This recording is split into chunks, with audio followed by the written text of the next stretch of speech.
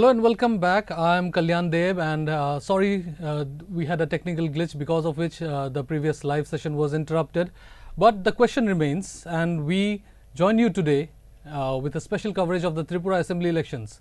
The question here still remains whether it's going to be BJP versus the CPIM and Congress alliance, and will the CPIM Congress alliance be able to overthrow the BJP government, or will the TIPRA Motha play the role of the kingmaker, or will it be the TMC that will grab a major chunk of constituencies? Well, we are only a few days away from the question, from the answers, but before that, you can see on your screen the visuals of polling stations from across the states. Voting for the 60 constituencies began today at 9 a.m. and we have figures till voting began at 7 a.m. and we have figures till 9 a.m. where around 14% of voting had already been done. You can see the visuals from various polling stations from across the state as people in large numbers had come out to cast their vote right from 7 a.m. Be it men voters or women voters or transgender voters. All the polling stations across the states, in fact over 3,000 polling stations across the state have been witnessing a large turnout. We have figures, polling figures from 11 a.m. coming in. There has been around 32.11% voting, approximate voting across the state. I repeat for our viewers that at around 11 a.m. over 32% voting has already been done. On your screen are the visuals of polling, voting from various polling stations across the state. Earlier in the morning, Chief Minister Dr. Manik Saha had cast his vote at Agartala, at a polling station in Agartala, and following which he also spoke to the media saying that expressing confidence that the BJP is going to win on its agenda of development. We have visuals on the screen of Manik Sarkar, former Chief Minister of Tripura, who is not contesting elections this time, and went out to vote at a polling station in Tripura.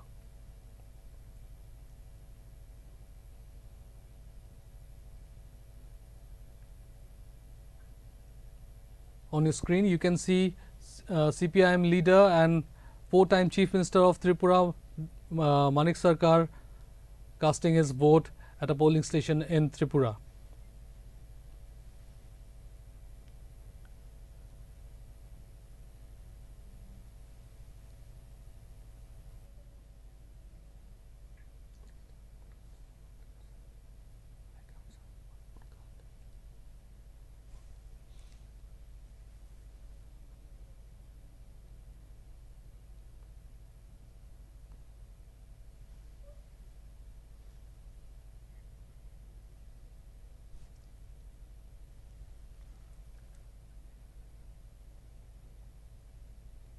After Sarkar cast his vote, he also spoke to the media and expressed confidence that the CPIM will come back to power, in fact, along with its alliance partner, the Congress. Let's listen into what Mr. Sarkar had to say. Fact is this: BJP is going to be defeated. They will not be able to come back from their government here in Tripura.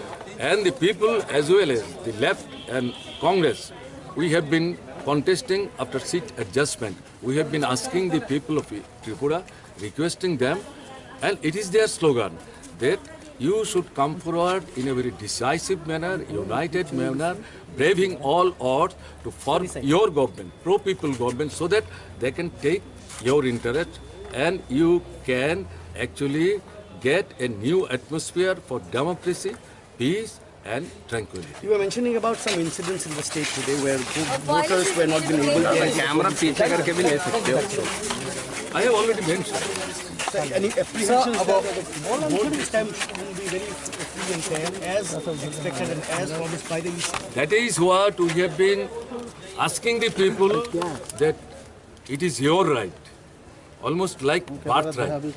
So these cannot be allowed to be snatched by any miscreants, whoever he may be.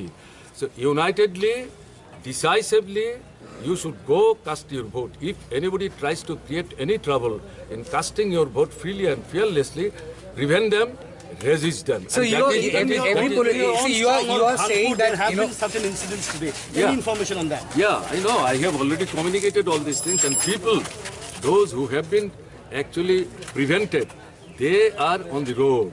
They have blockaded the road. They have been asking the election commission people that until and unless they are not allowed to exercise their franchise, they would not allow others to cast their vote. So the fact is this: that BJP is So going that to be was defeated. former Chief Minister Manik Sarkar speaking to the media after he cast his vote at a polling station in Agartala. In fact, TIPRA Motha leader and candidate for TIPRA Motha from 48 Karamshara Assembly constituency, Paul Dhangsu, also cast his vote earlier in the morning today.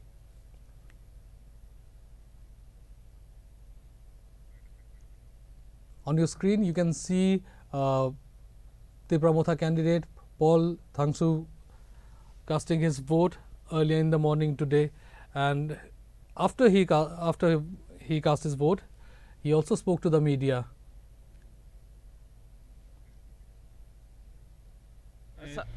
Sini bu dima jaga kuno jengdal ganung to betong sa tak suga. Dini vote drama jaga jotono peaceful tabasuk jara kuno issue kore koyta jaga EVM ni issue tomani EVM jotono fixing tha bad baki tabo kun kongi tongo je issue sangde logo logo no report thayo authority ni or bochang quick response man tongo सा चंगनं का जे नों बिसिंगा बोदना थांमानि बेलायनो लेरे दंमानि अम कुनो जुंजाल बेथायगे बिसिंगा abo jungjal kuno kore jefuru kuno issue hai abo borok kaham ke sort out khaina bagai amgai teruk khema thayo dati khaimia joto samno Tabuk जरा बासुक जरा % कलके vote ने tabuk se jora chini voting percentage oro kalaikha serial number 88 do kalaikha Sini bu dima jaga kuno jengdal. So that was Paul Dhangsu speaking to the media after casting his vote.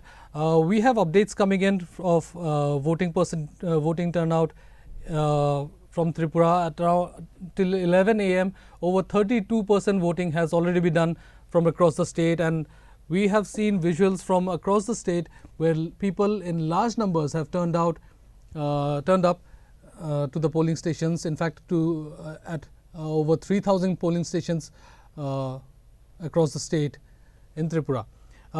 Joining me is our correspondent from Tripura, Mrinal Banik. Mrinal, so 32% polling has already been done. Are there any other updates from the state coming in? So, as far as the voting is concerned, everywhere the polling is going on peacefully.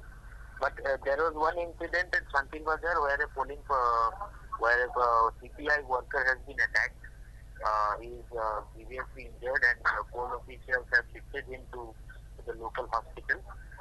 He's been taken care of. Apart from that, there are no incidents of violence or any other incidents. But now voting is going on in a very steady pace, and a lot of people are still in the queues. The morning queues are getting longer and longer as the day passes by, and we have seen that voters are very eager to cast their vote this time.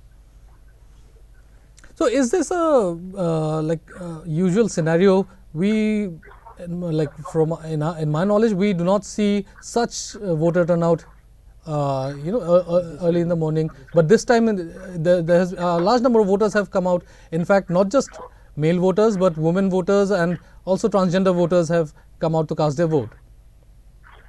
Yeah, this is many people say that if voting numbers are higher, then the vote is against the incumbent government. But yes, I can only say that in the last 4 and 5 years, all the elections which have happened, right from Lok Sabha elections, urban local body polls, by-elections, or the panchayat elections, any other local elections, people have been prevented from casting their vote. It was reported, and even the ruling party can't admit that, can't deny the fact that there were allegations of rigging, and these are not, these are factual. Because after Lok Sabha election, 150 booths, DCI ordered repoll in 150 polling booths. So 150 polling booths for a state like Tripura is a big number. So yes, this time people have a resolve that we will cast our own vote, and in making large groups, people are approaching towards the polling stations from since morning. And even if there are any effort, and we have seen no visuals, or we have received no visuals from any corner of the state, or we have no reports. Even the political parties are not complaining of any kind of violence anywhere. Apart from one, regarding which also former Chief Minister Manik Sarkar mentioned that one incident has taken place where a CPIM leader was injured during an incident of violence. That is in Santir Bazar. Yes. Amit, I would like to come to you here. Mrinal just mentioned that when such voter turnout is seen, it is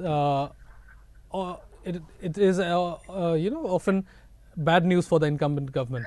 So how do you see it? Because I remember distinctly that in 2016, when I was covering Assam elections, I was in a polling station which was at least 40 kilometers outside Karimganj, which is hardly a popular area in Assam. But at 5:45 or 5:50, there were almost 100 people in line, and voting was not going to start for another hour. And I remember the poll official who was with me, he at 6:30 said Congress is losing. And I said, how can you say the polling is not even start? He's like, if this is the line before election, before voting begins, then there is no way the state government is coming back to power. I am not making any predictions, but the fact is that it was 13% at 9 a.m. Now the number has jumped almost double or 2.5 times to 32%. Yes. And if we go by, usually what happens is, for example, if you remember in 2021 in Assam, numbers did not cross 50% or did not even reach 40% till well into the afternoon. So we saw a very slow voter turnout, and that is when we started assuming that okay, the government is coming back to power. This is no way, I mean, there is no scientific way of saying that this means the BJP is out of power. Of course they are not, they are in power for now and they will remain. But this certainly shows that what Mrinal was saying, that it's so much more difficult to deny people voting during the Lok Sabha elections as opposed to local elections, for example, because here the whole country is watching. And the EC has to put up a good show. They have been, and kudos to them, they have been working very hard to ensure that as many people can vote. And we are also seeing that when people are not denied a chance to vote, for example, whichever party it is, I'm not blaming one particular party, it cannot be one party's mistake, but that is the situation. But the lines that we are seeing is that this time political parties may not have been able to influence people from not voting. And the turnout here is, let's also remember that Tripura does not have very large constituencies, so it's not like you'll have constituencies where 6 lakh people are going to vote, for example, right, or 5 lakh people. In fact, especially in the plains, non-tribal constituencies, the seats are, the constituencies are much smaller. Like you are talking about, like in mainland, for example, it is very common to see somebody win by a margin of 30,000-40,000 votes. Here, that is the whole electorate in quite a few constituencies. So that also means that the contest will also go down to the wire.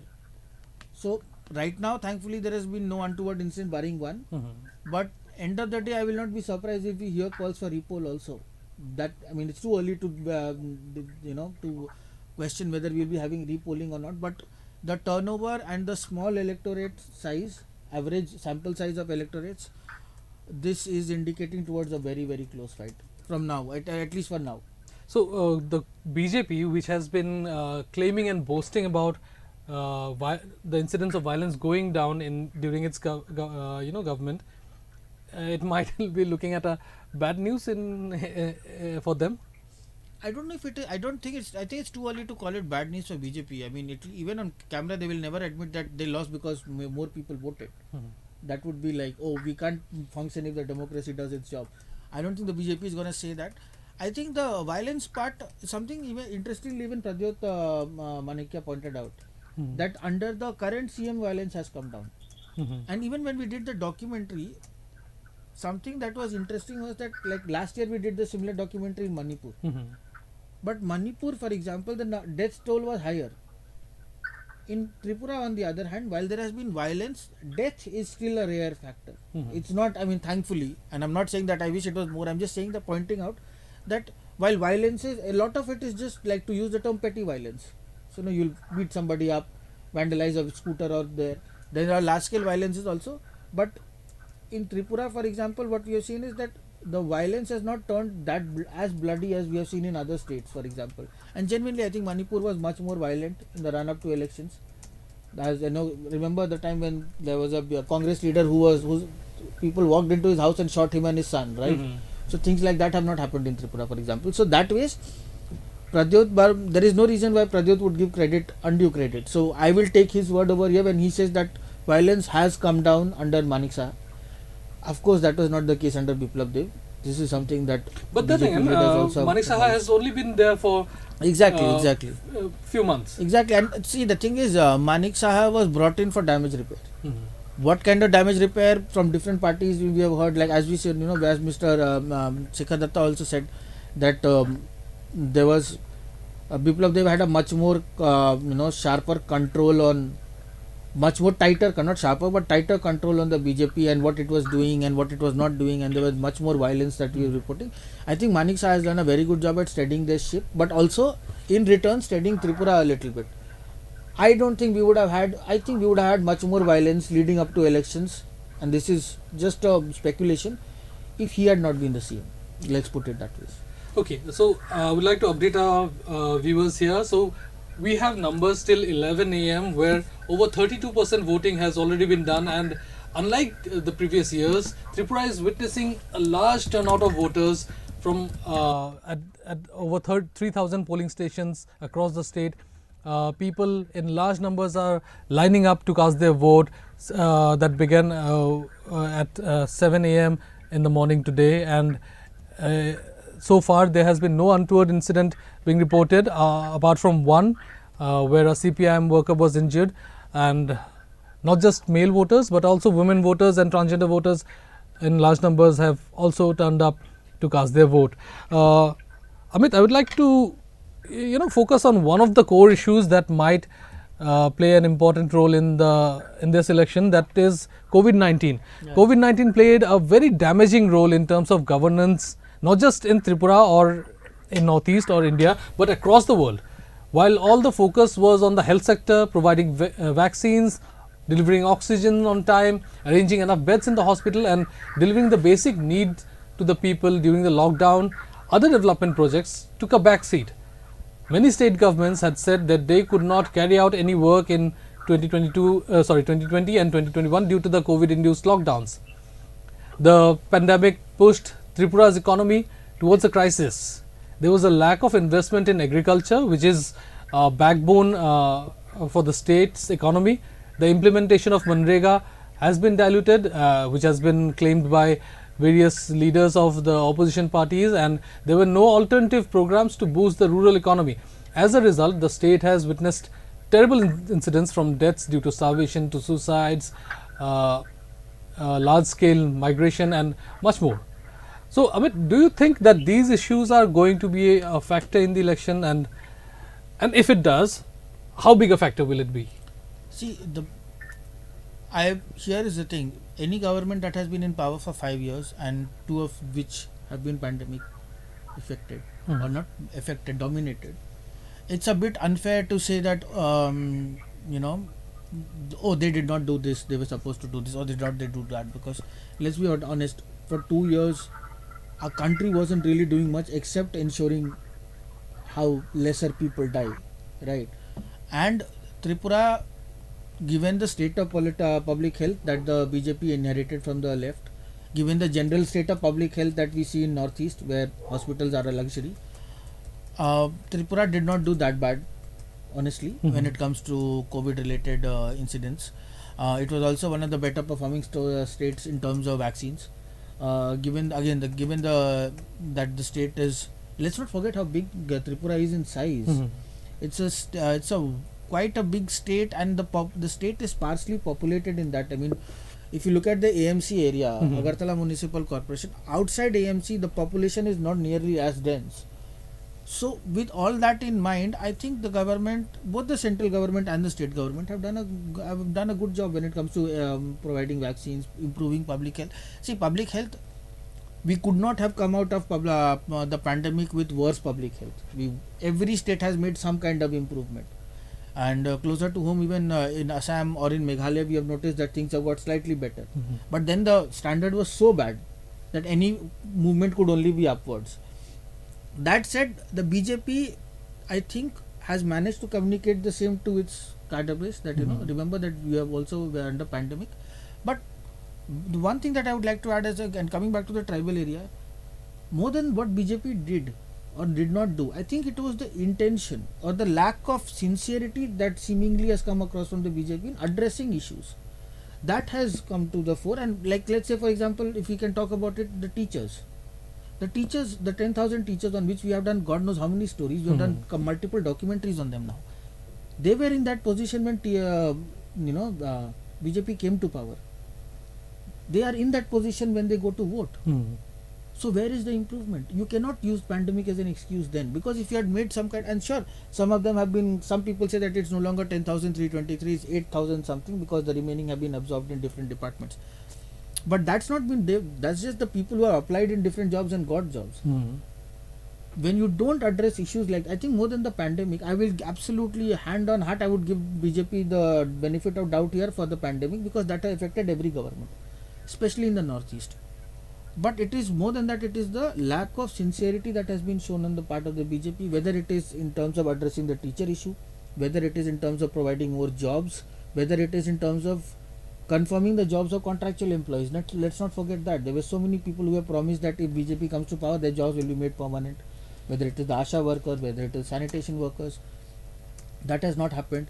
TTADC continues to remain starved for money. We have stories which are saying that only 2% of state budget comes to Tripura to TTADC, and that is when the Tripura budget is hardly big in terms of the larger, like say compared to larger states and all. Tripura doesn't have the nearly as much of state budget. That also, when is denied, 98% of it does not come to the marginalized population, which is home to 30% of the population. Let's not forget that. That's when the BJP's mistakes are more in terms of not delivering what it promised rather than governance, I would say. And that is where I think the BJP will be hurt. Okay. Mrinal, I would like to come to you here. You were in the ground during the COVID and before that and after that as well. You have seen the ground situation and how the government has handled the situation and the other parties and the NGOs, tackle the situation.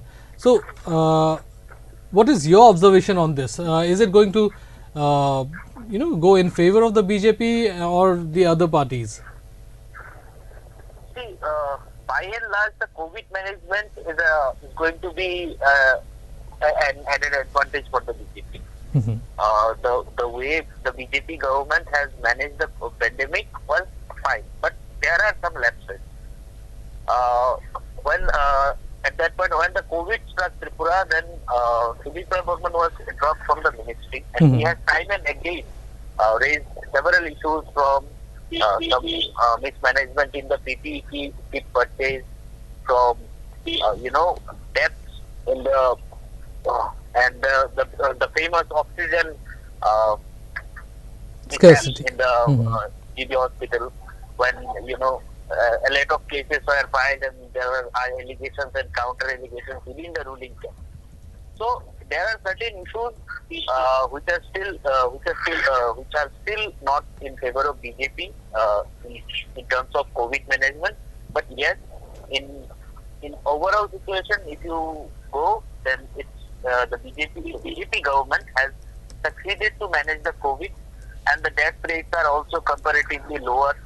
And in second phase, when the whole country was starving for oxygen, our state has somewhat saved from that kind of hazard.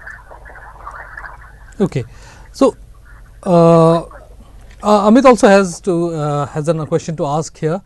Amit, over to you. More than asking, I'm pointing out something. This is an important. See, the thing is, BJP, whenever it is in, whether it is in power or whether it is aspiring for power, always talks about the double engine government. Now, let's not forget that the first 4 years of Modi government, in the first phase was under the when Tripura was under the left, right? But what we have noticed it in the 9 years of BJP in power at the center and 5 years of that in state. The central grants to Tripura have doubled from the UPA 2 era, but what is worrying is that the capital expenditure has remained stagnant. So the thing is, the money may be increasing, but the utilization is not happening. Now, the same way, if you look at public health, while COVID improvement has happened, everybody will acknowledge that COVID management, and I think let's take a moment to also say that given what mainland suffered during COVID, Northeast actually did not suffer nearly the same level. Maybe it is just immunity, or maybe just the fact that the testing was still so rare that a lot of people had the symptoms and never got tested also to begin with. But I would like to believe that large chunks of Northeast remain relatively unscathed from COVID compared to what happened in, say, UP or what happened in Maharashtra or other parts of the country. That said, pandemic has gone now, but public health indicators have not improved. I'll give you an example. According to NFHS, something that we had highlighted in our data stories also, women who are anemic. So India is one of the worst countries when it comes to anemia among women.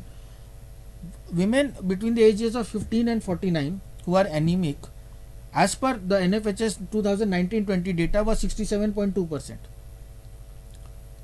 Then the same number in 2005-6 was 67.4%. So in 16 years, you have seen the percentage change only by 0.2 basis points.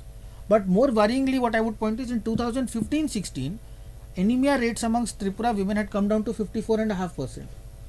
So if I go by what has happened in between 2015 and 16 and 19-20, after making giant improvements in anemia, we have gone backwards. Okay. So public health is not in the favor of the central state government. But again, they will claim that we have only been in power for a few years, so we need time. The same is the case with higher education, and this is where I would like to bring in Rinal. Rinal, in the manifesto, they had talked a lot about they made a rather, I would say, an absurd promise of making 60 colleges in 60 constituencies, which doesn't make sense. Constituencies there can be multiple constituencies in the same district. So, but somehow they convinced people that they would be making 60 colleges in 60 constituencies. But if I am not wrong, the number has only been 5, right? Yes, only 5. And again, people will be using the term of using COVID as an excuse. But post-COVID, have you seen developments in other districts constituencies when it comes to higher education facilities? Apart from 5, are we saying that there are 20 more are underway? Say, for example. No, actually, what happens is all the higher educational institutes. I would not blame the BJP. I will come from the left as well. All the higher education institutes are concentrated, around Tripura, even around Agartala. All kind of, medical college, very close to Agartala. Whatever has been done, it is Agartala-centric development. And this is why a lot of people in the hilly areas, in the remote areas, they are feeling left out. Because we have only one central university, Tripura University in Tripura. This is very, a few kilometers away from Agartala city. But this can be, a lot of people have said that this university can open a campus in North Tripura district, so that people of North Tripura can also access higher education there, because they have to travel to all the way 300, 400 kilometers to get a post-graduation degree. They have to stay here. They have to spend a lot of money. So, in terms of higher education, I don't see any big development, any big change. It was from the left era. Okay, so Mrinal, please stay with us. We will get back to you shortly. But we have visuals coming in of Mr. Sudip Roy Burman, the Congress candidate from Agartala constituency, casting his vote. If we can have the visuals on the screen, Sudip Roy Burman, that was a moments ago. He cast his vote at the Acharya Prafulla Chandra Roy school in Kunjaban area in Agartala, where he cast his vote earlier in the morning today.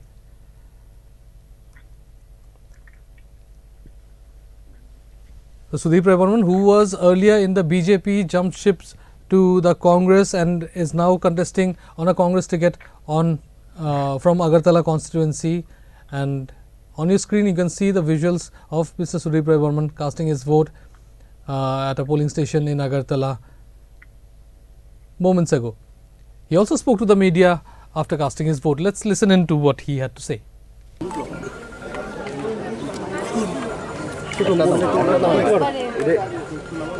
যতটুকু খবর সকালবেলা থেকে পাচ্ছি, মানুষ এই দিনের জন্য প্রতীক্ষা করছে, কবে 16 তারিখ আসবে, গণতান্ত্রিক পদ্ধতিতে অংশগ্রহণ করে গণতন্ত্রকে বাঁচিয়ে রাখার যে একটা আকাঙ্ক্ষা, এই সারা রাজ্যে অশান্তির পরিবেশের মধ্যে মানুষের যে একটা আকাঙ্ক্ষা, আমাদের বিশ্বাস ডেমোক্রেসির জিত হবে। সকালবেলা ভোরবেলা 5টা থেকে সারা রাজ্য জুড়ে শাসকের কাল রাত্রে থেকে যে হামলা, হুজ্জুতি, চোখ লাগানো, শাসানি, এই সমস্ত উপেক্ষা করে মানুষ ভোরবেলা থেকে 5টা থেকে মানুষ লাইন দিয়েছে বিভিন্ন জায়গায়। এর মধ্যেও আমরা বিভিন্ন জায়গায়, মোহনপুর বলুন, ঋষ্যমুখ বলুন, ধনপুর বলুন, বিভিন্ন জায়গায় ভোটারদের মেরে মাথা ফাটিয়ে ভাগিয়ে দেওয়া হয়েছে। প্রচুর ভোটারদেরকে বাড়ির বাইরে দিয়ে তালা ঝুলিয়ে দেওয়া হয়েছে। এই সমস্ত ঘটনা তো আছেই, কিন্তু মানুষের যখন বাঁধ ভেঙে যায় তখন এই সমস্ত প্রতিকূলতা, এই সমস্ত বাধা বিপত্তি করে মানুষের গণতান্ত্রিক অধিকারকে যে হরণ করার যে একটা প্রচেষ্টা, মানুষ তা প্রতিহত করছে। এবং কাতারে কাতারে মানুষ আজকে, এটা আমাদের ঐতিহ্য, আমাদের গরিমা, যে ত্রিপুরা 90% উপরে কাস্টিং হয়। আমার বিশ্বাস মানুষের যে উচ্ছ্বাস গণতন্ত্রকে জিইয়ে রাখার, শত বাধা দানের মধ্যেও আমার মনে কোনো সন্দেহ নেই গণতন্ত্রের জিত হবে, ফ্যাসিবাদীর পতন হবে। নির্বাচন কমিশনের ভূমিকা নিয়ে কি বলবেন? নির্বাচন কমিশনের ভূমিকা নিয়ে কি বলবেন? দেখুন, আরো বেটার নির্বাচন কমিশন, আমাদের তো রাজ্যেরই তো অফিসাররা কিংবা পুলিশের যারা আধিকারিকরা প্যারামিলিটারি ফোর্স বাইরে থেকে এসছে, তারা বুথের ভেতরে তাদের দায়িত্ব হচ্ছে বুথ পাহারা দেওয়া। আমাদের রাজ্যের পুলিশ আধিকারিক কিংবা অ্যাডমিনিস্ট্রেশন বলুন হচ্ছে মানুষদের যারা ভোট কেন্দ্র আসতে পারে নির্বাধায় এই সমস্ত ইনশিওর করা। প্রচুর মানুষকে সকাল থেকে তাড়িয়ে দিয়েছে, তারপরেও রক্ত ঝরছে মাথা দিয়ে মহিলার, তারপরে ভোট কেন্দ্রে সে আসছে। এটার মানেটা কি? So that was Congress leader and Congress candidate from Agartala constituency right after he cast his vote at a polling station in Agartala, expressing dissatisfaction at the security situation at the polling stations. He said that although the CRPF and the other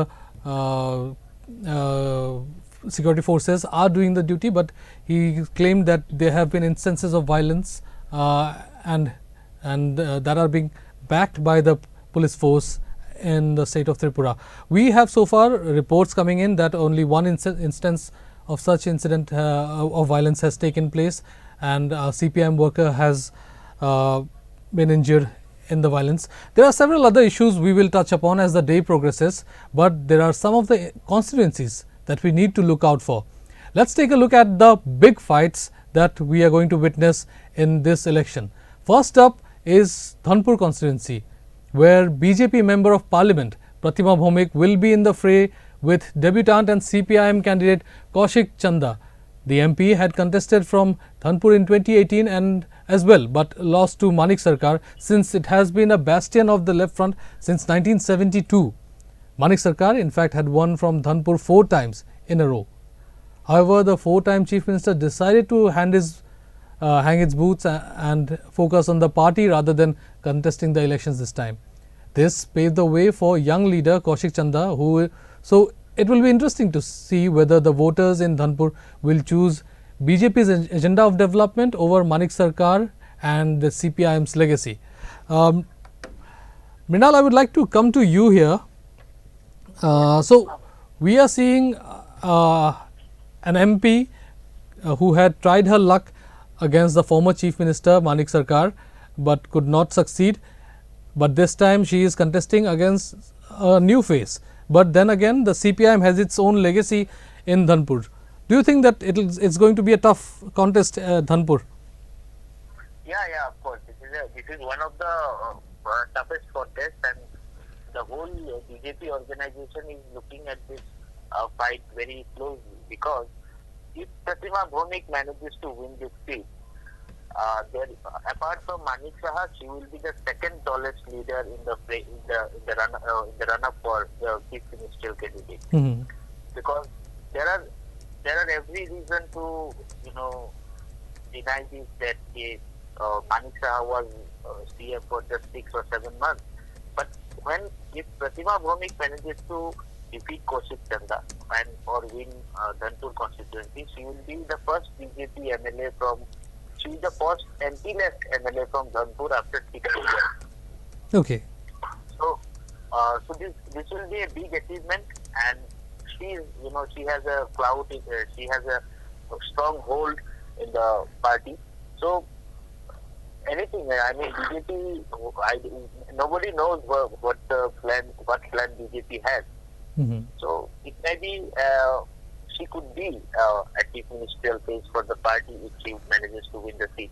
But again, this is a 50,200, there are total voters in the constituency. 11,000 of them are tribal, 14,000 Muslims. So half of the constituency is, belongs to people who are hostile to BJP right now, as it appears. But BJP is hopeful that they will manage to get votes from the tribal community, even from the Muslims. Pratima Bhomik has given us an exclusive interview where she says the BJP did not discriminate the people on the basis of their political affiliation. Even in the areas where left got votes, development has taken place. So people of those areas will certainly vote for them. The maximum Muslim people of Dhanpur are farmers, and they have got monthly, yearly rupees 6,000 as per PMC Samman Nidhi, Kisan Samman Nidhi. So they are getting money. So they are getting benefits of the central and state government scheme, even though they did not vote for the BJP. So this time, why will not they vote for BJP? This is the argument from Pratima Bhomik and the BJP. So let's see what happens. And after Manik Sarkar opted out from the contest, it seems that the left is a little bit standing on a shaky ground there. So there are chances that Pratima Bhomik might get support in Dhanpur constituency. So but at the same time, Manik Sarkar has been campaigning for the Congress CPIM alliance and all their candidates. He has been on the ground since for a long time, in fact. Don't you think that the legacy might come back the new candidate?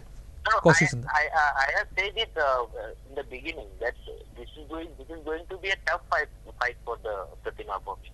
It's not like she will win very, with a very, it will be a thumping majority for her. Even if she manages to win, that will be with a narrow margin. And Kaushik Chanda might be a new face for the party, but he has been working in the CPIM's organization for long. It has been 10 years. He is the member of CPIM. So he also has a strong grip on the area. Okay, I would like to mention to our viewers that Mrinal had earlier spoken to Pratima Bhomik a few days back, and where she made tall claims, in fact, during the interview. Please listen into what Pratima Bhomik had to say. वो CPM पिछले 50 सालों में वो CPM का कोई assembly था, और इस बार मानिक सरकार वहाँ से कॉन्टेस्ट नहीं किया। इसी से पता चलता है उनको हारने का डर से वहाँ से निकल गए। यहाँ पे लोगों को किसान सम्मान निधि से लेके पानी के पीने का पानी हो, लोगों का सामाजिक पेंशन 2000 रुपया हो, प्रधानमंत्री आवास का घर 8000 का ऊपर इस ब्लॉक को मिला है। तो किसान सम्मान निधि हो, किसानों का जो धान जो खरीद करते हैं सरकार, उसका भी बहुत फ़ायदा यहाँ का लोगों को मिला है। सीपीएम का टाइम में क्या था, किसी पंचायत में मान लीजिए पंचायत सीपीएम का है, लेकिन वो किसी वार्ड ने सीपीएम ने जीत नहीं पाया। वो अपना सरकार है, पंचायत से लेके पार्लियामेंट तक उसका सरकार है, लेकिन उस वार्ड का डेवलपमेंट नहीं करते। लेकिन हमारी पिछले 2018 में धनपुर विधानसभा असेंबली हम लोगों ने नहीं जीता, लेकिन धनपुर विधानसभा में सीपीएम ने 20 साल में मानिक सरकार चीफ मिनिस्टर रहते हुए जो काम नहीं कर पाए, उससे ज़्यादा काम हम लोगों ने किया है। आपके साथ जनता है, उन लोगों से पूछिए, उन लोगों को जो उनका मंशा क्या है आप देख सकते हैं, उन लोगों को क्या क्या बेनिफिट मिला है आप पूछ सकते हैं। लोगों को सब कुछ मिला है। हम लोगों ने एक शुरुआत किया है, 5 साल का सरकार है, 2 साल कोविड में गए, 3 साल हम सरकार में काम कर पाए। कोविड के टाइम में भी लोगों को हम वैक्सीन जैसे दिया है ना, खाने का व्यवस्था भी भरपूर हम लोगों ने दिया है। उस टाइम में सीपीएम का लोग क्वारंटाइन में था, हम लोगों को साथ थे। तो इसीलिए लोगों को अंदर पार्टी के ऊपर उठ के एक मन बना लिया, जो धनपुर इस बार हम सीपीएम को पूरा विदाई करना है और मोदी जी को रखना है यहाँ पे। देखिए सीपीएम जितने लोग सेकुलर बोल के, हमारा जितने भी माइनॉरिटी भाई बहन है, सबको मन के अंदर एक भय, एक टेरर पैदा किया था उन लोगों ने। पिछले 5 सालों में उन लोगों ने देखा है सीपीएम कांग्रेस सेकुलर दलों ने जो झूठ बोला है वो सही नहीं है। अभी हमारे इधर का जो हमारी माइनॉरिटी भाई बहन है, जितने भी हमारी बुजुर्ग लोग हैं, सबको उसको सीपीएम का असलियत उनको पता चला। सीपीएम ने 25 साल ने जो काम नहीं किया, हम लोगों ने वहाँ पे माइनॉरिटी एरिया में रास्ता से लेके, उसका पानी का व्यवस्था से लेके, स्ट्रीट लाइट से लेके, और माननीय मोदी जी का जो फ्लैगशिप प्रोग्राम, जो किसान सम्मान निधि, प्रधानमंत्री आवास घर, मातृत्व बंधन योजना, स्वच्छ भारत का शौचालय, पूरा व्यवस्था, 5 किलो करके चावल, सब कुछ हम माइनॉरिटी को जैसे दिया, हम हिंदुओं को जैसे दिया, जनजाति हम कुछ डिविजन नहीं किया। हमारा मंत्र ही है सबका साथ सबका विकास, जो मोदी मंत्र है, वो मंत्र के तहत लोगों ने देखा है। और सीपीएम जो टेरर पैदा किया है वो लोगों ने भूल गया है। लोगों को सामने एक अच्छा भविष्य दिख रहा है, और हमारा भविष्य मोदी जी है। देखिए ग्रेटर त्रिपुरा लैंड से तो कोई फ़ायदा नहीं है, आपको पता है। जो व्यक्ति उसका स्लोगन दिया उसको भी पता है। मुझे लगता है उन लोगों ने ग्रेटर त्रिपुरा लैंड जो भी बोलता है सीपीएम को फ़ायदा देने के लिए सब बोलता है। So that was BJP candidate from Dhanpur constituency and former Member of Parliament Pratima Bhomik backing her tall claims that all the gun policies and the government schemes had helped the people in the constituency she is contesting from, and that which will help her win the constituency this time, despite having the legacy of Manik Sarkar and the CPI over several years. Amit, so she has been claiming that she will also win the Muslim votes there and the minority votes. So what is your take on this? No, the points that she made, and Renal has also talked about it, the point that she made, these are not fake promises. So there has been development, and you see, the thing is, when you talk about government projects, is there to see.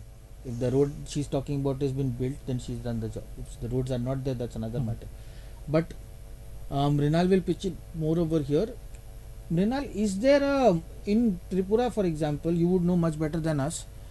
So, is there a separate way of appealing to the minority voters, or do you think that the BJP has done relatively okay when it comes to appealing to the minority voters, at least in the way they can?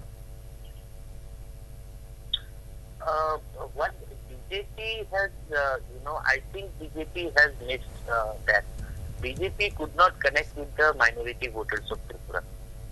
Although, in Tripura there are no Hindu-Muslim polarization as such, because both Hindus and Muslims living here are Bengali speaking, and they have a good relationship. Except 2021 there was an incident which is a kind of reaction of the temple vandalization in Bangladesh, where there were allegations that a mosque was vandalized, and some houses where some incident of arson were reported.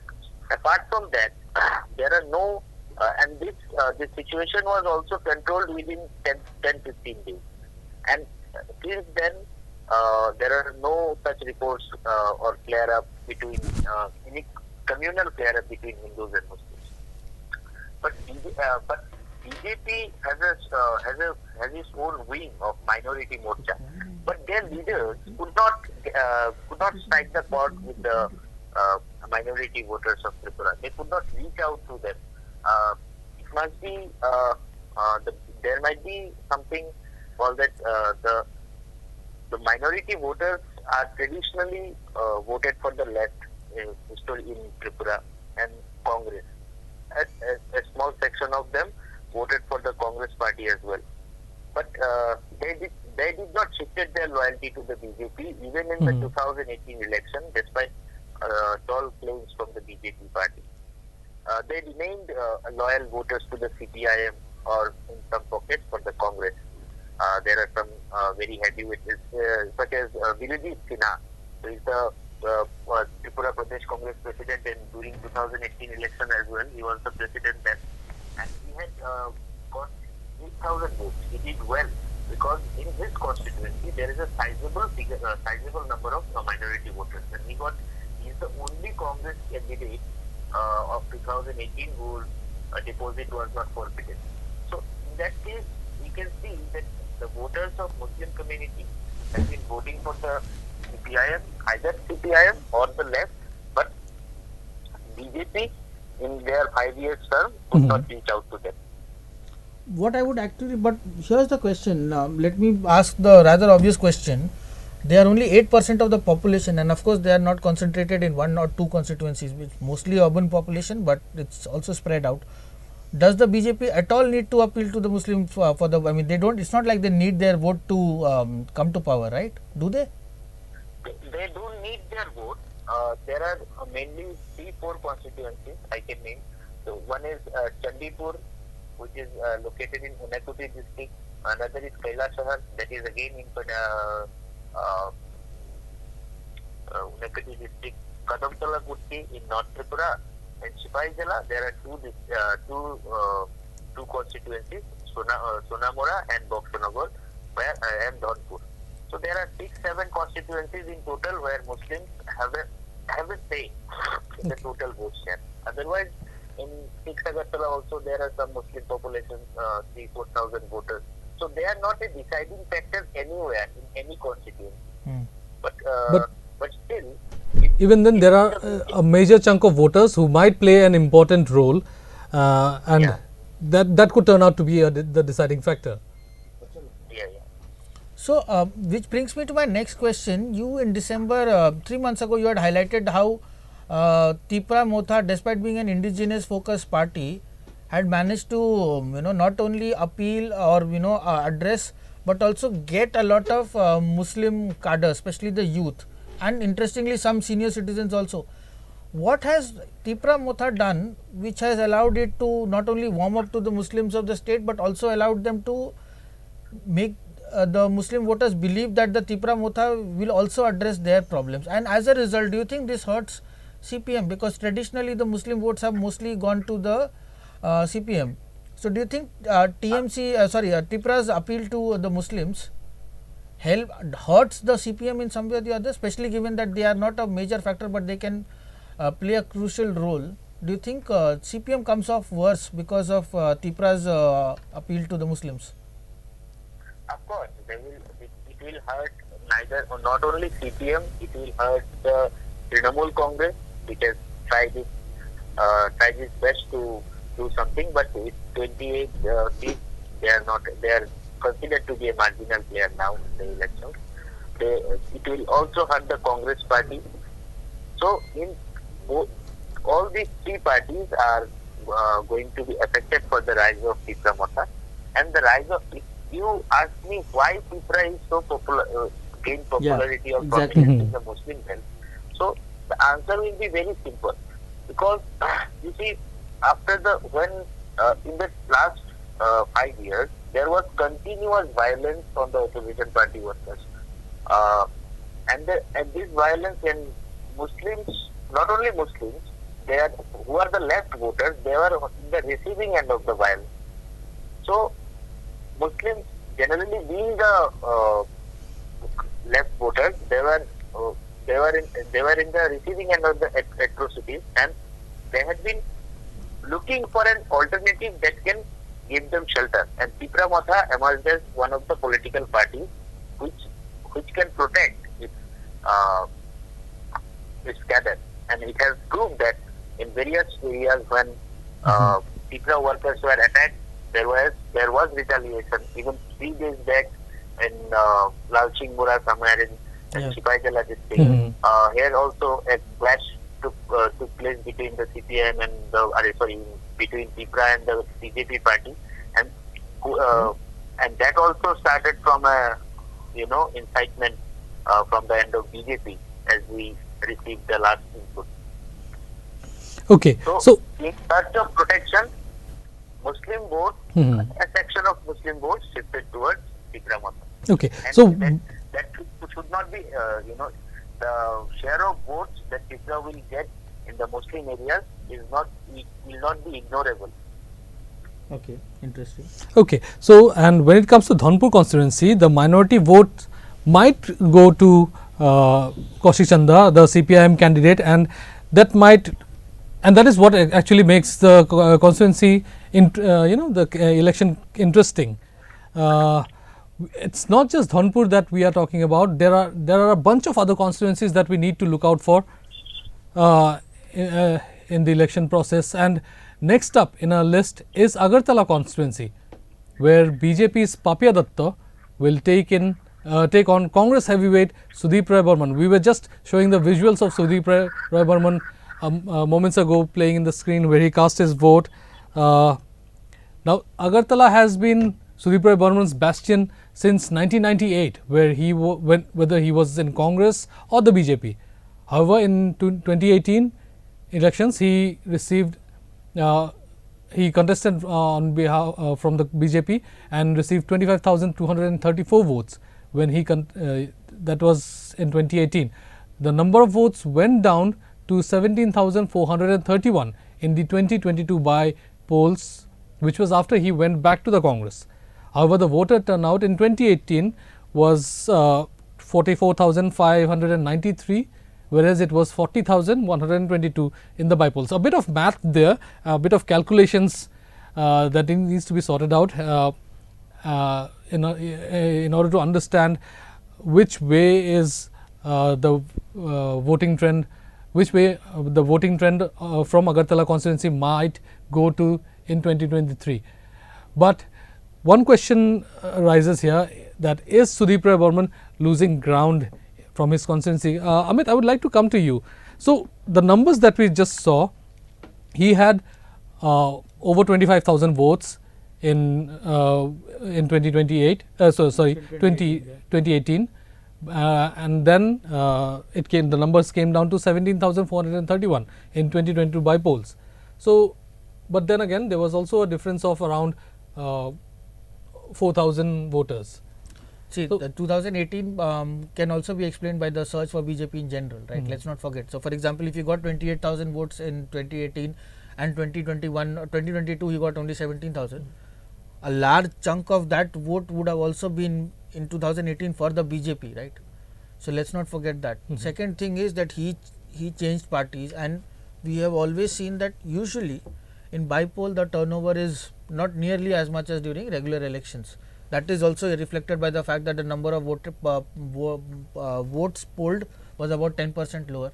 So that explains, for example, that let's say that a lot of that chunk could have also gone to him, because even a 17 to 18,000 vote, margin of 17-18,000 vote is nothing to be sniffed at in a state where, like in 2018, almost 5 or 6, at least if I'm not mistaken, I think 7 seats were decided under 1,000. So in that case, it's a huge margin. And as we said before, see, with Sudeep Rai Burman, numbers might dip, but his popularity does not move according to the party he joins. Every party that he joins benefits from his presence. We have seen that he helped TMC become more visible when he joined. He helped BJP cater to a section that they were anyways going to appeal to, but strengthen in that region. He became a minister also, and when he left the party, he also had he was of a stature that at that time, let's think of it this way, 2019, the BJP, there is still no anti-BJP because it's been 25 years are left, followed by 1 year of BJP. So there is nobody speaking against the government. Sudeep Rai Burman still at that time knew that he could speak against the sitting CM or the actions taken by him, because he knew his position. He was not somebody, he did not become like an IPFT leader, right, who became quiet and meek and accepted what they were getting. He could still come up and speak his mind, because he knew that if he had to leave the BJP, he doesn't suffer, the BJP suffers. And that, as I said, that is what has helped kickstart Congress in the state again. So that is why, in fact, why him quitting the BJP despite holding a ministry came as a big blow for the party. Yeah, exactly. And that's what I think, that's where the wheels started to come off for the BJP.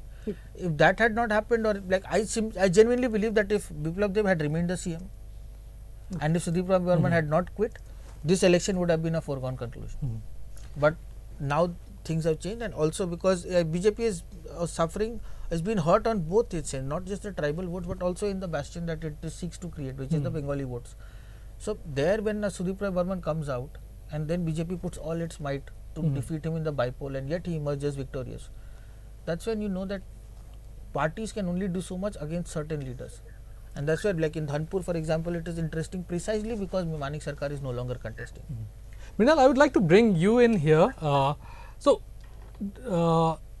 We understand that Agartala has been a Sudeep Rai bastion for a long time. But then again, Papya Datta, she is also a very active leader and a popular face, in fact. And a lot of star campaigners has also been campaigning in favor in support of Papya Datta. Smriti Irani was there, JP Nadda was also there campaigning for her. So how do you see it? Which way could the voter trend be going this time? Actually, you have been mentioning some of the statistics of 2018 and 2021, but 2022 by-election. Yes. But the fact is, then CPIM was also in the election. Okay.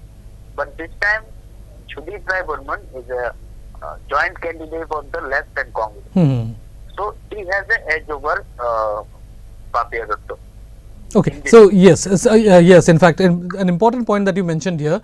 So he will not just be getting the votes, his supporters, but also he will also be backed at least by some percentage of the CPIM supporters. Yes, of course. So even the senior CPIM leaders who have once contested from the contested election from 6 Agartala constituency, campaigned heavily for Sudeep Rai Burman in their areas, in the Muslim areas, in the general areas, in the slums. There are a lot of slums are there in the Sudeep Rai Burman's constituency, and in these slums, for the last 15 days, someone or the other has been conducting some kind of feast in the name of this Bhagwan or that Bhagwan. So Okay. this has been carried out by both the parties because this was their strategy to owe voters. And of course, but we should not, ignore Papia Datta. But she is also a strong face, a woman face for the. So let's see what happens. But BJP also has a strong presence in this Agartala. But I don't think that it is enough to defeat Tripura Motha because given the fact he is getting votes of two parties altogether. Okay, so Amit, according to what Mrinal said, so is it fair to say that Tripura Motha has nothing to worry about? No, as I said, like the electorates, I mean, it's too risky to say that nobody has anything to worry about. Let's not forget. I certainly don't want to have an egg on my face on March 2, so I'll refuse from making that kind of statement. And as I said, see, when constituencies are smaller, just 1 hour of voting can change a lot of things, right? Exactly. Like, for all we know, we have seen this in the past also, that just because two parties come together doesn't mean the same bonhomie is shared by the cadre. We've seen it in UP, for example, when people thought if Samajwadi Party and Bahujan Samajwadi Party came together, that's it. Nobody can defeat both of them because they've been in power for so long. Yet they did not manage to dent the BJP. In fact, BJP did a better job. So the understanding, see, initially it was an alliance, remember? Then alliance, coalition kept being thrown around, and before election it became an understanding. Now the understanding changes from level to level, right? Exactly. In a state where there is every chance that someday a Congress set of cadres might have attacked CPM or the vice versa, or both of them have been attacked by the BJP, or both of them have attacked the BJP. In such places, saying that the understanding at a Sudeep Roy Burman level does not mean the understanding extends up to the booth level. Secondly, this could, as good a chance as he has, we have seen that people who have been winning for long, like I remember very clearly in case of Gautam Roy, for example, just because he was winning for 30 years, or JD Langthasa, for example, just because they were winning for that doesn't mean that the person they nominate next or the person will continue to win. And especially in there is every chance, say 6 out of 10 will probably be he will be winning his seat. I don't think he will lose, but it's too early, I would say, that there are no safe seats in Tripura from what I've understood, because as we've seen the permutations and combinations, Tripura coming and fighting on 22 general category seats or non-ST seats, to put it that, really changes the equation, because the thing is, what we have learnt in Northeast is, until now we have been told that the BJP voter does not shift, BJP retains, but 4 years later again we are seeing that the CPM is also not probably losing its voter base. So then if the gap is so little, who blinks first, and where does that blink come from? Maybe TMC helps to cut votes, but for all, there is every chance that the person who might have been voting for BJP can consider TMC now, or vice versa. Yeah. So I'll just throw in some numbers for our viewers here. So there are 52,679 voters in Agartala constituency. Till 11 AM, the voter turnout was 34.16%. So there is still a lot to go look at, and just like Amit mentioned, that 1 hour of voting might change the game. We cannot jump to a conclusion as of now, but this will certainly be an interesting constituency to look out for. Sudeep Roy Burman, a Congress candidate from Agartala, versus Papia Datta of BJP, going against each other from Agartala. We have a bunch of other constituencies in our list, but before that, we would like to quickly go back to the visuals of Badal Chaudhary, where he cast his vote earlier today. If we can have the visuals of Badal Chaudhary on our screen, please.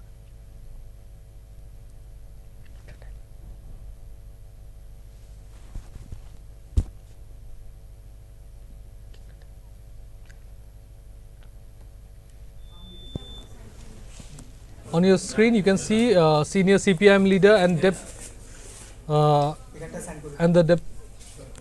and deputy leader of the opposition Badal Chaudhary, who cast his vote at the Rishabukh polling station in South Tripura.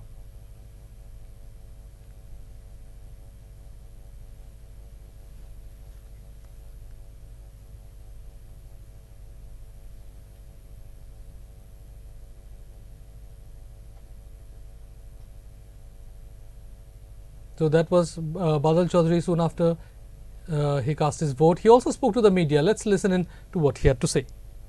মানে খুব ভালো পদক্ষেপ নিয়েছে, মানে শান্তিপূর্ণভাবে যাতে নির্বাচন হয়। তো আমি আজকে ভোট দিতে এসে আমার খুব ভালো লাগছে যে সব মিলে প্রশাসন এবং অন্যান্য যে পদক্ষেপ নিয়েছে তার জন্য আমি তাদের প্রথম ধন্যবাদ জানাচ্ছি। এবং এই শান্তিপূর্ণ নির্বাচন আমাদের গণতন্ত্রকে শক্তিশালী করার ক্ষেত্রে এক বিরাট ভূমিকা নেবে সব মিলে। তো এবং আমার সাথে এটা যে পরিবর্তনের হাওয়া তৈরি হয়েছে, তাতে নতুন সরকার তৈরি হবে এবং ত্রিপুরার মানুষের যে ক্ষোভ বিক্ষোভ তার মধ্যে প্রকাশ পাবে। এবং আমি এটা দায়িত্ব নিয়ে বলতে পারি, আমরা যে বাম এবং গণতান্ত্রিক ফ্রন্ট যে নির্বাচনে একসঙ্গে লড়াই করছি, সে তার ফল প্রকাশ পাবে। নতুন পরিবর্তন ত্রিপুরার মধ্যে আসবে এবং আমরা সরকার গঠন করব।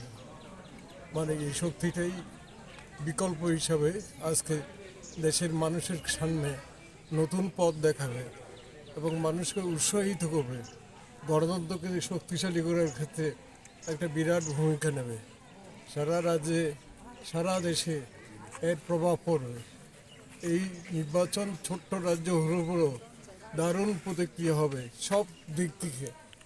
আমরা আশা করি যে এই নির্বাচন এক নতুন পথ দেখাবে, সারা দেশের মানুষের বিকল্প হিসাবে এটা তৈরি করার ক্ষেত্রে দারুণভাবে উৎসাহিত করবে। মানে খুব ভালো। That was senior politician Badal Chaudhary speaking to the media soon after he cast his vote and expressing that this election is going to be a game changer in Tripura politics. Moving on to the big fights, next up we have is a fight of the big wigs, where former BJP MLA Ashish Saha will lock horns with the incumbent Chief Minister Manik Saha.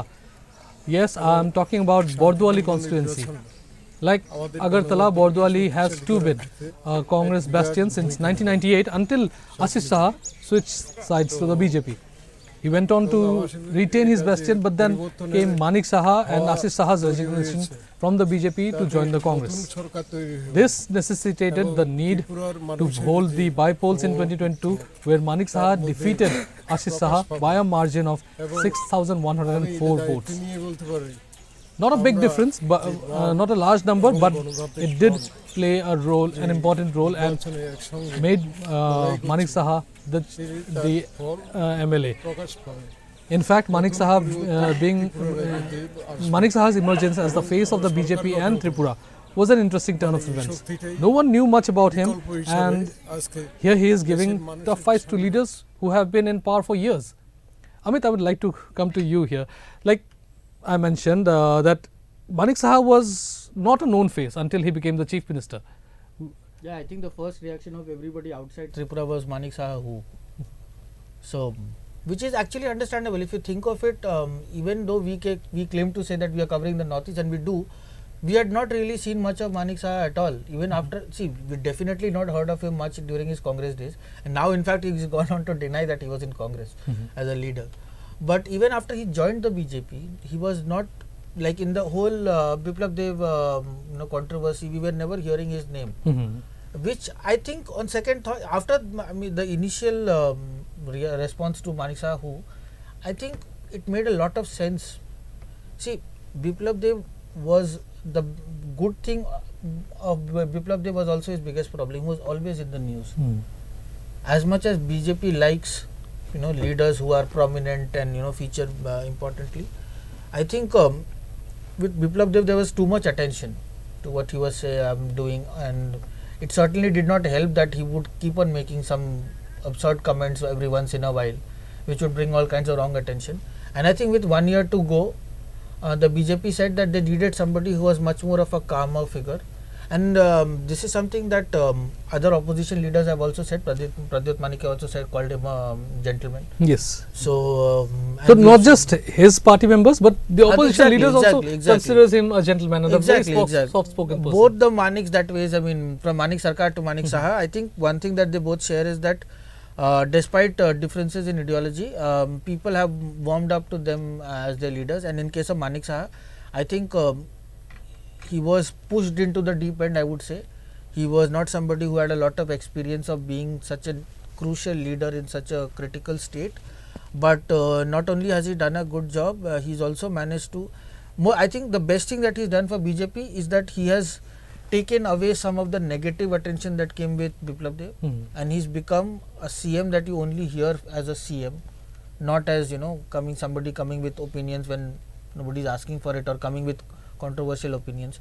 The fact that recently he went back to the hospital and conducted a surgery also, some people might claim that that was PR, but if that is the PR, why would people mind a CM who's also a doctor?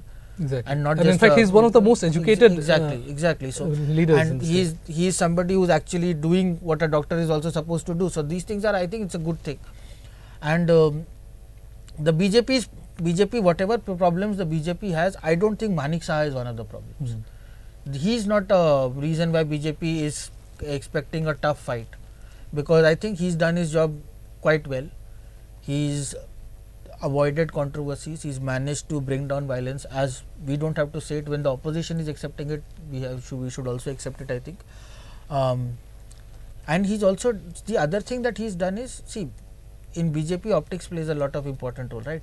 So if whenever he tweets, for example, so he will make sure that he always thanks the PM, for example. So if there is a, they're launching a scheme, thank you Pradhan Mantri Modi ji, Amit Shah ji. If it is something related to highways, he will thank Gadkari ji. If something related to security, he will thank. So he does the BJP role also to a T. He does what he's asked to. He does not seem to be complaining. He comes and criticizes other parties like he's supposed to. And with him, in fact, if BJP comes to power, I think Manik Saha played quite an important role, which probably not many people notice. But if BJP comes to power, he has played a huge role in steadying the BJP ship and bringing them back. So. Okay, Mrinal, I would like to come to you here. Not many people in fact in the BJP itself were happy when Manik Saha was announced as the next chief minister. There was a lot of anger and resentment among the party workers itself. But how do you see the development, among the party workers over the period? Since he has been called a gentleman, a soft-spoken person, but what is the reaction of the party members over the time? Dr. Manik Saha was always in politics, although he denied. If not in active politics, he was a member of the professional Congress, a wing of the Congress party, and he was also a member of the Congress World Committee, which has been formed back in the last urban local body election. I mean, not this one, 2022, before that. So he was also a member of the World Committee, but he was not a PCC member or of that kind of status. Okay. But what happened in the party context, if you see, Dr. Manik Saha joined BJP in the year 2016. In the beginning of 2016, his first charge when Biplab Dev was president, he identified Manik Saha. He gave him a task to coordinate with the booth committees which has been formed for the 2018 elections. And he managed to do this when BJP came to power. After that, when Biplab Dev had to leave the post of president for someone else, he chose Dr. Manik Saha. And Dr. Manik Saha was a successful president because I'm telling it, I'm terming him successful in terms of his performance as a president, because all the elections that BJP has contested under his leadership, they have won. So in this context, he is a successful president of the BJP. After that, he was nominated for the Rajya Sabha. Even then there were some, after that the resentment started actually. Okay. Because there are many contenders for the Rajya Sabha. And Biplab Dev chose Dr. Manik Saha, sidelining others, which has sparked resentment. Later, when Biplab Dev had stepped down as a chief minister, again he placed his bet on Dr. Manik Saha, which has drawn an angry response from the party also. Even one of the ministers, Ram Prasad Pal, he had even tried to throw a chair on the event. Yes, that visual went quite viral, in fact. BJP Please say thank you to the So leader. these are all in public domain. I am not telling anything, which is controversial or anything. So he was trying to throw the chair, because the argument of the BJP people who had been serving in the party for 15 years, 30 years, when there was 1% or 2% of vote share, their argument is, we have been when there was no one, we have been hosting the party flag, we have been working for the party from the core of our heart. But when we are in power, there is no one to air our grievances. We are not getting the plum post. Instead of that, people who have joined from other political parties, who are from Congress, they are enjoying everything. So that was the argument of the BJP people. Mainly the camp ruled, led by Pratima Bhaumik and Ram Prasad Pal. These two people are with the BJP for 30-40 years. They are with the BJP. They have contested many elections. They lost, again contested, lost. But they are with the BJP for a long time. So they had strong objection on the rise of Dr. Manik Saha. Okay, so it was basically against party members who have been there for decades and years, and versus against someone who had only been there for 6-7 years, and who rose to fame only and given all the important responsibilities. In fact, the most important responsibility of the state, only after being in the party for a few years. So that was the whole argument about. I would quickly, Mrinal, before you continue, I would like to quickly throw in some numbers for our viewers here. So, in town Bordwali, from where Manik Saha is contesting, the constituency has around 47,000 voters, and till 11 a.m. We have the numbers till 11 a.m. We'll get the updated numbers at 1 p.m. and we'll update our viewers as soon as we have the numbers. But till 11 a.m.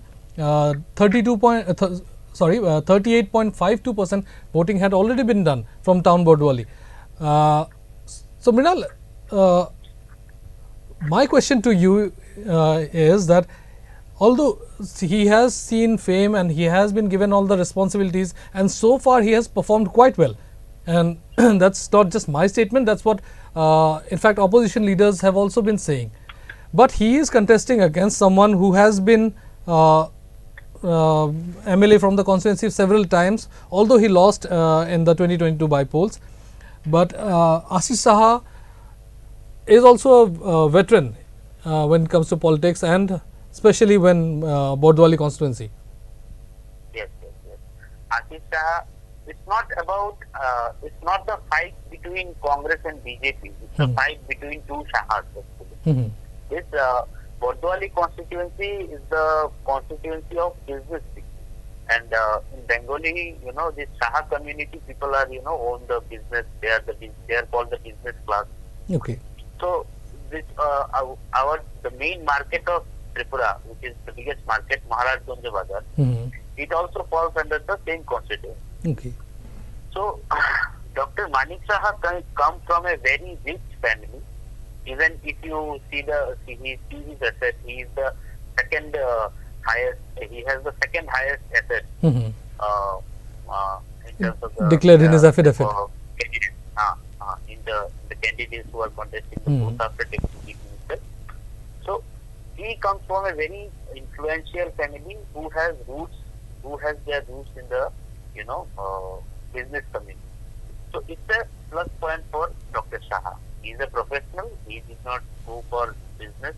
He tried his luck in the medical science, and yes, professionally also he is very successful. He is one of the most successful dental surgeons of Agartala city, even in Tripura. Okay.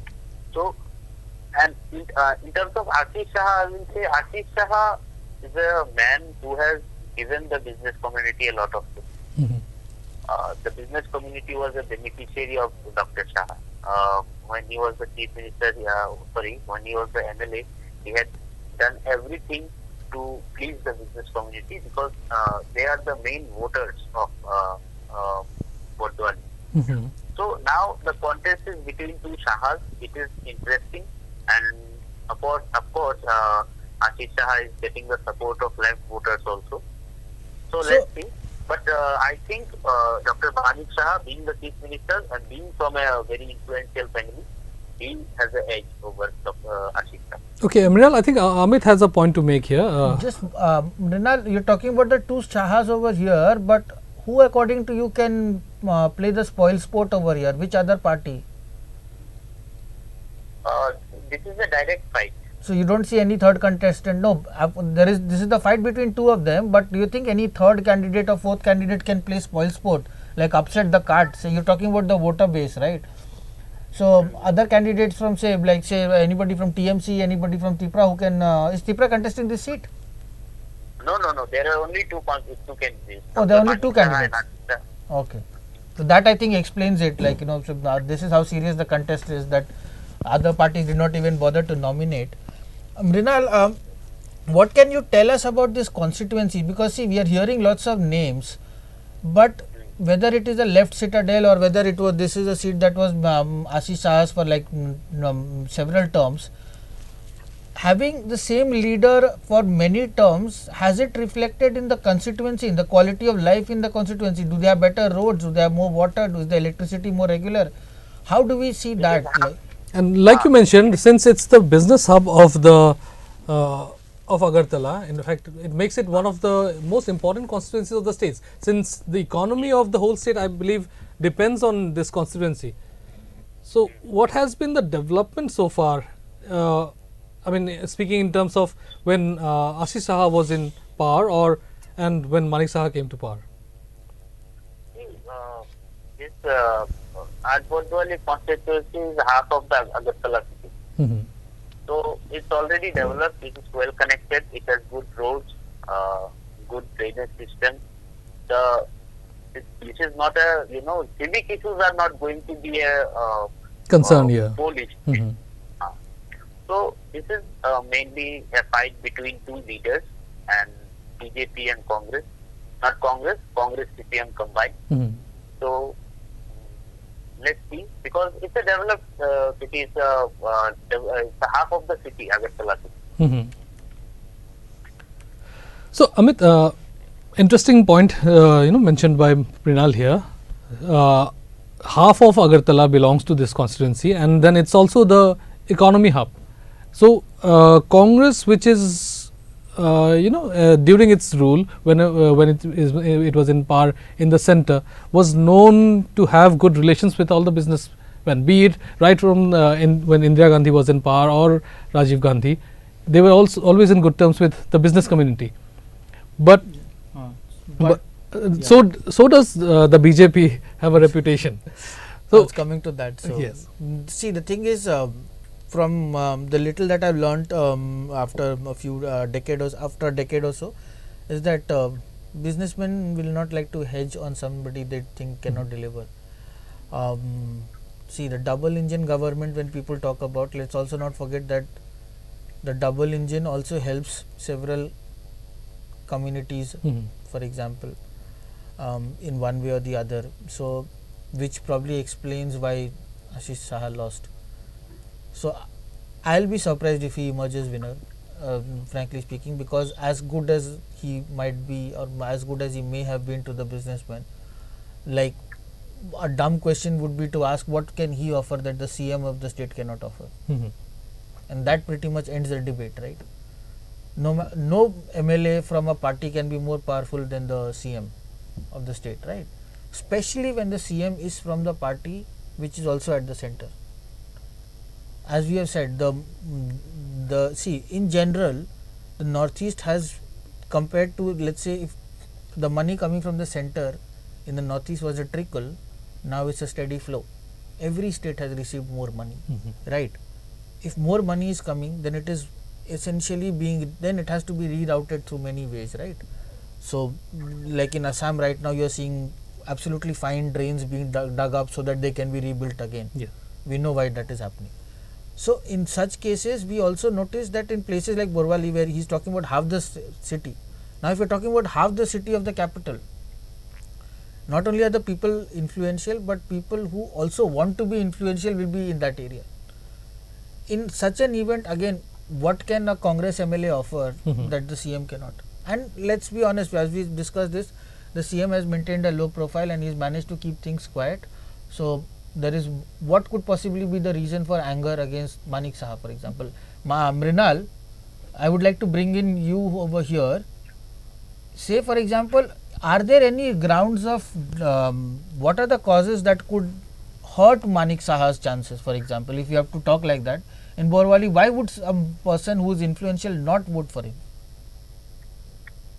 No, this is the thing I have been saying. This Dr. Manik Shah has nothing to worry for his team. Because, all the A-class contractors of the Agartala city, I mean the state, are based out of Atpotwal.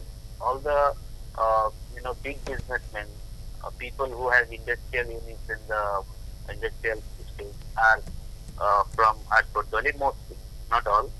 So, in that case, and Dr. Manik Shah has also promised a lot for the, business community after becoming the chief minister. So that's how Dr. Manik Shah is not only reaching out to the whole business community, but also pleasing the voters of his constituency.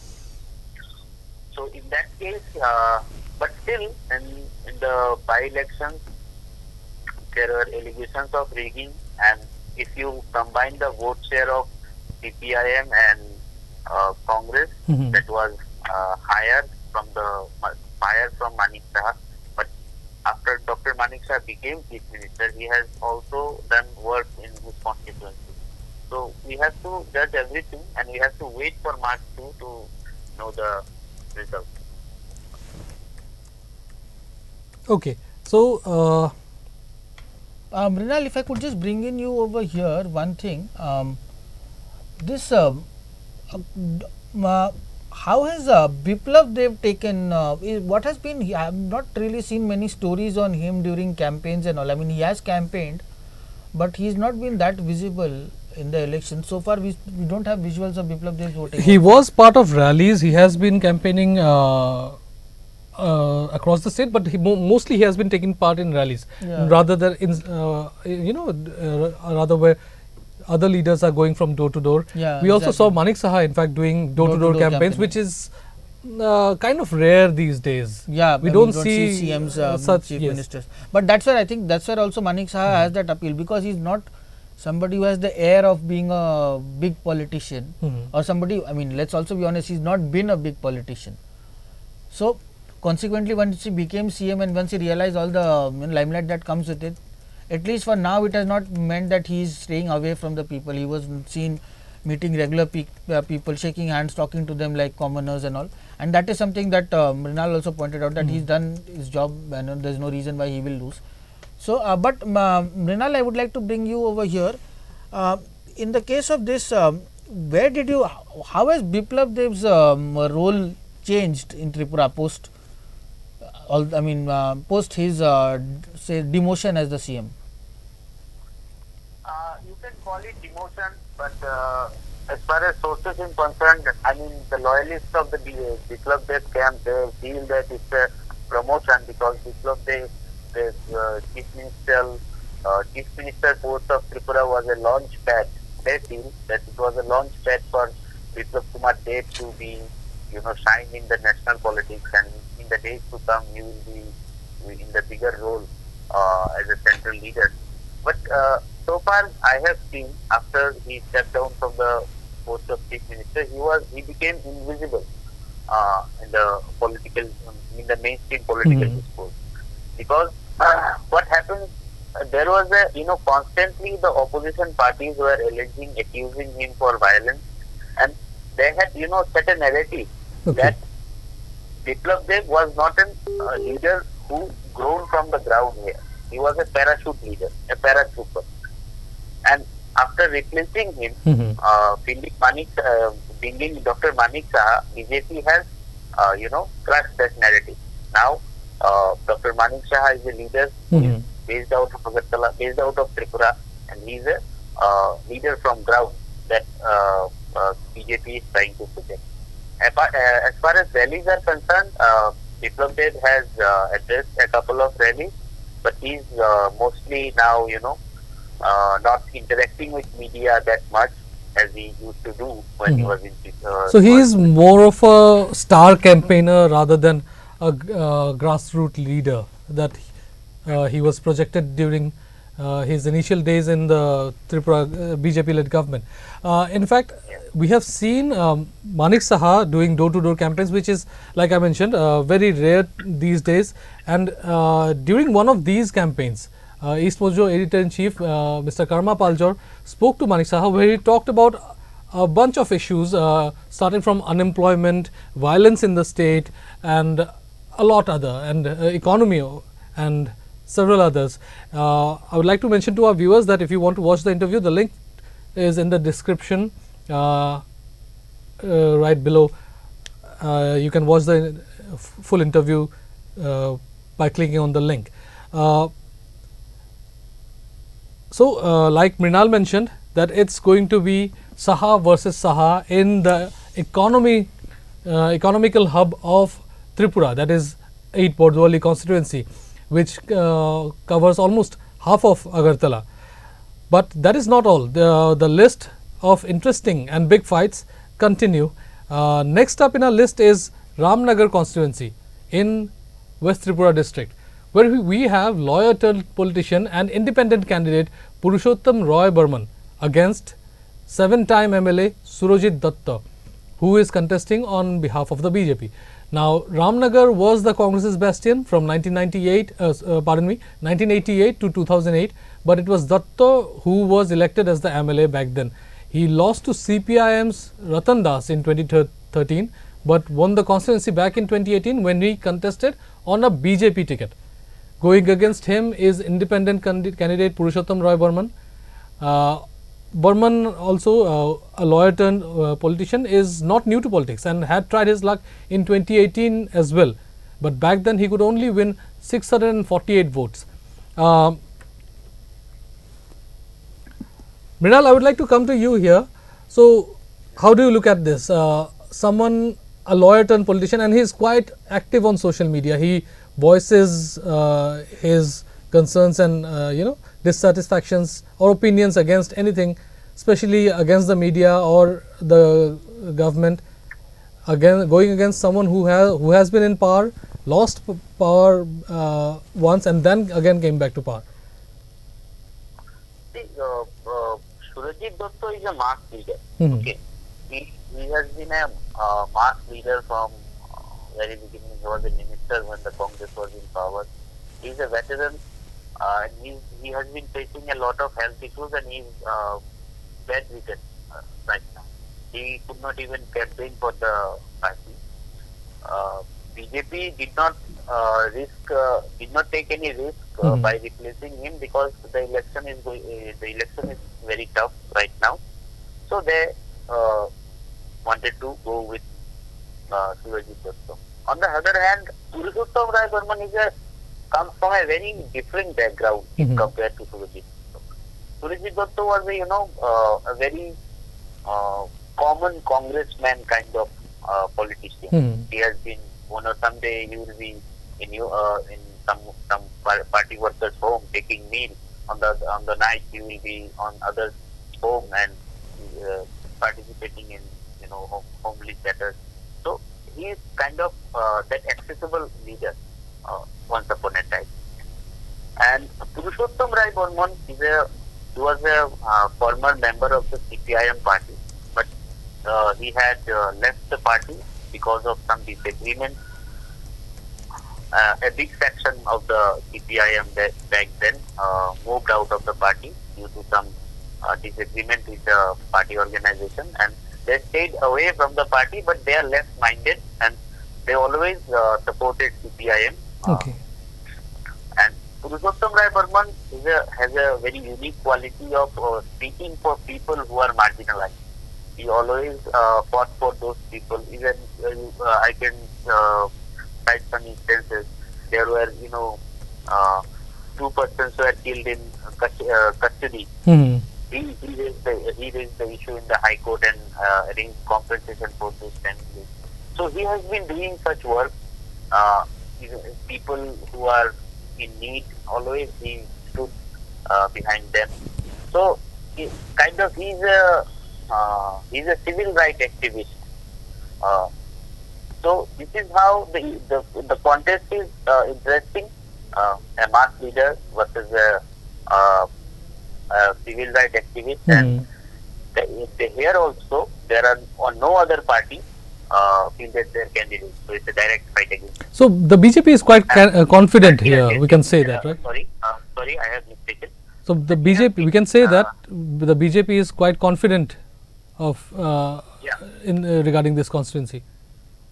Yeah, BJP is quite confident, but one factor may play a spoil sport for Surajit Dutta, and that is Trinamool Congress candidate from Ramnagar, Pujan Vishwas. He is the son of Piyush Vishwas, who is the TMC president and general secretary of Trinamool Congress. He has joined recently, and he was offered the post of general secretary. So he has been also very active in his constituency. He has been helping people, monetarily or poor people whenever they need. Pujan was there for help. So he is also very active, and because he's also one of the popular faces. In fact, he has been active in several other issues as well. So since Surajit Dutta and Pujan Vishwas both have Congress background, both come from the Congress party. So the BJP vote can get divided between these two people. So that is one factor that might go in favor of Purushottam Roy. Yes. So I'll just ask you one thing. Purushottam Roy contested in 2018 also, but he barely got enough votes, like 700 votes or something, right? So in the last 5 years, what has he done that can help him get more votes or even upset the cart, for example? What has he done different in the past 5 years as opposed to what he was doing previously? For the last 5 years, he has been working very actively in the constituency. A lot of people from this constituency have got free legal support from Purushottam Rai Burman, which is a big thing because legal cases are very costly nowadays. And the one more thing that can play in favor of him, neither CPI nor Congress has, both the parties have supported him as a candidate, as their candidate. Okay, Mrinal, before you continue, we have an update coming in here. TIPRA Motha chief Pradyut Dev Burma moments ago, while speaking to reporters, claimed that the BJP has caused violence in some parts of the state during the assembly polls. So these are the claims made by TIPRA Motha chief Pradyut Dev Burma, where he is blaming the BJP of carrying out incidents of violence. Okay. So that's how Purushottam Rai Burman may get some votes, and if BJP vote get divided, then he might have some chances. But it would be a wild guess to say that Purushottam Rai Burman will be winning the election. Okay, but we are only half the day across. There is another second half to go ahead. But Next up we have is Ramnagar constituency, Badharghat constituency, which is reserved for candidates belonging to the scheduled castes. Here we have 3 members of the same family representing different parties. But who are the family members? We have Meena Rani Sarkar, who is contesting on a BJP ticket against her nephew and CPIM candidate Pavitra Kaur, and her brother, who is contesting on a Congress ticket. Now, this constituency too has been a Congress bastion since 2008, but went to the BJP in 2018 after former MLA late Mr. Dilip Sarkar joined the Saffron party. It fell vacant in April 2019 after his demise, following which Mimi Majumdar from the BJP was elected in the 2019 by-elections. Mrinal, 3 members of the same family representing different parties and contesting against each other. Who, according to you, has gained more ground? But before you answer that question, is there any particular reason why Mimi Majumdar was not given the ticket and the BJP decided to go with Meena Rani Sarkar? See, Dilip Sarkar was a very grounded leader. He was a minister in the Congress regime. So he had, he was a popular leader. People always voted for him, whether he was in Congress or was in BJP. So when 2018, Sudipta Varman led faction of the TMC moved to BJP. This Dilip Sarkar also joined the Bharatiya Janata Party. They argued that we are joining the BJP because we don't want any split in the opposition votes here, and that really helped the BJP to win the election. But after the election, he became very ill, and he passed away. And after that, Mimi Majumdar was the BJP's choice. But if you see, in the by-election in which Mimi Majumdar became the MLA, in that elections as well, 10,000 votes went to the Congress party. Yes. And the Congress was had no organization. Even then, people voted for the Congress. So from that election, BJP got a tip that this is the constituency where Congress people there are a lot of Congress votes, so they wanted a change, and this is why Meena Rani Sarkar, who is a sister of Dilip Sarkar, has been fielded as a candidate. On the other hand, Congress fielded his elder brother, but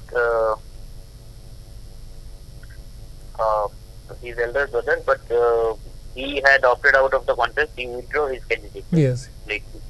Because the Congress and CPIM are in a seat adjustment, so they did not want anyone to, they don't want to spoil the election. That's how. So Partharanjan Sarkar, who is again a nephew of Dilip Sarkar, is the candidate from Forward Bloc. I mean the left front adjustment. Yes. And they are also supported by the Congress and CPIM alliance, right? Yes. So, Mrinal, I find it rather curious. You mentioned that the Congress, even when it barely had any presence, managed to get 10,000 votes. Then, in that case, how does it make sense that the CPM has got a larger share to contest? Why shouldn't it have gone to the? Don't you think the seat should have been contested on a Congress ticket, given that the organization is so strong in that region? Yeah, because it was supposed to be for the Congress. Even Congress leaders have argued for that seat. Yes. But it did not help because left has to please its old allies. All India Forward Bloc, RSP and CPI. These 3 parties need to be given one ticket. So, unfortunately... So, that was basically a compromise, in fact. But does that not... my argument is, does that not hurt the chances of the coalition or the understanding that they have to let go of a Congress seat in the hope of pleasing a Forward Bloc person? But this is also very interesting here that this Partharanjan Sarkar, who is the candidate of Forward Bloc, was a PCC member all his life. He was one of the member of Tripura Pradesh Congress Committee under who is present president of the Congress. Okay. And a day before he leaves Congress, a day after he leaves Congress, he gets a ticket from the Forward Bloc. So this is an understanding pretty much. Politics coming into play. Yeah. Okay. So my last question for this constituency, you had also filed a very interesting story. The story did quite well. When you are working on the ground in a place like where there are 3 prominent candidates from the same family, how does the electorate respond to it? What was the response of the electorate to almost like what some might call a setting between a family, that whoever wins, the family stays in power? So does the electorate see this like that, or do they think the electorate is not bothered that it is all of them from the same family? No, see, this is my constituency. I also vote for that constituency. Okay. So have you casted your vote yet? Have you voted yet? Yeah, I have casted my vote. Okay. Will you tell us who you will you tell us who you voted for? I think I could not tell this in the live broadcast. Don't. Tell us off the record. Anyways, continue. You were talking about the electorate. Yeah, as a member of as you are also part of the electorate. So how do you see it, for example, or others? How do others see it? See, this is I see it. I know. I mean, all the people of this constituency see. BJP is trying to bank on the support of name of Dilip Sarkar, but Dilip Sarkar could not ever gel well with the BJP organization. He was always sidelined, and he could not, had that kind of command over the BJP's local organization of Badar. And even I think it is one of the reasons behind why Mimi Majumdar was replaced is that those who have been actively working for the Congress when Dilip Sarkar was MLA, they were given no importance. They had been completely ignored from the organization. That is how the Congress gained some support within 1 year of Dilip Sarkar passing away, and that is how CPM also has a committed vote of 10, 12,000, 15,000, which they always get elections after elections. So now this constituency seems to be very kind of tilted towards Partharanjan Sarkar, the Forward Bloc. Okay. So that was Mrinal Banik, our correspondent from Tripura, who would not tell us who he has voted for. As he should not. And we were talking about Badharghat constituency, where 3 members of the same family are in the fray from the same constituency. Meenarani Sarkar, a BJP candidate, and Partharanjan Sarkar contesting from on behalf of Forward All India Forward Bloc. But that's not all. We have more in the list, and but before we move on, we would like to give you a quick update of the voting trend. We have numbers till 11 a.m. with us. Confirmed numbers till 11 a.m. And that's the confirmed number. And let me remind you that we are sticking to figures from the Election Commission. So till 11 a.m. just over 34% voting was done, and you can see on the visuals on your screen, a large number of voter turnout has been witnessed, which is unlike the previous years. And people from all walks of life had gathered at over 3,000 polling stations across the state. The list of big fights will continue, but before that, let me remind our viewers that if you have noticed over the conversation that we had in the past few hours, that we have mentioned about a lot of stories during our conversation, and if you want to go to read all the stories and all the stories that we are going to do in the future, you'll have to subscribe to EastMojo and you'll have to visit www.eastmojo.com, and I also request our viewers to subscribe to our paid paywall so that you can get access to all the exclusive stories that we do from across the region. Let me remind you that we cover Northeast better than anyone else, and it's not just something that we claim, it's a fact and that we proudly boast about. And also do like, share and subscribe to EastMojo on all social media platforms. We have our presence on YouTube, Facebook, Twitter, Instagram, and our website where you will get access to all the exclusive content from across the Northeast. Right now we'll take a quick break, but do not go anywhere. We'll be back again with more updates and a lot of issues to discuss about regarding the 2023 elections in Tripura. I'm Kalyan Dev, and thank you for watching, but do not go anywhere. Stay tuned. We'll be back shortly.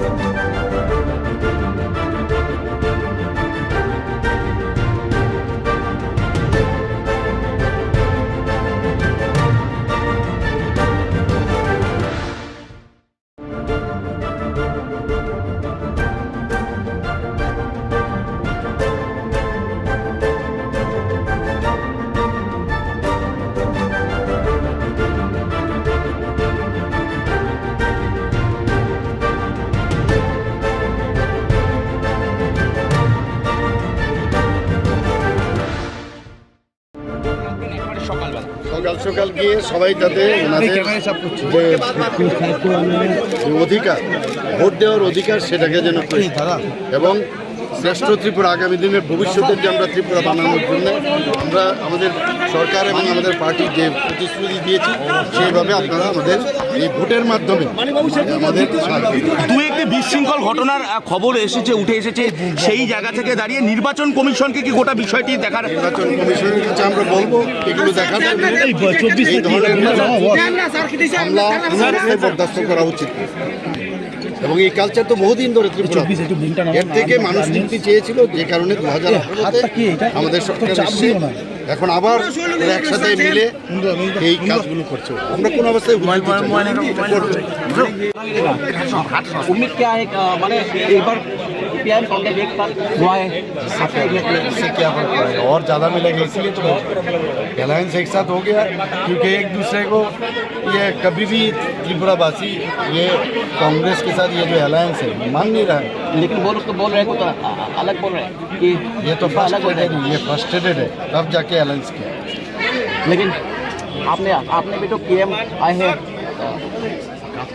Amit Shah ji आए हैं जिससे क्या आना चाहिए तो हमेशा आते हैं हर जगह जाते हैं हमारे गार्जियन है वो आना ही है तो आते हैं हम लोग कौन है आसाम से भी सीएम आए थे तो बात है हम भी जाते हैं बहुत सारे दिन त्रिपुराते আগামী দিন ত্রিপুরাতে যেন শান্তি প্রতিষ্ঠিত হয় যেভাবে গত 5 বছর ধরে ভারতীয় জনতা পার্টি সরকার আসার পর যেভাবে শান্তি শৃঙ্খলা এবং আমাদের सुनो डिसिप्लिन कर लो सर खड़े हैं 2 सेकंड में चलो ना मार्ट में ठीक है যেভাবে এখানে ভালো চলছিল সেইভাবে যেন আগামী দিন থাকে এবং প্রধানমন্ত্রী নরেন্দ্র মোদীজির আশীর্বাদে যেন ত্রিপুরাতে এক ত্রিপুরা শ্রেষ্ঠ ত্রিপুরা বানাতে পারি এবং ডেভেলপমেন্ট হচ্ছে আমাদের মুখ্য উদ্দেশ্য সব মানুষের জন্য যেন আমরা কাজ করি सर हिंदी में क्या वोट सोच रहे हैं will people vote for development but tribal area people are saying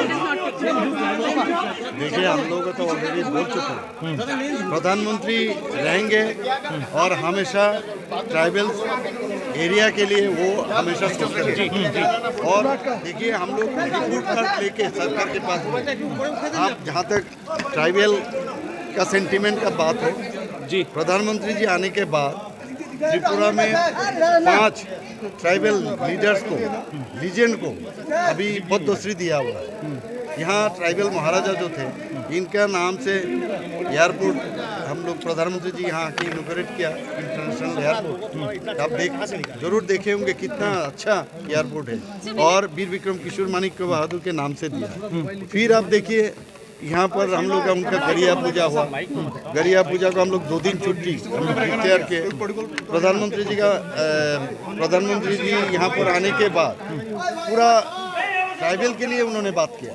देखिए और सिर्फ वो नहीं है हम लोग का देखिए उनका ये महाराजा वीर विक्रम किशोर माणिक्य बहादुर का 19 अगस्त उनका जन्मदिन है वो भी हम लोग छुट्टी घोषणा किए pre matric post matric tribal लोगों का जो स्टूडेंट उनको जो स्टाइपेंड उसको भी बढ़ती की है और इनका रहने का बंदोबस्त किया हम लोग rest house guest house hostel सभी जगह और government of Tripura her subject में हम लोग 30 to 35% इनका जो बजट बढ़ाया हम सर आज आप वोट डाल के आ रहे हैं कितने कॉन्फिडेंट है क्या नंबर देख रहे हैं अरे कॉन्फिडेंट है कॉन्फिडेंट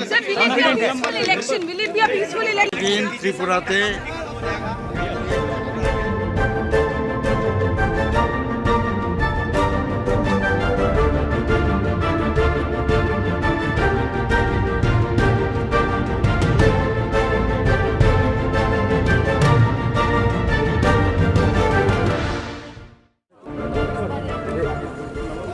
যতটুকু খবর সকালবেলা থেকে পাচ্ছি মানুষ এই দিনের জন্য প্রতীক্ষা করছে কবে 16 তারিখ আসবে গণতান্ত্রিক পদ্ধতিতে অংশগ্রহণ করে গণতন্ত্রকে বাঁচিয়ে রাখার যে একটা আকাঙ্ক্ষা এই সারা রাজ্যে অশান্তির পরিবেশের মধ্যে মানুষের যে একটা আকাঙ্ক্ষা আমাদের বিশ্বাস ডেমোক্রেসির জিত হবে সকালবেলা ভোরবেলা 5টা থেকে সারা রাজ্য জুড়ে শাসকের কাল রাত্রে থেকে যে হামলা, হুজ্জুতি, চোখ লাগানো, শাসানি, এই সমস্ত উপেক্ষা করে মানুষ ভোরবেলা থেকে 5টা থেকে মানুষ লাইন দিয়েছে বিভিন্ন জায়গায়। এর মধ্যেও আমরা বিভিন্ন জায়গায়, মোহনপুর বলুন, ঋষ্যমুখ বলুন, ধনপুর বলুন, বিভিন্ন জায়গায় ভোটারদের মেরে মাথা ফাটিয়ে ভাগিয়ে দেওয়া হয়েছে। প্রচুর ভোটারদেরকে বাড়ির বাইরে দিয়ে তালা ঝুলিয়ে দেওয়া হয়েছে। এই সমস্ত ঘটনা তো আছেই, কিন্তু মানুষের যখন বাঁধ ভেঙে যায় তখন এই সমস্ত প্রতিকূলতা, এই সমস্ত বাধা বিপত্তি করে মানুষের গণতান্ত্রিক অধিকারকে যে হরণ করা যে একটা প্রচেষ্টা, মানুষ তা প্রতিহত করছে। এবং কাতারে কাতারে মানুষ আজকে, এটা আমাদের ঐতিহ্য, আমাদের গরিমা, যে ত্রিপুরা 90% উপরে কাস্টিং হয়। আমার বিশ্বাস মানুষের যে উচ্ছ্বাস গণতন্ত্রকে জিইয়ে রাখার, শত বাধা দানের মধ্যেও আমার মনে কোনো সন্দেহ নেই গণতন্ত্র জিত হবে, ফ্যাসিবাদীর পতন হবে। নির্বাচন কমিশনের ভূমিকা নিয়ে কি বলবেন? নির্বাচন কমিশনের ভূমিকা নিয়ে কি বলবেন? দেখুন, আরো বেটার নির্বাচন কমিশন। আমাদের তো রাজ্যেরই তো অফিসাররা কিংবা পুলিশের যারা আধিকারিকরা প্যারামিলিটারি ফোর্স বাইরে থেকে এসছে, তারা বুথের ভেতরে তাদের দায়িত্ব হচ্ছে বুথ পাহারা দেওয়া। আমাদের রাজ্যের পুলিশ আধিকারিক কিংবা অ্যাডমিনিস্ট্রেশন বলুন হচ্ছে মানুষদের যারা ভোট কেন্দ্র আসতে পারে নির্বাধায় এই সমস্ত ইনশিওর করা। প্রচুর মানুষকে সকাল থেকে তাড়ি দিয়েছে, তারপরেও রক্ত ঝরছে মাথা দিয়ে মহিলার, তারপরে ভোট কেন্দ্রে সে আসছে। এটার মানেটা কি?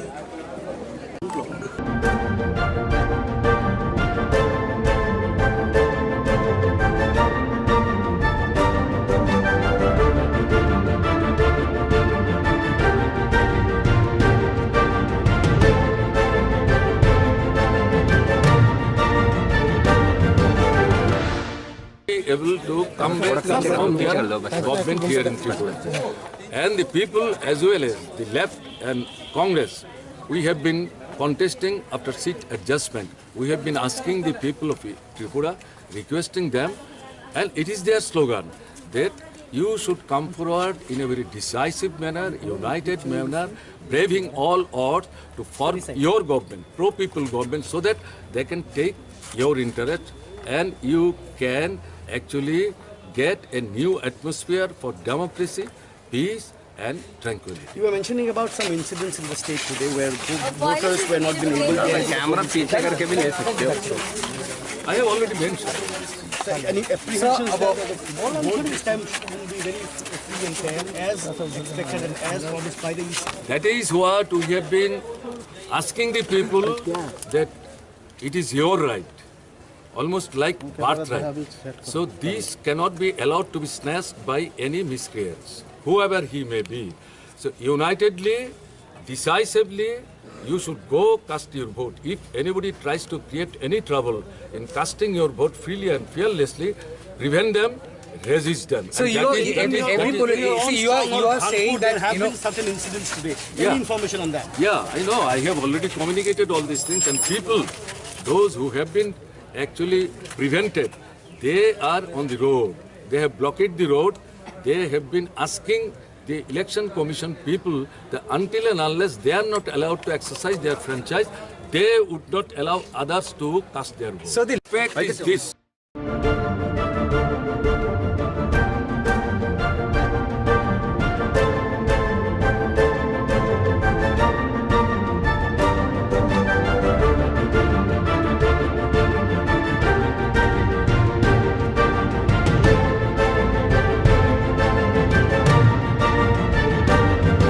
তিনি ভোট জমা জায়গা যতন পিসফুল তাবসুক দ্বারা কোনো ইস্যু করে কয়েকটা জায়গা ইভিএম নি ইস্যু তমনি আর ইভিএম যতন ফিক্স খা বাদ বাকি তাবো কংই তঙ্গ যে ইস্যু খানতে লগে লগেনো রিপোর্ট থাयो অথরিটি नि और बचन क्विक रेस्पॉन्स मान तंगो साचुं नंखा जे नों बिसिंग बोदना थांमानि बेलायनो लेरे दंमानि अम कुनु जुंजालक देखायगे बिसिंग abo jungjal kunu krei jefuru kunu issue hai abo borok kaham ke sort out khaina bagai amgui teruk khema khayo dati khaimia joto samlo tabuk sik jora basuk jora percentage kalke vote ni tabuk sik jora chini voting percentage oro kalaikha serial number 88 dok kalaikha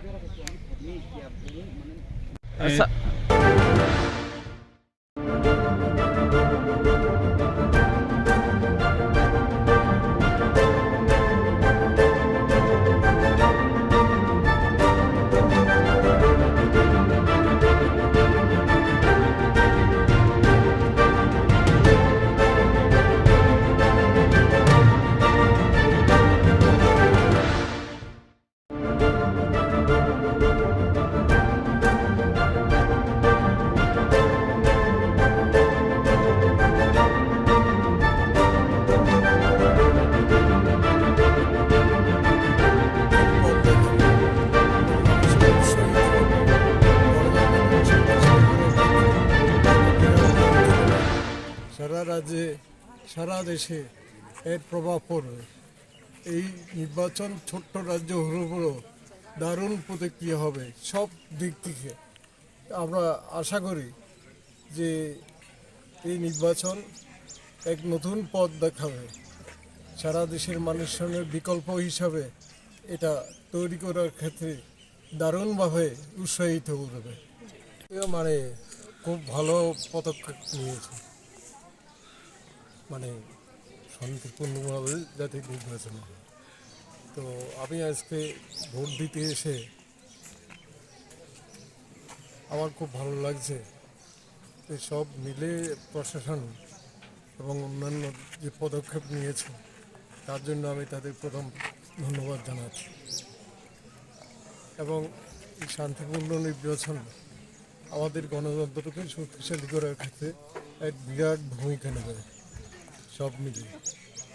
তো এবং আমার সঙ্গে এটা যে পরিবর্তনের হাওয়া তৈরি হয়েছে তাতে নতুন সরকার তৈরি হয়ে এবং ত্রিপুরার মানুষের যে ক্ষোভ বিক্ষোভ তার মধ্যে প্রকাশ পাবে।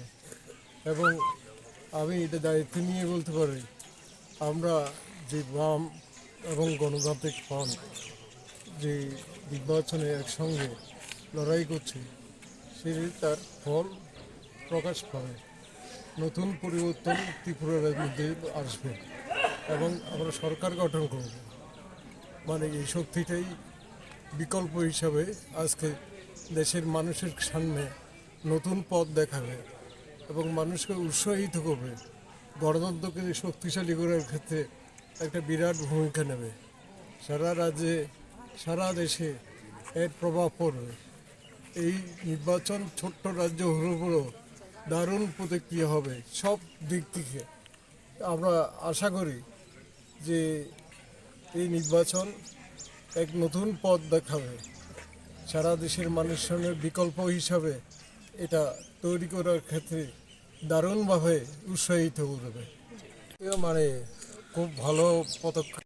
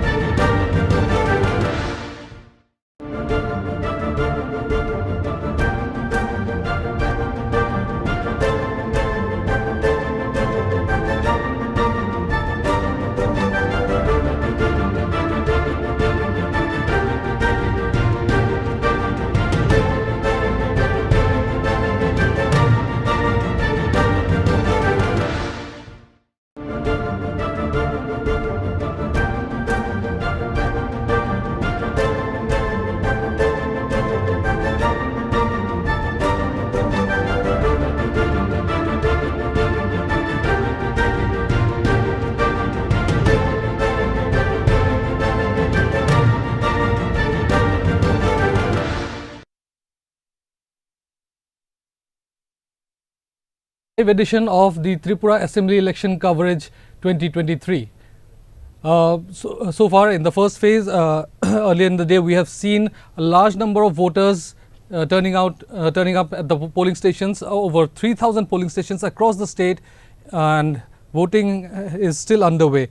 We have numbers till 1 p.m. and till 1 p.m. around 34% voting has already been done. In the meantime, we have come across visuals of violence in one of the constituencies. You can see on the visuals on the screen. An incident of violence has been reported from Dhanpur Assembly constituency, where a BJP supporter were allegedly attacked by TIPRA Motha workers. The incident took place at Dashrath Bari booth number 11 of Dhanpur Assembly constituency in Tripura. I have Mrinal joining me in the studio here over phone. Mrinal, what's the update on the incident? Dashrath Bari is one of the 10 ADC villages in Dhanpur. So earlier we have mentioned that there are 11,000 tribal votes in Dhanpur Assembly constituency, from where Kaushik Chanda of CPM and Pratima Bhumika are contesting. So there is a key player, TIPRA Motha also, Omiyo TIPRA Noadia, who is the candidate of TIPRA Motha, is contesting from Dhanpur. So what we have, according to the report, some BJP workers were trying to intimidate the voters of TIPRA, which led to a scuffle and violence broke out. However, the administration has taken prompt action and the situation has been normalized. The voting process is not hampered, and people are voting at the polling station. So far, the news is concerned. Okay, so that's the update from Dhanpur Assembly constituency, where BJP supporter tried to intimidate voters as per the inputs coming in from Tripura. We also have an input coming in form of an audio bite. Can we please listen into it? আপনি দশরথবাড়ি কত নম্বরের? দশরথবাড়ি 11 নম্বর বুথের booth সভাপতি। আপনি কোন দল করেন? আমি বিজেপি করি। কে আক্রমণ করেছে আপনাকে? কথা বলা পায় হঠাৎ করে আয়া সেরা। হ্যাঁ, আমি তারা অনেক হয়রানি করে, মাইদুর অনেক অস্ত্র লয়ে আছে। আমি কইছি এরকম করিস না, আমরা একখানে হলো, আমরা সব উপজাতি অংশ লোক। হ্যাঁ, কইছিলাম। তারপরে তারা অনেক মাইদুর করছে, এরপরে আমার উপর আক্রমণ করছে, মানে লাঠি চালাইছে, অনেক ঘুষি দিয়ে কান ভিতরে ফাইটে গেছে। যারা আক্রমণ করছে তারা চিনছেন না আপনি? চিনছি। নাম এরা কারা? জয় সিং দেব বর্মা আর কলাক্ষেত্রে একজন কৃষ্ণ কুমার দেব বর্মা ফুলা, তাইনের নাম ফুকলু বলে ডাকে এমনি। হ্যাঁ, আসল নাম কি জানো? ফুকলু। অনেক ব্যথা করতেছে, প্রচুর মারছে আমার। তো এখানকার তো প্রশাসন আছে, এদের কাছে এই বিষয় আপনারা যে এই বিষয়টা নজরে নিচ্ছিলেন নি? এরপর কইছি, তারপরে তারা দূরানির লগে তারা বাইকে গেছে, এখন একজনও পাওয়া গেছে না। তারা যে আমার মাইদুর সব বাইকে গেছে, অনেক অস্ত্র লয়ে আইছি। মাথার পোলা পাই, ত্রিপুরা মাথার পোলা পাই। পুলিশের হাতে আমরা দেখছি একটা অস্ত্র আছে, এটা কি মাথার হাত থেকে? মাথা হাত তারা লয়ে আনছে, বাঙালি থেকে একজন থেকে। তারা এরপরে আমরা তাইনেরে অনেকক্ষণ ধরার চেষ্টা করছি, তারা বাগাই দিয়েছি, গেছে গা। তাই বাঙালি যে অস্ত্র লয়ে আনছিল। বাঙালি যে অস্ত্র, এর নাম কি? এর নাম তো জানি না, কোন থেকে তারা আনছে, মাথা পোলা পাই। আপনি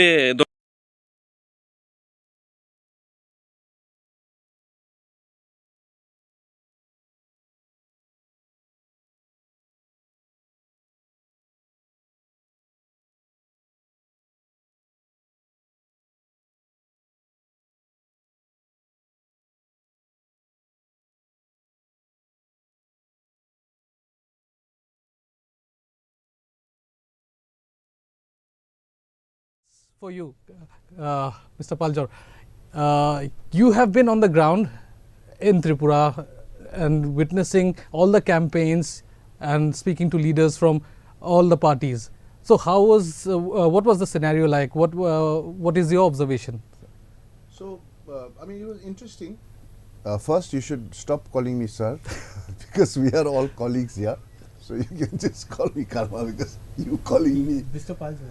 You calling me sir. It sounds a bit odd, because usually you wouldn't do that, right? So, you know, it's been interesting. So, if you go on the ground, and but we were mostly confined to the capital, and did, of course, some areas, some villages which come under the council, the tribal council. When you go to the city and speak to, say, the traders, and shops, they will say that, okay, BJP will come back to power, and they wholly and fully support BJP.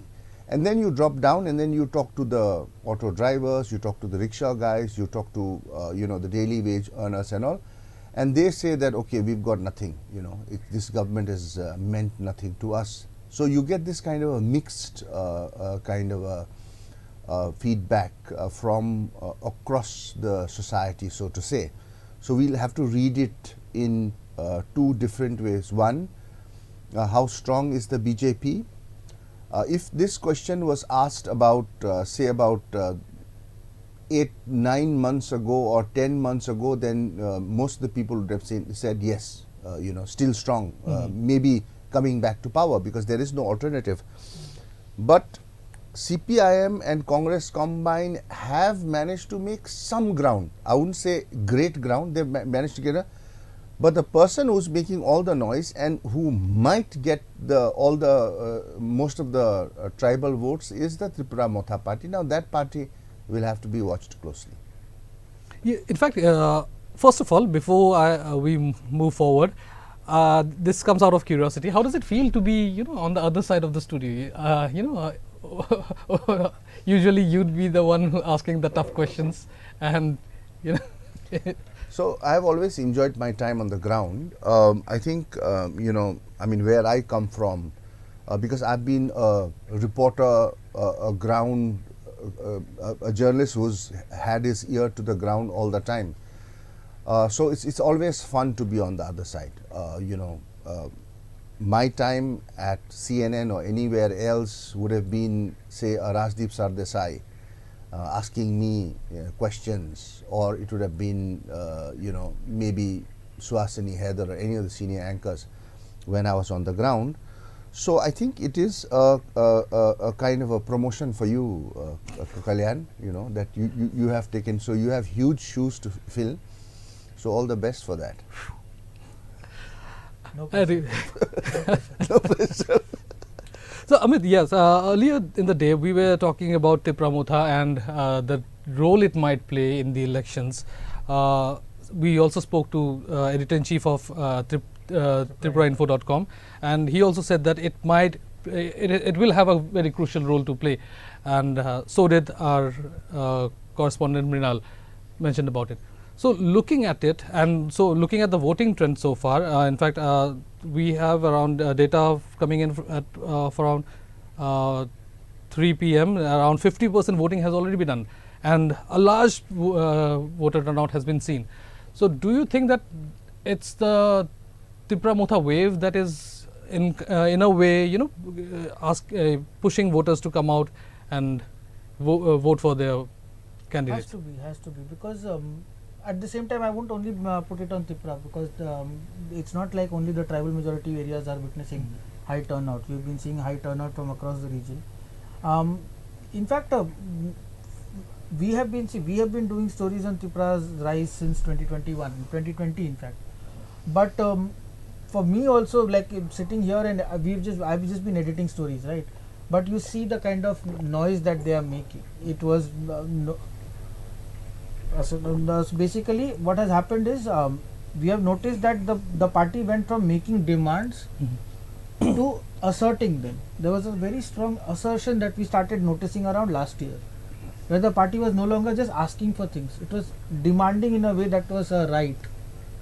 And with Karma's interview also, Pradyot came across as somebody who was very clear in his head about what they were asking for. This was, interestingly, I raised this as to why he is very clear in his head, because when we ask him about what greater TIPRA land will constitute, as everybody has pointed out, there is no paperwork on this.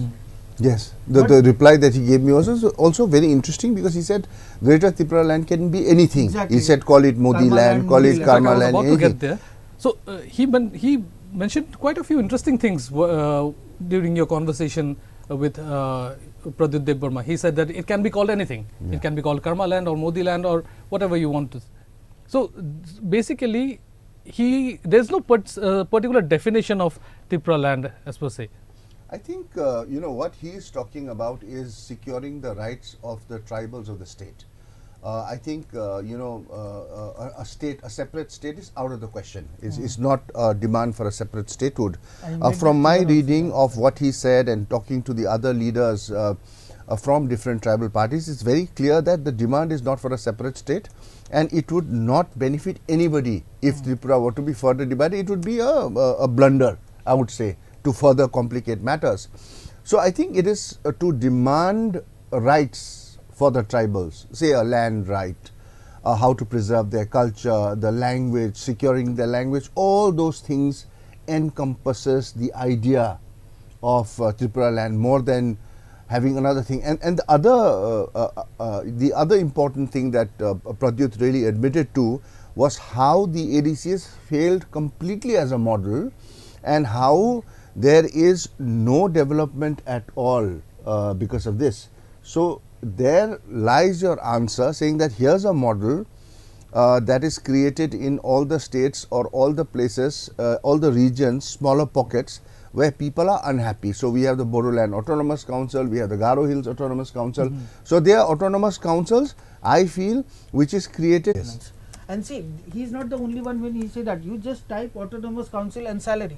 Just type the word autonomous council, salary. From Garo Hills to Dima Hasao Hills to missing councils to, as I said, Garo Hills, then in Chakma councils, Lai, Mara, all these places you will see that the employees have not been paid salaries for months. In case of Dima Hasao, at one point it was almost 3 years. I still don't know whether they have been paid their full salaries or not. So autonomous councils across the northeast, they were projected as a one step ahead of governance, more proactive form of governance, especially in remote regions. But what has come out is that as Pradyut said, that it is benefiting only certain number of people, and more importantly it is benefiting the 20 MLAs that are going to the assembly. But the effect, the trickle down is not, there is no trickling. There is no trickle down. There is nothing trickling and certainly not going down. Yeah, if anything is going sideways. I mean, you spoke of so many hill councils. Take the example of the Darjeeling Hill Council, which has been there post the demand and the fight for Gorkha land there the people have been having and struggling for a long time. Do you see the impact that the council has had on the hills of Darjeeling? I would definitely say a big no, because things stand the way they were and only a few have certainly benefited. So there has to be a rethink. Maybe it's come at a good time. We'll have to see with what force and with how many candidates Tripura Motha party makes it to the assembly. From then on, I think the fight will start. But if he goes with the BJP to form a government or any other party to form a government, whether his demand will be diluted or not, that will be watched closely, and that will be a political blunder because of how steadfast he has stood, because of all the speeches that he has made across during the campaigning.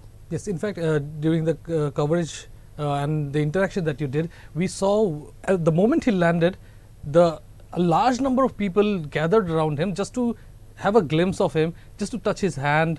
And I don't think that can really be looked at as politics, really. That's also the when love that they have. Yeah, so when you see a Mamata Banerjee, or when you see a popular leader, say any of the top leaders go out, people want to shake their hands, people want this. A certain craziness that follows a political superhero across India. There is a worship. But here, when you look at the royal scion, Pradyut, being welcomed, being loved by his constituents, especially the tribal people, you also have to look at it as the tribal DNA. We as tribal people, I mean, me myself, I'm a tribal too, have an allegiance to a king, to a tribal chieftains whom we love dearly, and in most of the cases are willing to, even to the extent of standing, taking a bullet for our king or for our chieftain, there lies the love, and there lies the affection, and there lies the support. So yes, you'll rally. And he's also hit a nerve this time, and able to break the other tribal party totally. Although they are also in the fray, they have looked very, very weak, because this man has come out, and this man is the only man who seems to be very clear about what the tribals need, what the tribals want, and what he is going to deliver for them. What is the route that he is going to take is also very clear. And see, that's the thing, when during Karma's interview and before also, what he did with one statement is that when he said they don't want a separate statehood, it was not just to make his demand clear, he also absolutely punctured the IPFT's narrative, because IPFT came to power demanding a separate statehood. I mean, my only worry is right now, as far as Pradyut is concerned, is one is health. The second is that the man can be very, very unpredictable. What he does or what he will do in future, it is very, very unpredictable. So these two are the worrying points now. In fact, some people even came up to me and said that, he's the next chief minister, he will become the next chief minister. But you ask the man, and he doesn't want to be a chief minister. He doesn't want to take any position. He doesn't want to be in politics. He's saying, this is my way of giving back to my people. So, Yes, in fact, he said that the moment TIPRA Motha's demands are met, I think we should cease to be a political outfit. That's it's also a very radical statement, right? Like, and that's how it all began. In fact, it started as a social organization, and then it turned. It's a movement. He calls it a movement. Exactly. Yeah, but who then afterwards? He's there standing as a very proud and very strong leader, and he's open. He's able to challenge everybody in his home turf. Not scared. Calling the BJP party, having washing machines to wash people. So he has been at it, and he is giving them all that he can in all his political speeches. If he decides, okay, I have done this, we have reached a certain point, post that what? Because the people will have to be led. People will need a leader. People will need representation. Then who else will take on this fight? Because it is never ending. It is relentless. It is like one of those superhero movies where there's a part 1 and you think that part 1 is done, then there's a part sequel, then there's sequel, then there's sequel, then there's sequel. Villains have this thing about coming back in different forms. Or their successor comes up. There is no happily ever after. Exactly. No, but one thing that I would just point here, that TIPRA as an organization, I'm not talking about Pradyut, as an organization, it has put in efforts in the limited time that it has existed to form a second run. When whether it is people like Animesh Debrahma, for example, the thing is, what they will never have, which Pradyut has, is the royal badge. See, many people can lay claim to being, they have 17 people in the 17 MDCs, for example, right? All of them are from the ground. So all of them can technically claim to be a people's leader. But what he has is something that they will never have. But then again, he has also gathered, created a base with leaders who, who can connect to the tribal population. That's what I'm saying. He as a structure, what I've noticed is that TIPRA has one advantage. It has IPFT to learn from mistakes. So it knows that just as everybody had a lot of hope from IPFT in 2018, and let's not forget, IPFT struggled very long to be in the position that they came to, right? It was not something that started in a year. IPFT has a long history. Before that, there were other tribal parties. But the moment IPFT came to power, it became comfortable.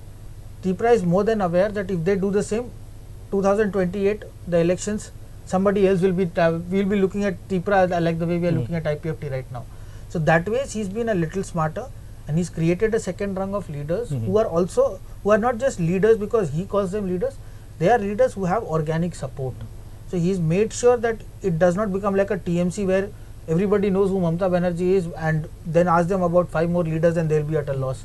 So that way, TIPRA is much more organic in its nature, and it's stayed close to its root, at least for now. And again, as I said, it's very easy to, when you are not in power, it's very easy to please your audience by saying what you can do, just as the BJP had done. But once you come to power, you realize that it's a bed of thorns.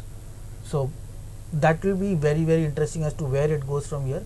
He wants a hybrid version of an ADC with more tooth. And the thing is, the reason why I think the biggest stumbling block here is, if the government gives, they cannot do anything to one ADC. You can't just say, okay, TIPRA ke liye we will make it like this, but what about, can you imagine the ripple effect it creates across the northeast? If ADC gets more teeth, for example, then you're not talking about just Tripura, you're talking about Assam, you're talking about Meghalaya, you're talking about Mizoram. It will be affected everywhere. What do you do then? You can control them. For example, right, let's not forget that in Assam, for example, BJP has absolutely decimated all opposition in autonomous councils. From Kasar to Tiwa to Bodo, everywhere is BJP 100%. But what happens if you give them more power? And I'm really interested in what the ripple effect it creates. If one autonomous council gets more power by fighting for it, it also gives a lot of hope to so many other people in these autonomous councils who want a better future, a more control over their future. You have data like Karbi Anglong, for example. Karbi Anglong, almost 60% of the population is non-tribal, for example. The same way, even in Garo Hills, the population of non-tribals is very high.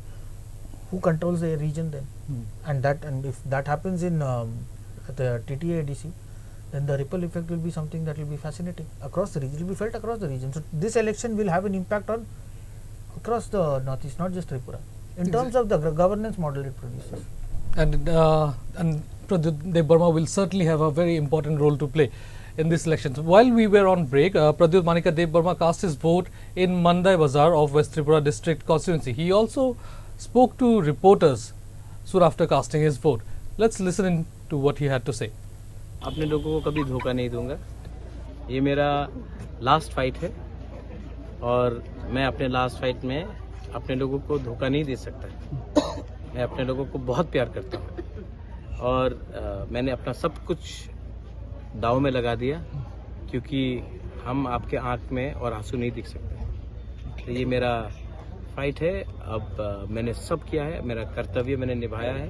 मैं सबको appeal करता हूँ, बाहर निकल के अपना vote दीजिए. किसी को भी देना है दीजिए, लेकिन ये एक दिल से मेरा बात है कि I really love all of you all. और मैं अब पॉलिटिक्स नहीं कर रहा हूँ. मैं अपने लोगों को कुछ देना चाहता हूँ. इसके बाद मुझे 2-3 दिन के बाद बाहर जाना पड़ेगा ट्रीटमेंट के लिए, लेकिन मैं जानता हूँ मेरे लोग मुझे कभी लेट डाउन नहीं करेंगे और मैं कॉन्फिडेंट हूँ. हमारा कुछ ना कुछ इस बार निकलेगा. कॉन्स्टिट्यूशनल सोल्यूशन तो निकलेगा.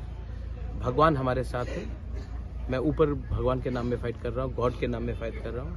एंड इतना कठोर भगवान नहीं हो सकता है कि हमें अपना सोल्यूशन नहीं दे. I love my people. I am going to fight for them and I am going to deliver justice. अपने लोगों को कभी धोखा नहीं दूंगा. ये मेरा लास्ट फाइट है और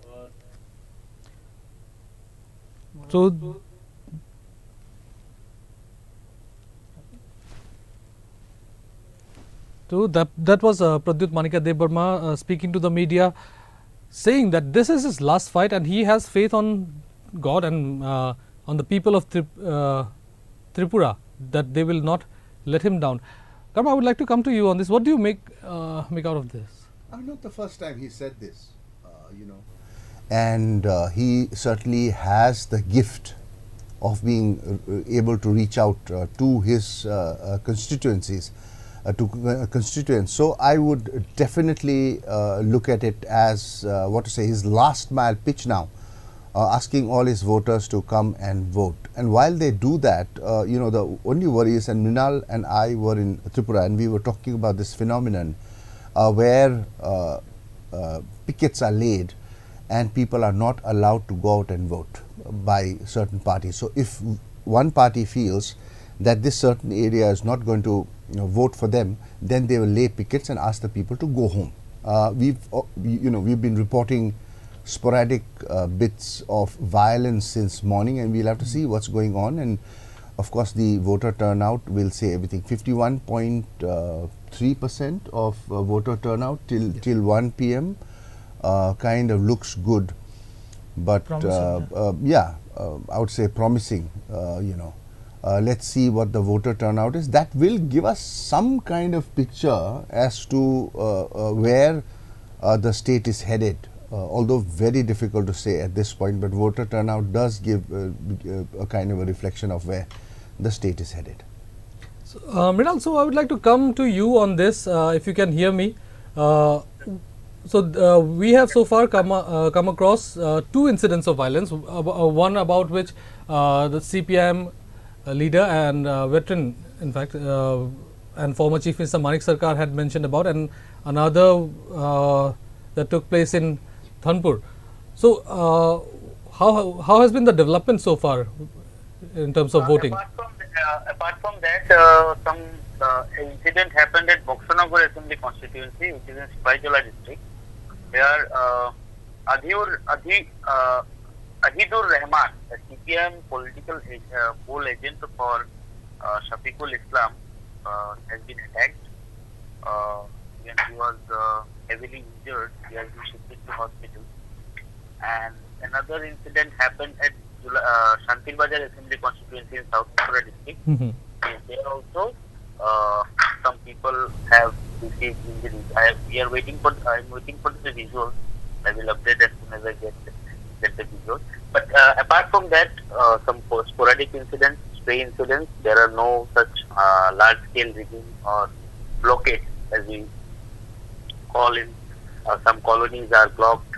People are not, allowed to come out of that blockade. So such incidents are not reported as of yet. So far the polling atmosphere is good and people are voting. Even it's 3:34 now, people are still in large queues in all the polling stations. Okay. So, although it was quite peaceful in during the morning hours, there were some incidents of violence, but it's not as concerning as it used to be in the previous elections, as we had seen in the previous elections, right? Yeah.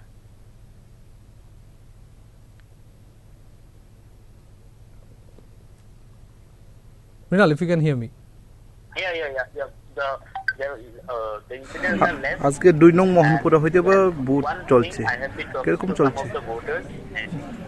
Apparently ভালো দেখা যায় কোনো কোনো জায়গায় মোহনপুর প্লেনে specially election এজেন্টে বসে যাওয়া হইতেছে না সকাল থেকেই ভোটার আইলে পর কয়ে যায় যে তোমার ভোট হয়ে গেছে এরকম কিছু কিছু দেখা যায় আর কোনো কোনো ট্রেনিংয়ের ইলেকশন অফিসিয়াল যারা ট্রেনিংয়ের একটু প্রবলেম আছে কোথাও কোথাও তারা ক্যান্ডিডেট ঢুকতে দেয় না ক্যান্ডিডেট কথা বলতে দেয় না তারা পারে না তারা করা উচিত না আছে এখনো পিসফুল আছে যাই না কতক্ষণ পিস থাকবো কিন্তু হিলে ঠিক আছে এরিয়াতে এখনো ঠিক আছে কিন্তু প্লেন এরিয়াতে যেটা শোনা যায় Thank you, Mrinal. Thank you so much for your inputs. Amit, I would like to come to you on this. Tripura is known for violence and poll-related violence, and in the past we have seen that a lot of incidents take place where people are not allowed to move out of their homes, or polling stations are, barricaded. They are not allowed to enter the polling stations. But so far, we have not come across any such incident that is concerning. So I think a lot of credit should go to the Election Commission and they must have had they had a tough task there. Yeah, but one thing that we noticed, and I've noticed this especially from last year, is that the Election Commission earlier was working with administration, but over the past 5 years or 6 years at least, and certainly last year I noticed in Manipur also, that they have built a system where people can approach EC directly now, whether through their apps or e-sweep and stuff like that, right? So as Mrinal pointed out right now, earlier, like 10 years ago, if somebody picketed the way out to the village, you would have to know a person or in power and hope that the person in power can react. Now, if the EC doesn't react, I mean, sure, EC is doing its job, but you also have to remember that EC also knows that it is being watched much more closely now. For example, if a person all they need to do is make a video, say that we are not being allowed and we have approached the EC and it's been half an hour and nobody has responded. EC will have egg on its face, right? So the thing is, because the system is being, at least we are working toward making the voting process a much more proactive process, where the voter no longer needs connections, does not need to know the right people in power at the right time to pick their calls at the right moment. The EC knows the pressure is on them directly, and it takes one tweet or one Facebook post or one video. And right now everybody, like, we are not the only journalists working. In right? fact, yes, especially during election time, exactly, all eyes are on them. Every channel wants one video to show that somebody wants to break the news that, you know, X party stops Y people from voting in Z constituency. So two, three points here from my experience of having covered, so many elections from, say, about 2001, 2002, when I was a producer. I mean, I think I can safely say that if the administration wants, if the government wants, then nothing at all will happen. It will be very, very peaceful. But if the intent of the government is not there, then we will certainly have all kinds of violence. And even if you look back at the history of Tripura and look at the governments that were there at that time, and whether they were on shaky ground or not, that will perhaps give you an indication to why the election violence would have happened. Number one. A second point is that the advent of technology, internet, 3G, 4G, now 5G, and plus the smartphones. Now that has given a weapon in every common man, Aam Aadmi's hand, to have an entire television studio, a broadcast van, anything in your hands. So this is a very powerful tool that most of us misuse, but if used well, it has huge ramifications. So I think this has managed, I think it will grow now. This will be better and better and better.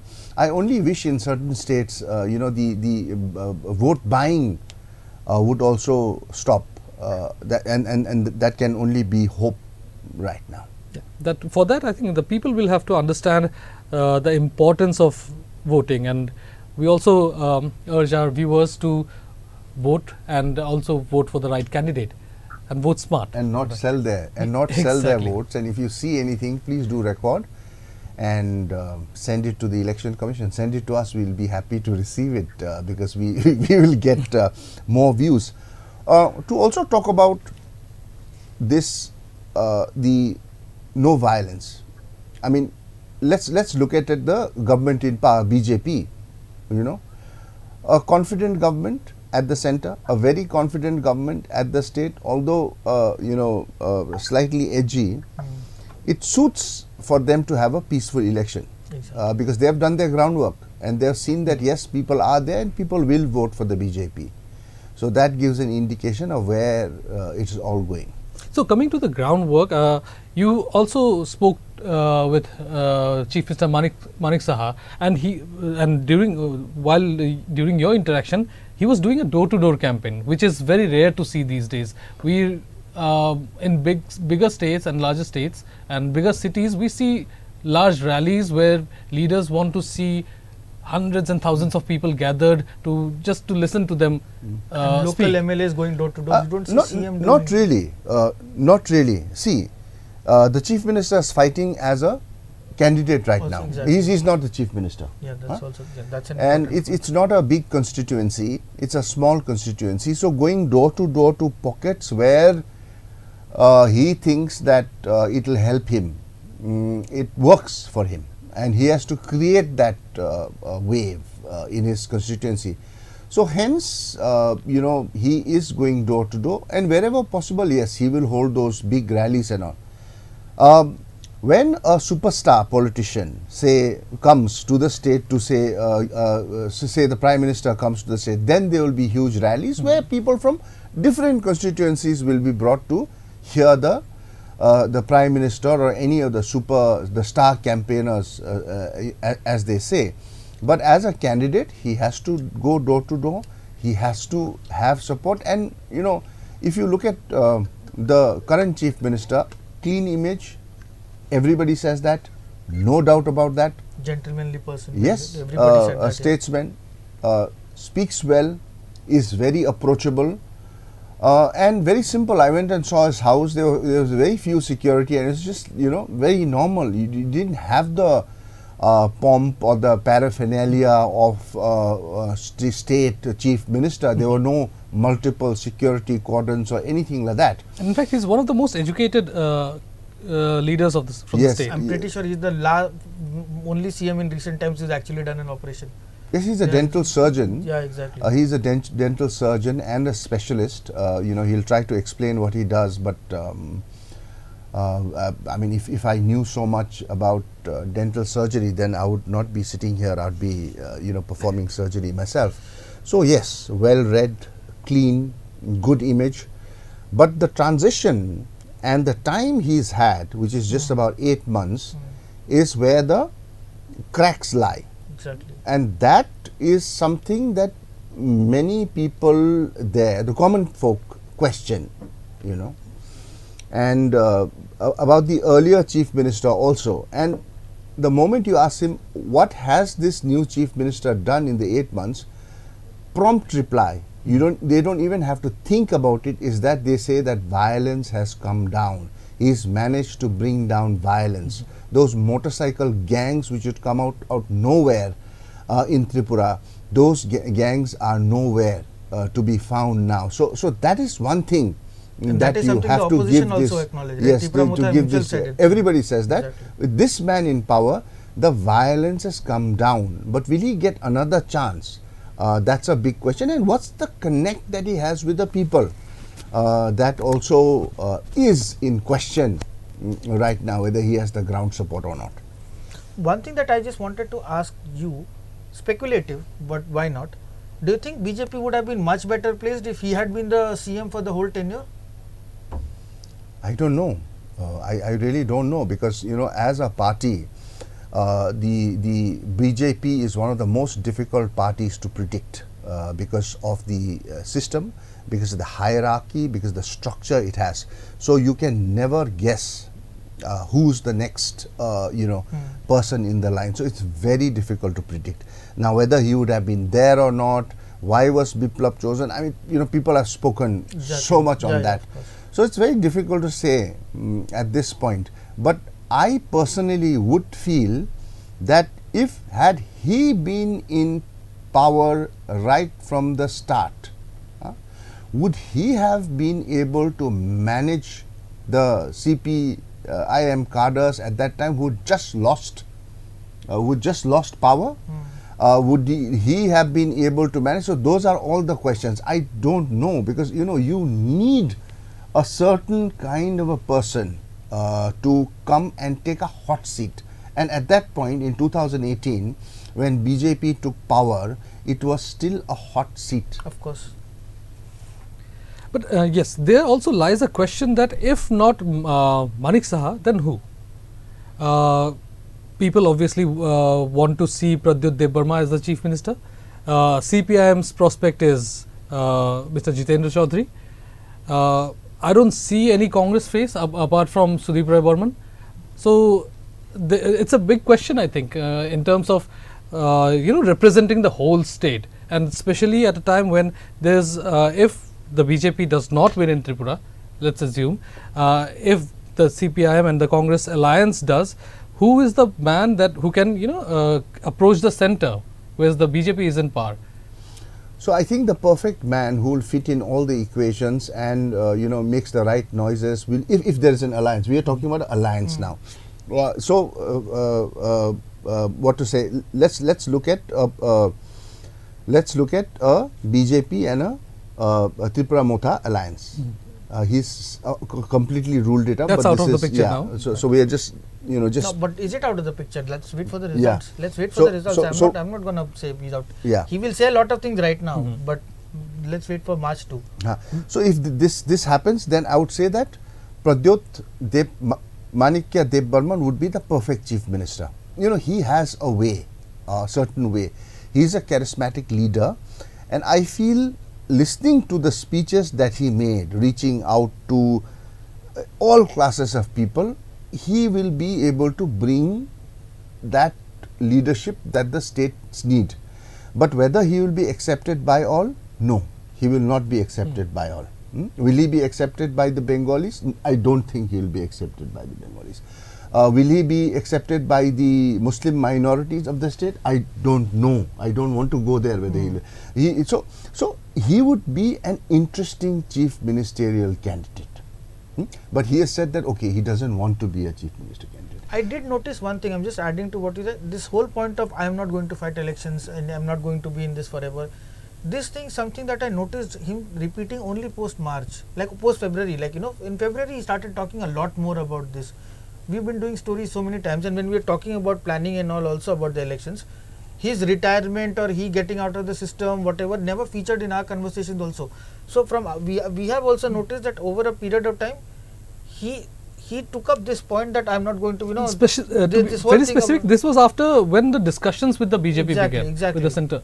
And that's where I think that maybe this is also his way of saying that if something goes wrong, I'm not always to be blamed. I don't know. So yes, I mean, after all, it's all politics. Yeah, and let's not forget that no amount of popularity will ever take away the fact that when it comes to sheer might, financial, political, media, like TIPRA Motha is a fly compared to the behemoth that BJP is. So exactly. That is also something we can. I think we can talk about the fact that now there's 70. Yes, in fact, I was about to update our viewers about that. Regarding who will be the next chief minister, I guess we'll have to wait till March 2nd. But we have numbers coming in from Tripura, and till 3 p.m, almost 70% voting from across the state has already been done. So far, polling has been peaceful, but there has been a few incidents of violence reported. We have been getting updates from some of the incidences that took place and that were claimed by the opposition parties, but nothing as of serious now, and polling continues to be peaceful in most areas of the state. While we were discussing, a lot of in the first half, in fact, we saw leaders such as Manik Saha casting their votes, whereas later in the day, when especially in the second half, a lot of other leaders as well came out to cast their votes. Former Chief Minister of Tripura, Biplab Deb, BJP candidate Papya Datta, and many others. If we can have the visuals on the screen, please. They also came out to cast their votes in several areas of the state.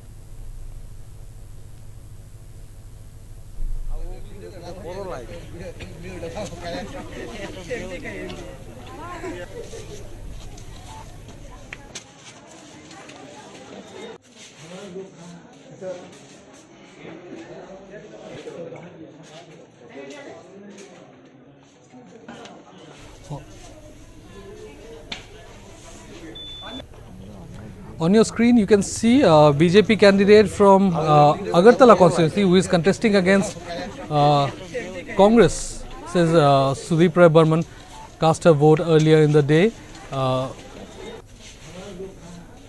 She also spoke to the media after she cast her vote. Let's listen into what she had to say. প্রার্থী সরকারতলা থেকে তো আমি দাঁড়িয়েছি, কিন্তু এটা আমার নিজস্ব কেন্দ্র 14 নম্বর ওয়ার্ডের অন্তর্গত সাতরামনগর এর অন্তর্গত যে 4 নম্বর বুথ, সেখানেই আমাকে ভোট দিতে হয়। তো ভোটদান করলাম, খুব ভালো লাগছে। প্রত্যেক গণদেবতাদের উদ্দেশ্যে এটাই বলবো যে খুব তাড়াতাড়ি যেন নিজেদের যে অধিকার সেটা যেন প্রত্যেকে যেন এসে প্রয়োগ করে। আপনার যে বিধানসভা এলাকা রয়েছে সেখানে আইন শৃঙ্খলা নিয়ে কি বলবেন? এখনো পর্যন্ত কোনো ঠিক আছে না, ঠিক আছে, ভালো। এখানে অনেক কিছু চলার তো প্রচেষ্টা চলছে, এখানেও শুনলাম এসে ভালো চলছে, শান্তিপূর্ণভাবে মানুষ ভোটদান করছেন, নিজের মতামত প্রকাশ করছেন। এখানে আসার পর একটা ঘটনা শুনলাম যে এখানে কয়েকজন এখন ডোর টু ডোর করার ইচ্ছে তাদের হলো, বিরোধী যারা আছেন আমাদের 3-4 জন এলাকার বাড়ি যাচ্ছেন ভোটের জন্য, তারা এসে যেটা চিরাচরিত তাদের প্রথা। যাই হোক, পুলিশ প্রশাসন আছেন সেটা তারা দেখছেন। এটা ঠিক নয় না, নির্বাচনী আচরণ বিধিটা যারা আইনের মানুষ হয়ে এইভাবে নির্বাচনী আচরণ বিধিটা লঙ্ঘন করা আমার মনে একদমই ঠিক নয়। আমরাও ক্যান্ডিডেট, আমরাও বুঝি কি আমাদের কি করা উচিত না, সেটা মেনে করা উচিত। 6 আগরতলা কেন্দ্র ভালোভাবে ভোটদান চলছে। আমি ঘুরছি 6 আগরতলাতে, অনেকগুলো কেন্দ্রে গেলাম। এখন ভাবলাম যে না, নিজের যেটা অধিকার যেটা এটা প্রয়োগ করে আসি, ভোটদান করলাম। ভালো লাগছে, বিষয়টা লাগছে, খুব ভালো লাগছে। প্রার্থী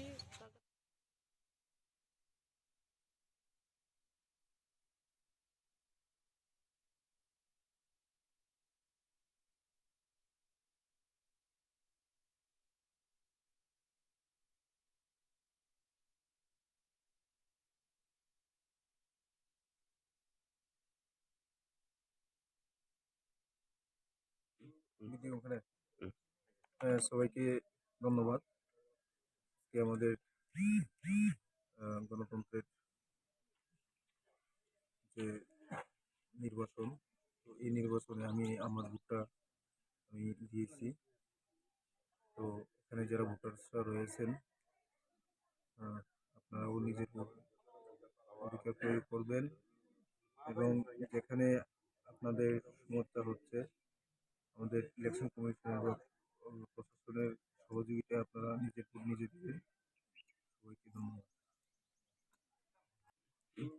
ওখানে সবাইকে ধন্যবাদ।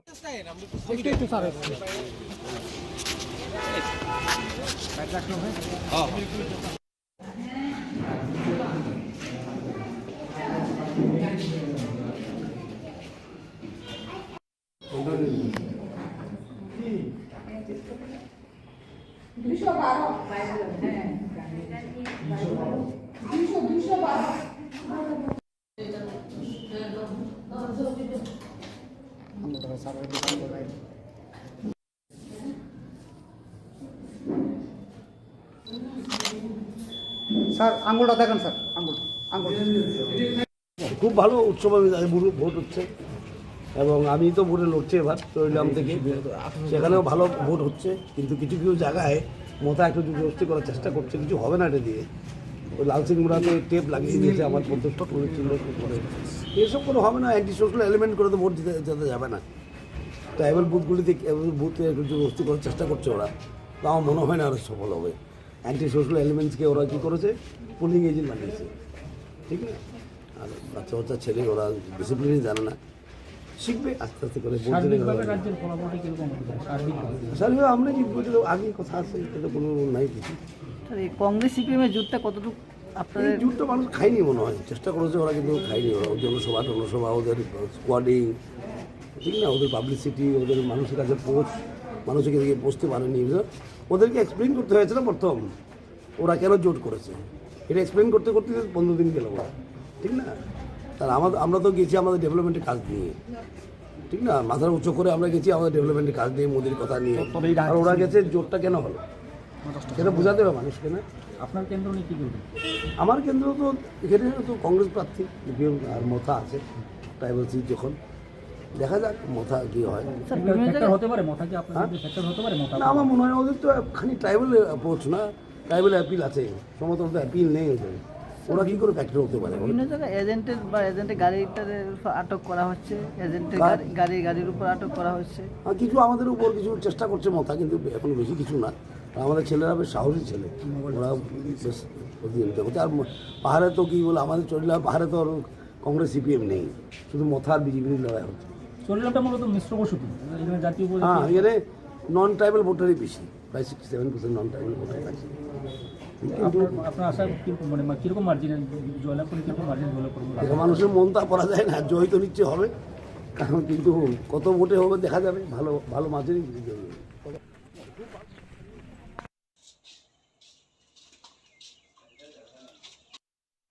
যাও যাও যাও।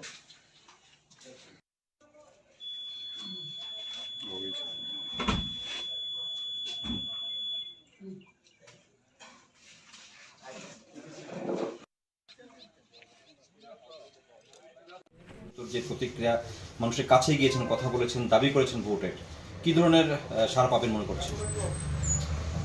আমার কেন্দ্র সম্বন্ধে বলছি যে আমাদের কেন্দ্রে 46,000 ভোট রয়েছে, 46,500 মতো। তো গতবার আমি 22,000 ভোট পেয়েছিলাম, বিরোধী দল ভোট পেয়েছিল 17,000 মতো। এবার জয়ের মার্জিন বাড়বে বলে আমার বিশ্বাস। এবং সারা রাজ্যে বিজেপি এককভাবে সরকার গড়তে চলছে। এটা সময়ের অপেক্ষা মাত্র, এবং মানুষ আজকে স্বতঃস্ফূর্তভাবে ভোট প্রদান করছে। যদিও কিছু কিছু ক্ষেত্রে কোনো পার্টিকুলার একটা রাজনৈতিক দল গত রাত্রে সন্ত্রাস শুরু করেছিল, কিন্তু নির্বাচন কমিশন এগুলি ভালোভাবে ট্যাকেল করেছে। আজকেও একটা বুথে একটু পোলিং এজেন্টের সাথে মিসবিহেভ করেছিল, কিন্তু তারপরেও মানুষ আজকে যেভাবে ভোট দানের জন্য এগিয়ে এসছে এটা সত্যিই অভাবনীয়, এবং মানুষ উন্নয়নের পক্ষে ভোট দেবেন এটা আমার বিশ্বাস, এবং গতবার থেকে বেশি মার্জিনে জয় পাবো বলে আমার বিশ্বাস। অ্যাকচুয়ালি প্রতিবারই কোনো না কোনো রাজনৈতিক দল একটা নতুন দল সৃষ্টি করে পাহাড়ি এলাকায় তাদের ভাবাবেগকে কাজে লাগিয়ে তাদেরকে বিভ্রান্ত করে, এবং এর ফলে তুলনামূলকভাবে ওরা পিছিয়ে থাকে। একমাত্র ভারতীয় জনতা পার্টি এই রাজ্যে ক্ষমতা আসার পর উপজাতিদের উন্নয়নের জন্য বা জনজাতিদের উন্নয়নের জন্য যে সকল প্রচেষ্টা বিজেপি করেছে, অতীতে কোনো দল জনজাতিদের উন্নয়নে এগিয়ে আসেনি। এখন নতুন করে গ্রেটার আপনার অটোনমির কথা বিজেপি বলছে, অর্থাৎ ফাইন্যান্সিয়াল পাওয়ার বাড়িয়ে দেবে এবং সাথে ডাইরেক্ট ফান্ডিং করবে। এই যে জিনিসটা, এবং সাথে সাথে জনজাতিদের প্রত্যেক পরিবারকে 5,000 করে প্রতি বৎসর তাদের আর্থিক সহায়তা করবে, এবং যেমন জনজাতিদের জন্য একটা ইউনিভার্সিটি গন্ডাছড়ায় ওপেন করবে। কিছু কিছু জিনিস এভাবে রেখেছে জনগণের সামনে।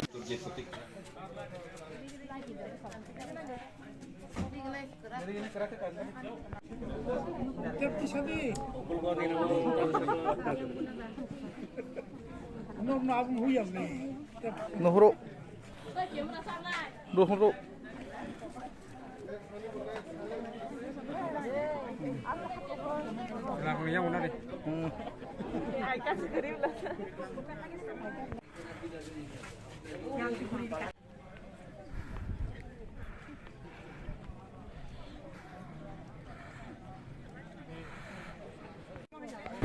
Thank you. ইলেকশন আরোরে ইনফর্ম করার পরও কোনো অ্যাকশন নেওয়া হচ্ছে না, এটা দুর্ভাগ্যজনক। Thank you. আজকে 2 নং মোহনপুরা হইতে বা ভোট চলছে, কিরকম চলছে? অ্যাপারেন্টলি ভালো দেখা যায়, কিন্তু কোনো কোনো জায়গায় মোহনপুর প্লেনে স্পেশালি ইলেকশন এজেন্টে বইতে দেওয়া হইতেছে না। সকাল থেকেই ভোটার আইলে পর কয়ে যায় যে তোমার ভোট হয়ে গেছে, এরকম কিছু কিছু দেখা যায়। আর কোনো কোনো ট্রেনিংয়ের ইলেকশন অফিসিয়াল যারা ট্রেনিংয়ের একটু প্রবলেম আছে, কোথাও কোথাও তারা ক্যান্ডিডেটে ঢুকতে দেয় না, ক্যান্ডিডেট কথা বলতে দেয় না, যেটা তারা পারে না, তারা করা উচিত না। সুতরাং আছে, এখনও পিসফুল আছে, যাই না কতক্ষণ পিস থাকবো, কিন্তু হিলে ঠিক আছে, এডিসিতে এখনও ঠিক আছে, কিন্তু প্লেন এরিয়াতে যেটা শোনা যায়, যেটা রিপোর্ট হইতে আছে যে সকাল থেকে করতে আছে ভোট হয়ে গেছে, এজেন্টে বইতে দিতে আসে না, গত রাত্রের থেকেই ওরা হামলা হুজুতি করতে আছে, বাইক বাহিনী এইসব তো তারা চলছে। Thank you. ইলেকশন আরোরে ইনফর্ম করার পরও কোনো অ্যাকশন নেওয়া হচ্ছে না, এটা দুর্ভাগ্যজনক। Thank you. আজকে 2 নং মোহনপুরা হইতে বা ভোট চলছে, কিরকম চলছে? অ্যাপারেন্টলি ভালো দেখা যায়। So we saw a large number of leaders coming out to vote. In the second half of the day, we saw Papya Datta, BJP candidate from Agartala constituency, and then Amir Dev Burma, Jishnu Dev Burma, Ratanal Nath, and Tapas De. They all came out to cast their vote. Here, I would also like to update our viewers about the voting trend. as of 3 p.m., almost 70% voting had already been done. In fact, there are a lot of constituencies that had registered over 70%, in fact, over 75% voting, voter turnout. But before we move forward, I would like to go back, start from where we had left at the second half, and we were in the first half. We were talking about the interesting constituencies and the big fights that we need to look out for during these elections. Up next in our list, so the last constituency that we mentioned about was Badharghat constituency. And now we'll be at Khairpur. Pardon me. Yeah, Badharghat. Yes, last we had talked about Badharghat constituency, where 3 members from the same family are in the fray, while Minarani Sarkar is contesting on a BJP ticket. Her nephew Partharanjan Sarkar is contesting on a All India Forward Bloc ticket. Next up, we have another constituency, contest of the big wigs. We are talking about Khairpur constituency in West Tripura, where sitting MLA, an assembly speaker and BJP candidate Ratan Chakrabarti is in the fray with 5-time MLA and CPIM candidate Pavitra Kaur. Like many other constituencies, this too was a CPIM bastion, and Pavitra Kaur was elected from Khairpur in 1993, 1998, 2003 and 2008 and 2013 as well. But the trend changed in 2018 when Ratan Chakrabarti was elected as the MLA. He received 25,496 votes, whereas Pavitra Kaur got 18,457 votes. This time too, Ratan Chakrabarti left no stones unturned to retain his constituency. He even got actor turned politician Mithun Chakrabarti to campaign for him. The visuals are on your screen. If you can have the visuals on the screen, please, where Mithun Chakrabarti was campaigning for Ratan Chakrabarti just before the elections.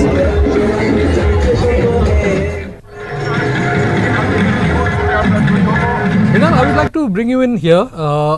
So, Mithun visited Tripura not once but twice to campaign for the BJP. Yes. And it also attracted a lot of crowd, obviously because of the, because he's been a star for so many years and he's a veteran actor who later turned into a, who joined politics.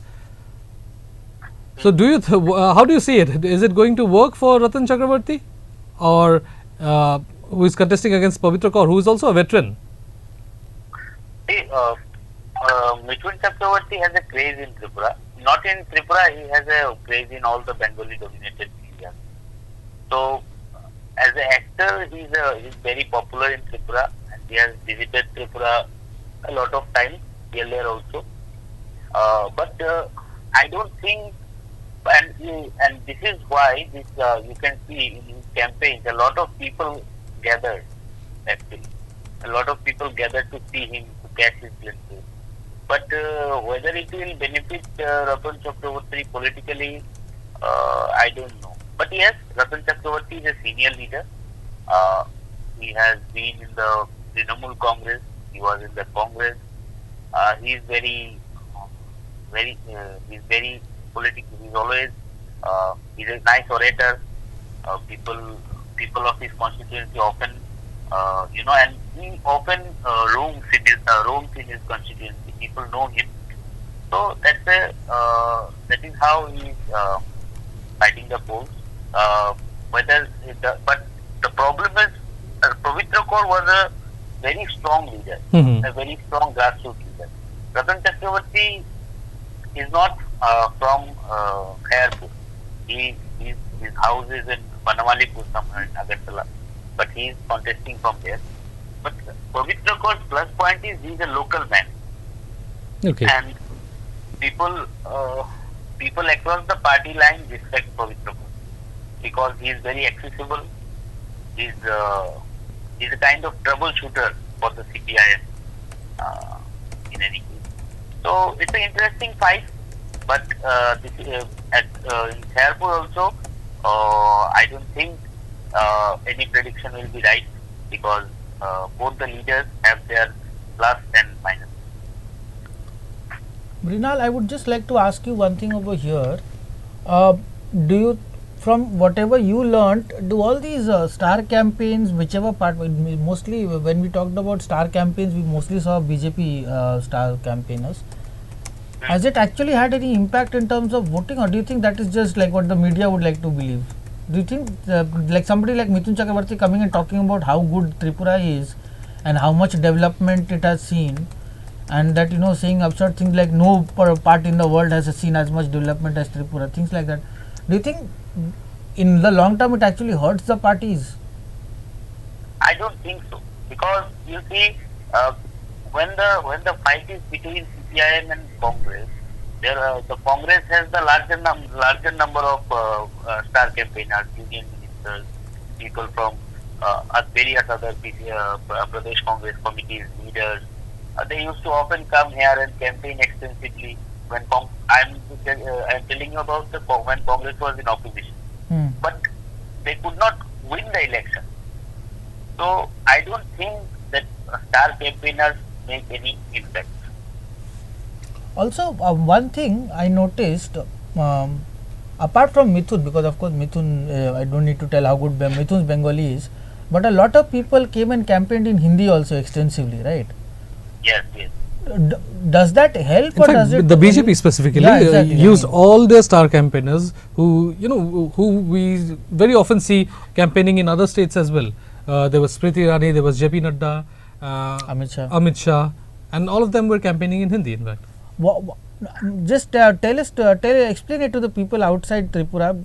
How is the response when somebody campaigns in Hindi? Does it strike a chord, or does it?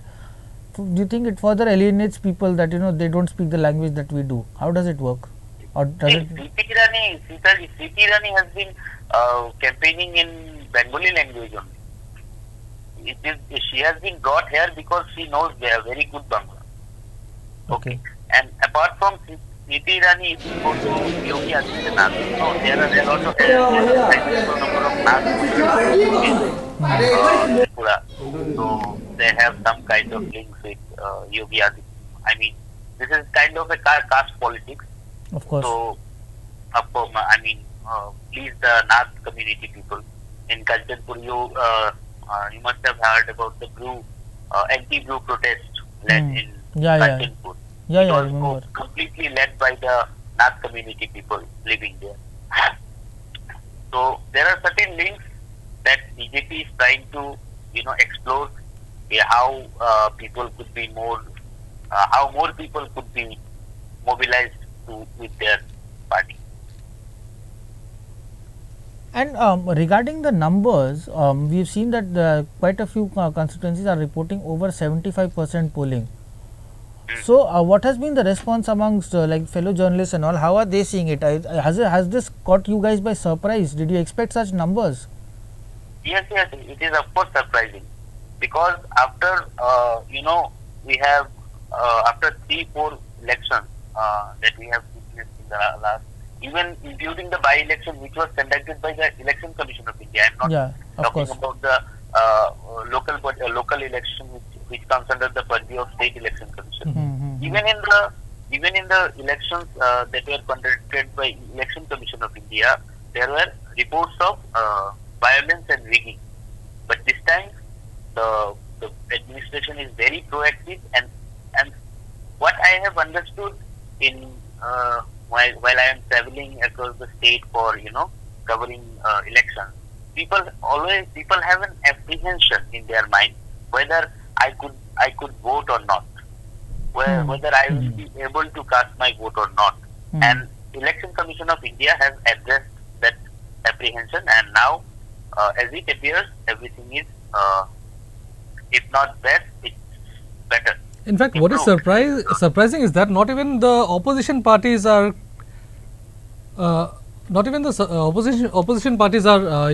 claiming or mentioning about any sort of violence or any kind of rigging or proxy voting as of yet. We haven't come across any such claims. But no. But the leaders who have casted their vote, they have said that some incidents are happening here and there. They are concerned about that, but they don't have raised any allegation against the Election Commission of India. Otherwise, in such instances, we have seen that the opposition parties have written so many letters to the Election Commission of India. But so far there are no letters, no complaints, so it's fine. Okay. Also, I just wanted to know one thing. It's almost 4 o'clock now. So, is there any kind of rumor going on amongst, like, have you been hearing anything about, like, how the voting has turned out? Are the opposition happy? Has anybody from the BJP said anything, even off the record, anything on these lines? Because now we are approaching. Yes, I have spoken to some of the opposition party leaders, and they are very, very much confident. I mean, CPIM and Congress is very much confident that they are this voting will help them getting back to power. And anybody in the BJP? And BJP people are mostly silent, but they are also, they have also said that yes, we also wanted such kind of election. Of course. People will vote freely, and their mandate is. Yes, in fact, when we heard Papya Datta's while she was speaking to media, and also Jishnu Dev Burma, they did not sound as confident as usually the BJP leaders do. They were the tone was a couple of notches down. Yeah, but I think I don't know. We are just making right now. We are almost going to a point where we are looking for cracks when there appear to be none. They could all be playing possum face, and come March 2, they could be getting 50 out of the 60 seats also, because that's the thing. See, the margins, as Rinal has pointed out, the margins are so thin, and for all we know, the results could have been going up to in one direction up to 4 o'clock, and the last couple of hours of voting will change everything. Exactly. So, Rinal, right now, now that the elections are almost over, what has been the conversation in the power corridors about, like, say, BJP's USP as opposed to other parties? It has, it always has CM faces, okay, but this time they have not. If Manik Saha is supposed to be the CM, then clearly we missed the message, because that has not come out nearly as strongly, right? Who is going to lead the party? Because now there is no way Biplab Dev is going to come back, because he's only recently become a Rajya Sabha member, right? So, have you guys been hearing anything about who leads the BJP into a new government, if they form a new government, or is it something that they are not at all? Because usually BJP is the kind of party that puts a face, right, to its campaign. But then again, they, especially during state elections, they announce the representing face later, after the elections, after the results are out. So maybe they have. Yeah, but that's the thing. They can do that when they were in the opposition. But now that whenever they have been in power, they usually had faces, right? Like in Bengal also, technically they didn't have a face. But in Bengal they were not in power. So it's not common. Like, for example, in UP, when they went to elections, there was absolutely no doubt that Yogi Adityanath is going to be the CM if they come to power again, right? But compared to that, for example, Tripura has been a lot more hush-hush, like, let's not talk about that. It's almost like the BJP doesn't want to go too ahead of itself. What has been your understanding, Rinal? Yes, Why Rinal, is the BJP? We'd like to hear from you on this. Yes, actually, see, BJP, who will lead BJP is a very, very difficult question to answer, because what we have seen that BJP changes face like anything else. They can, Biplab Dev, before Biplab Dev, stepped down as chief minister, he was the strongest BJP leader in his state. So in Tripura, but all of a sudden he was removed from his post, and we don't know what led to that removal. And as far as Manik Saha is concerned, if you look at the statement made by Home Minister Amit Shah and Prime Minister Modi, they have always mentioned that Dr. Manik Saha will carry forward the works that had been done by Biplab Dev. So, on that note, we can understand it's a kind of dropping a hint that Manik Saha may continue as the Chief Minister unless they get someone else like him to lead the party. I asked this question to Karma also, that do you think the BJP would have been placed very differently if Manik Saha had been there in the full term? Or he had been the CM for 5 years. I am asking you the same question now. Do you think BJP would have been in a very different position had Manik Saha been the CM for the entire tenure? It's not about Manik Saha. If anyone would be the CM for the full tenure, the situation would have been different, because in that case, Tripura Motha hadn't quit the party. Yeah, exactly. His main rival in the party was Biplab Kumar Dev. So the party would have been in a very strong position today. So consequently, do you also think that had Biplab Dev remained the CM for the entire term, barring the loss of Sudip Rai Burman, the BJP again would have been in a stronger position, because Biplab Dev, whatever for good or bad, was also a very, very powerful leader for the BJP, probably too powerful. But do you think if he had completed his tenure, things would have been different? Obviously, things would have been different. He could have, because he was his organizational utility was far better than Dr. Manik Saha or any other leader, as we have seen so far. So things could have been different, but these are all hypothetical things we are discussing.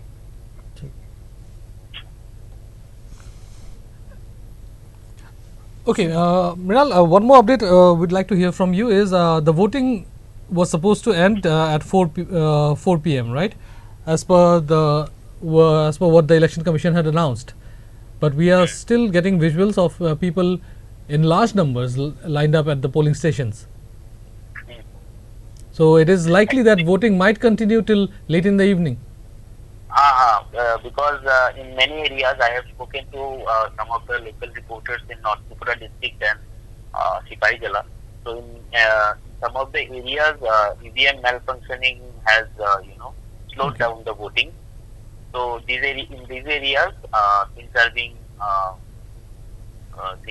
fixed and polling has been restarted.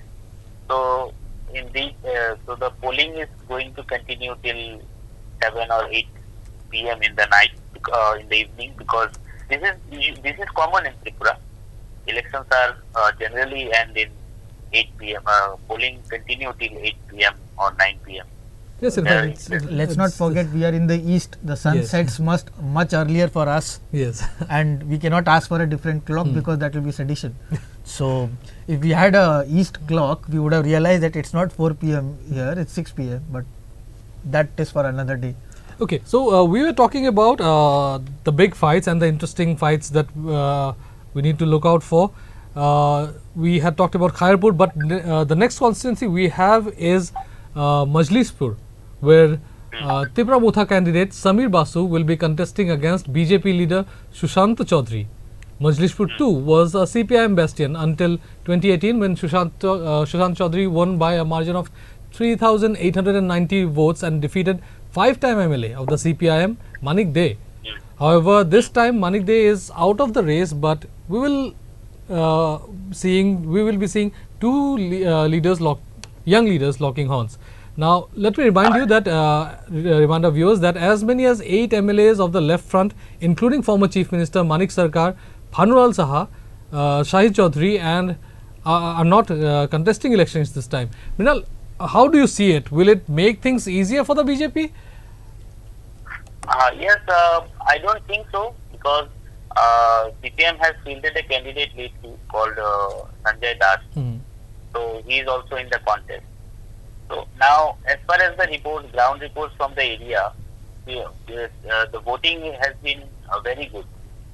People have been voting. So everywhere there is, if you talk to both the parties, BJP and Congress, both the camps feel that the winning margin of the candidates will be very low. It could be. Yes, in fact, in the previous election as well, it was just over 3,000. when Sushant Chaudhary had won.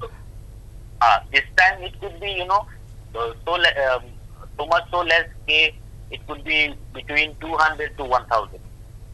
And in fact, I would just like to add here, Mrinal, to what you are saying. In 2018, BJP won one seat where the margin was under 500. Interestingly, CPM won 4 seats where the margin was under 500. So, on another day, BJP would have come with even more seats. But overall, if you look at seats which were decided by a margin of under 3000 votes, BJP and IPFT won 18 of them, and CPM won 8 of them. So this is something that, just to add to your point, that this was a factor in the last year's elections also, last term's election also, and this is something that could very well could be the margin between forming a government and not forming a government. But what makes this even more interesting is that on March 2, this means we will be waiting till very long to confirm the results. Exactly. Because even one round can absolutely upset all the numbers, right? So, for all you know, we will not be till 7 o'clock. The BJP has 30. It can be going one way exactly, and at round 1 and could be going the other way in round 2. So, we cannot write a story in advance and keep it also. Fine. Mrinal, a couple of things. You just give out a secret, like that's what. But it's a secret that we keep our copies ready. Tripura voted for blah blah blah. So no matter who they vote for, content is ready. Mrinal, one thing that I was interested is during all the time that you have been associated with us, we have also talked a lot about the commercial aspect of Tripura, whether it is the agar wood production or plans to increase it, plans to increase rubber, the whole conversation about linking to the Kaladan project, for example. So access to ports via Bangladesh. In fact, we also saw it last year during floods that Indian Oil India company sent tankers through Bangladesh, for example, where I argued in my column in Money Control that Tripura 2023 is better placed than Tripura 2018. So what I want to understand from you is, in these 5 years, what are the key commercial interventions in terms of investments, in terms of increasing capacity for farmers, in terms of promoting entrepreneurship? You have done quite a few stories on entrepreneurs also, right? How has the BJP performed in that aspect? This is something that I would like you to tell our viewers also. See, before the election, from 2018, the BJP, the Biplab Dev slogan for vocal for local slogan, when Mr. Modi coined the slogan, Biplab Dev was very excited to do something on that direction, and he has been identifying areas where Tripura can become a commercial hub. SEZ has been sanctioned for Sabroom, which is in South Tripura district. So this is still the government could not, complete the land acquisition. So a lot of projects have been sanctioned. So the railway link with Bangladesh, which is also supposed to open a lot of opportunities for Tripura, is also incomplete. Moitri Setu, which is which makes Agartala the closest Indian northeastern town to the port is also not functional yet. So all claims are made. Okay, we will do that, we will do this, but so far in the ground nothing has happened. Even if we talk about Agarwood is a very Biplab Dev has boasted about Agarwood that it will generate 2000 crore economy in Tripura. But after 2 years, what has happened in the ground? What has happened in the ground? Nothing. Because the Agarwood sellers are still,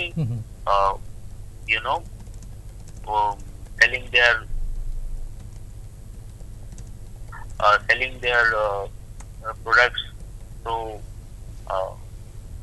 smuggling or other unfair means. So that's the thing. Okay, Mrinal, I think I would like to quickly move on to the next constituency, that we need to look out for, which we have another constituency which has been a CPIM bastion since 2008, but with Bhanulal Shah out of the race, we will be seeing Parthapratim Majumdar from the CPIM against BJP's Sushant Dev. I'm talking about Bishalgarh constituency in Sipahijala district. Here we had Bhanulal Shah elected for the first time in 1983. However, it became a Congress bastion in 1988, and the party continued its stronghold in till 2003. But in 2003, Shah came back in power in 2008. He defeated Nitai Chaudhary of the BJP in a close fight and won by a margin of only 766 votes. Bishalgarh is also quite popular for poll-related violence. Mrinal, so I think two new faces here. So what is your input on this? Bishalgarh is one of the most volatile constituencies of the state. It is in the Sipahijala district. It's a semi-town kind of thing. So, Sushant Datta facing Parthapratim Majumdar is a new. Sushant Datta is a new candidate who is very was the Mandal president here. I mean, the BJP's organizational unit head in Bishalgarh, and Parthapratim Majumdar was a very young leader. But as according to sources, this Congress and CPIM were, at some kind of dispute in the Bishalgarh, because Bishalgarh is a constituency which has Shamir Ranjan Burman, the father of TIPRA Burman, was used to contest from Bishalgarh, and he still has lot of followers in the constituency. So, of course, he was a chief minister, so he has a lot of beneficiaries as well. Okay. So now the Congress workers, the local Congress workers wanted a Congress MLA from this area. And who are doing Congress? Those who are at the left, those who are in BJP now, today, they were the really the Congress workers. So in that case, if Congress got the Bishalgarh constituency, the combination of CPIM and Congress, which they don't call it an alliance, would have an edge over the rival. Okay, Mrinal, thank you so much for all the inputs that you shared and all the valuable information that you shared for our viewers here. And before we wrap, move on to the next topic, I would like to do a quick rewind of all the big fights. First up was Dhanpur constituency, where BJP's Pratima Bhomik is contesting against Kaushik Chanda of the CPIM. So these are the constituencies that we need to look out for and are going to be interesting in this elections. Then it was Agartala constituency, where Sudeep Ray Burman and Papia Datta are in fray. Sudeep Ray Burman is representing the Congress, whereas Papia Datta is contesting on a BJP ticket. The third constituency is Town Bordwali, and it would be fair to say that Bordwali is the economic hub of Tripura, in fact, and half of it covers half of Agartala, and all the businesses, major businesses, are done from Town Bordwali constituency, where Manik Saha, the incumbent chief minister, and the BJP candidate is contesting against Congress's Ashish Saha. So two Sahas against each other from Town Bordwali here. Next up was Ramnagar constituency, where independent candidate Purushottam Roy Burman and is going against BJP's Surojit Datta and five-time BJP candidate and five-time MLA Surojit Datta. Then Badharghat constituency, where two members of the same family are contesting from the same. There were three members. And technically, it's like extended family. Exactly. Sorry, so, two members of the same family are contesting against each other, where aunt Minarani Sarkar is contesting on a BJP ticket. Her nephew Partharanjan Sarkar is contesting from All India Forward on a All India Forward bloc ticket, and he's been backed by the CPIM and the Congress. Then we have Khairpur constituency, where bigwigs Ratan Chakraborty and Pavitra Kaur, both veterans, both senior leaders, are contesting against each other. Ratan Chakraborty is the Speaker of the Assembly and the BJP candidate, whereas Pavitra Kaur is the CPIM candidate for the constituency. Next is Majlishpur constituency, where Sushanta Chaudhary, a very active and young leader, and is contesting against TIPRA Motha's Samir Basu. And the last but not the least is Vishalgarh constituency, where BJP's Sushant Deb is contesting against CPIM's Partha Pratim Mojumdar. Vishalgarh is known for violence, and it's not just Vishalgarh. Violence is one of the major issues in Tripura. It's not just restricted to elections. If you have been following EastMojo, you must have noticed a lot of stories coming in from the state that are related to violence, even when it's not going to the polls. We recently did a documentary, but before we move forward, go ahead. I would like Amit, you to come in here. So, the surprising scenarios, pictures coming in, it's a surprising scenario altogether that today not so much violence has been reported on a polling day, whereas we were, to be honest, expecting a lot of violence. Actually, no. I was speaking to Mrinal also about this. He had pointed this out, and okay, Mrinal, I was expecting. Mrinal, see, that's the thing. You are the video guy, so you were expecting footage. I was not. Mrinal, you can go ahead now. Are you there? No, I think Mrinal is left. Yes. No, Mrinal is left. He also has to do this thing called file story. So yeah, now start filing stories, Mrinal. No, the thing is, the reason why, and this is something that I said, I and Mrinal were discussing, is that on the day of poll, you are unlikely to see violence. See, on the day of polling, everybody has their camera out. Most of the times, what we have noticed is that in case of violence, what we have in terms of the stories, whether it is a short story, small story like 200-word story or a 1000-word story, you see that people come to know only after the violence has started, right? Because it's a regular day, and there is one party having a function somewhere, another party is having a function 5 kilometers somewhere else, 3 kilometers in between, one person slaps the other, and then violence starts. And by the time you have heard of violence, the violence is already in process, and people are already injured. But in the case of on the day of polling, no. On the day of polling, everybody is out with their mobile. Everybody is looking for that exclusive footage. Parties are more than aware of it. And the thing is, the last thing that you want to see is on the day of polling, say a party, cadre of a particular party with their flags beating up, say somebody. This is now, see, that's okay. On a regular day, this happens, and we have seen this, where you have seen people holding BJP flags or CPM flags and beating their rivals. On the day of polling, you don't want that. Before the day of polling, you want that because it shows them who is in position. But on the day of polling, the last thing you want to do is seen as somebody disrupting the democratic process of election. So, I am not surprised that until now, we have only heard a little bit, or even, in fact, a couple of news that we have heard is also from the suburban areas or from smaller polling stations and all. But I was not expecting nearly as much violence on the polling day. I might, depending on how the results go, that can be a completely different matter. Well, in that case, I would like to congratulate the Election Commission and Tripura the security forces, and the security forces as well, who have been successfully able to restrict the instances of violence, and also the people of Tripura who have refrained from indulging in any kind of violence, and also reporting any kind of if any kind of incidents has taken place. But it's not that the violence takes place.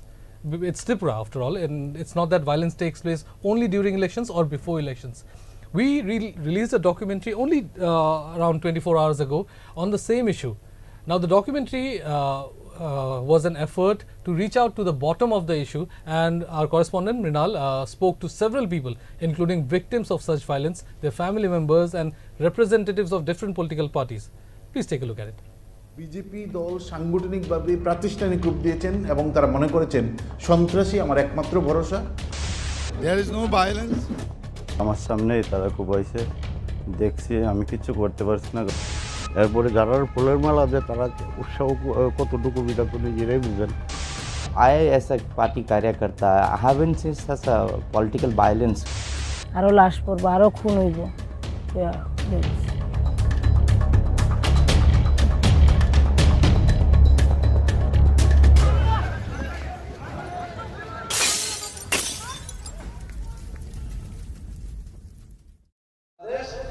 An all-time high. Streets have been decorated with flags and posters.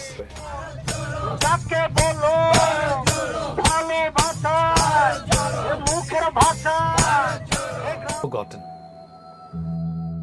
All that remains is a poster placed as a tribute to the 44-year-old by unknown miscreants in Tripura's Thalai district. A worker with the Pradyut Manika Dev incident was the fallout of a monetary dispute. His widow, Subharani Das, however, is certain that the attack প্রমাণ দেখাক, সাক্ষী প্রমাণ থাকবো, কারোর কাছ থেকে যদি কোনো টাকা পয়সা লেনদেন। এরা তো এটা ঠিক করছে না, না যদি কিছু মানে টাকা পয়সা, তারা তো কইছে টাকা পয়সারইও, যদি টাকা পয়সার কোনো ব্যাপার হইতো তাইলে তো সেরা বাড়ির মধ্যে সবাই জানে, সবাই নিয়ে বইয়ে সে একটা কথা কইতো। তা রাতের অন্ধকারে এভাবে সুরের মতো মারা তো ঠিক হয়েছে না, না। আর আমি জানি বাবা এমন টাকা পয়সার ইয়ে হইলে বাড়িতে জানাইলে, বাড়িতেও এমন কোনো কথা কইছে না। আর টাকা পয়সা না, আরও এর আগে অনেক 2-3 বারই বাবার এমন অ্যাটাক করছে। এটা মানে এটার প্রতিবাদ চাই, এটা বন্ধ করা দরকার, আর তারা শাস্তি দেওয়া দরকার। This is the vehicle Namasudra was travelling in on the fateful evening. It was burned down during the attack. Indrajit Namasudra, Pranajit's nephew and an eyewitness to the incident, recalls the horror of the night. জেঠুরে 7-8 জন মিল্লা জেঠুরে ধারালো অস্ত্র দিয়ে আঘাত করছে মাথায়, মুখে, করার পরে আমার সামনেই তারা কুবাইছে। দেখছি, আমি কিচ্ছু করতে পারছি না, কারণ আমার 4-5 জনে ধরে রাখছিল। তারপরে যখন মারতেছে তখন আমারও 2টা বাড়ি দিছে। যখন বাড়ি দিছে তখন বাড়ি খাইয়া সেরা জোরাজুরি করে চুটটা আমি দৌড়িয়া পালিয়ে আইছি। আওয়ার পরে পুলিশ খবর দেওয়া হয়েছে, পুলিশ গেছে পরে পুলিশে জেটুরে লইয়া হাসপাতাল লইয়া গেছে। যারা যারা আসছিল তার নামে কেস দেওয়া হয়েছে, যারা যারা চিনছি তার নাম দিয়েছি।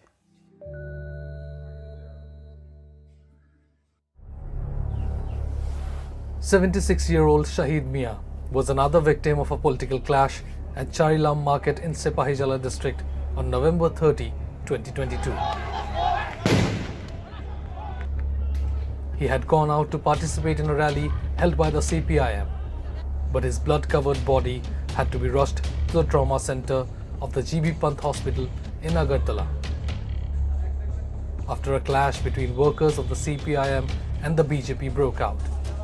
10 others were also injured in that incident.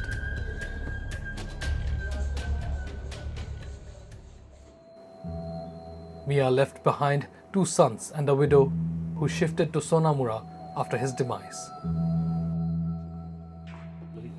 His brother Rahim Mia says that they do not long for justice, since those arrested were welcomed with garlands after they were released on bail and remain scot-free.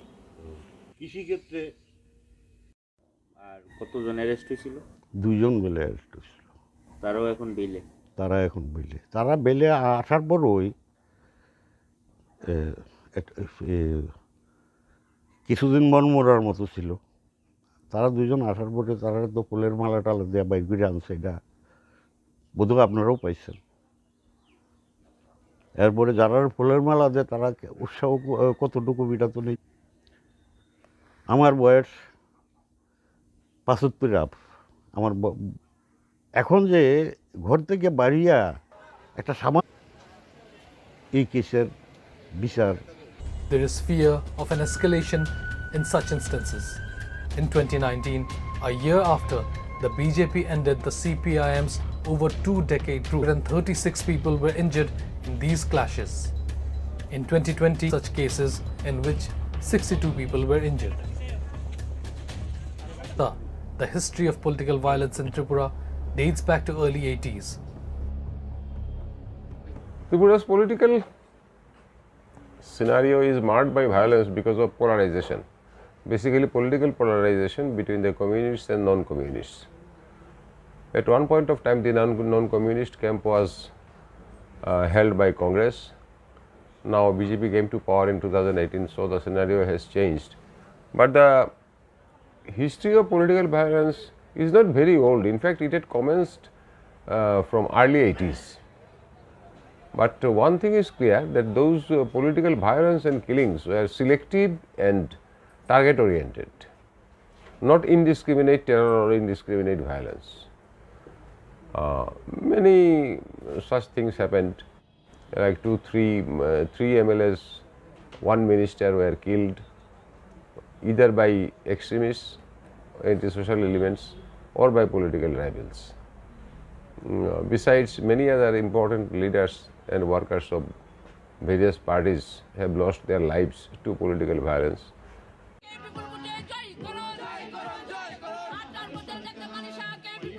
On political grounds, mentioning violence only initiates a blame game, where one party blames the other for striking the first blow and steer clear of being involved in or encouraging any such activity.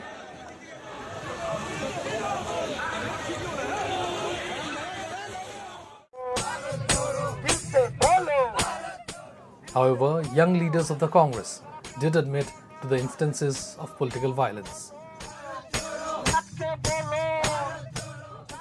We Congress and Bamfront, are admitting that yes, yet some political violence had happened during that time, and some people had lost their lives. So this political violence, has to be come to put an end. So that is why, and it is one of the most important reasons Congress and Bamfront have come together and promised each other that political violence in Tripura will not gonna be happen again. Tripura রাজ্য কমিটির সম্পাদক comrade Nabarun Dev. Nabarun Dev, Tripura State Secretary of the Democratic Youth Federation of India, the youth wing of the CPIM, claims that the BJP gave violence in the state a more organized structure and used it to scare people to vote for them. 3 March থেকে আজকের দিন পর্যন্ত কিন্তু সন্ত্রাস সম্পর্কে বিজেপির নেতারা সন্ত্রাসের বিরুদ্ধে একটা শব্দ উচ্চারণ করেননি এই কারণেতে তাতেই স্পষ্ট যে সন্ত্রাসটাকে বিজেপি তাদের সাংগঠনিক রূপ দিয়ে এটাকে প্রাতিষ্ঠানিক রূপ দেয় এবং এটা দিতে তারা বাধ্য হয়েছেন এই কারণেতে, কারণ তারা সরকারে যে এসছেন 2% থেকে 48% ভোট, এটা কিন্তু বিজেপির মানে তার ভোটারের ভোট না, একটা এন্টি ইনকামবেন্সি, তার সঙ্গে কংগ্রেস এই সময় দীর্ঘদিন বিজেপির বিরুদ্ধে সিপিএমের বিরুদ্ধে লড়াই তারা একটা সময় ঝাঁপিয়েছিলেন। ফলে বিজেপি সংগঠনহীন, ভোটারহীন, অন্যের ভোটে বিজেপি সরকার। এখন এই সরকারটাকে ধরে রাখার জন্য বিজেপি দল সাংগঠনিকভাবে প্রাতিষ্ঠানিক রূপ দিয়েছেন এবং তারা মনে করেছেন সন্ত্রাসী আমার একমাত্র ভরসা, সন্ত্রাসের উপরই আমার সরকারকে টিকিয়ে রাখতে হবে, সন্ত্রাস করেই আমার ভবিষ্যতে সরকার তৈরি করতে হবে। According to leaders of the BJP, the root cause of violence in the state goes back to the CPIM's root.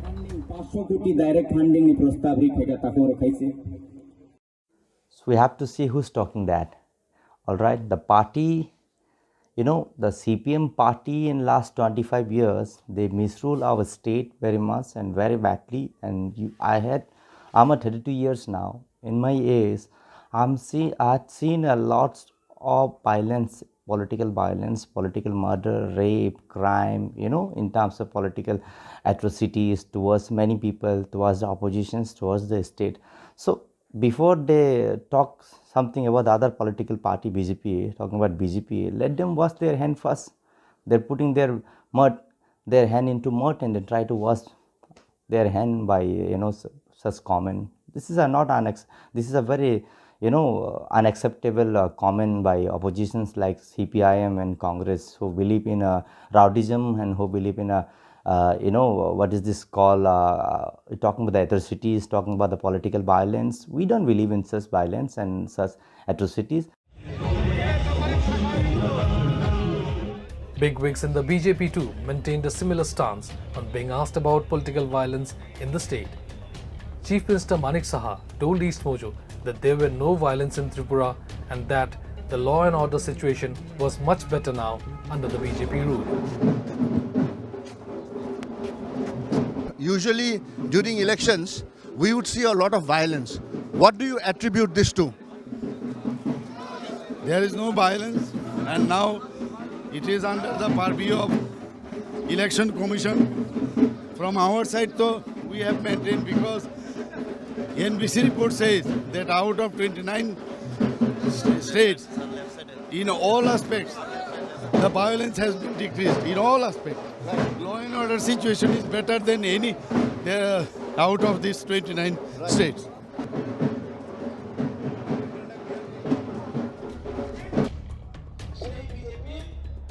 Although the BJP and TIPRA Motha have been at loggerheads ever since the Saffron Party made its stance on Greater Tripura land clear and said that BJP will not allow Tripura to be divided. Royal Scion Pradyut Manikya agreed that violence may have come down under the current Chief Minister's rule when compared to Biplab Deb's rule until early last year.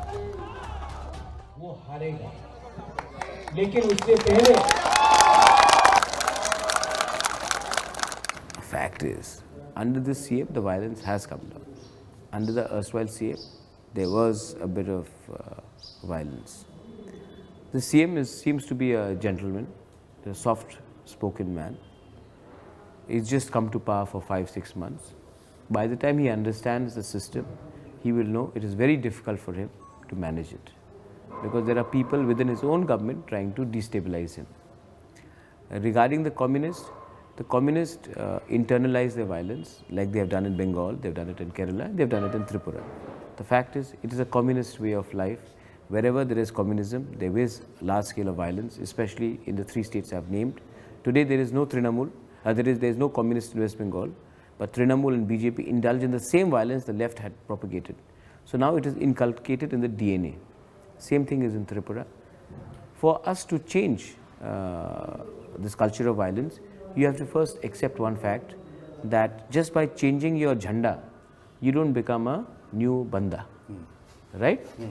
What's happened is the same criminal who was holding the communist flag, today is holding the BJP flag.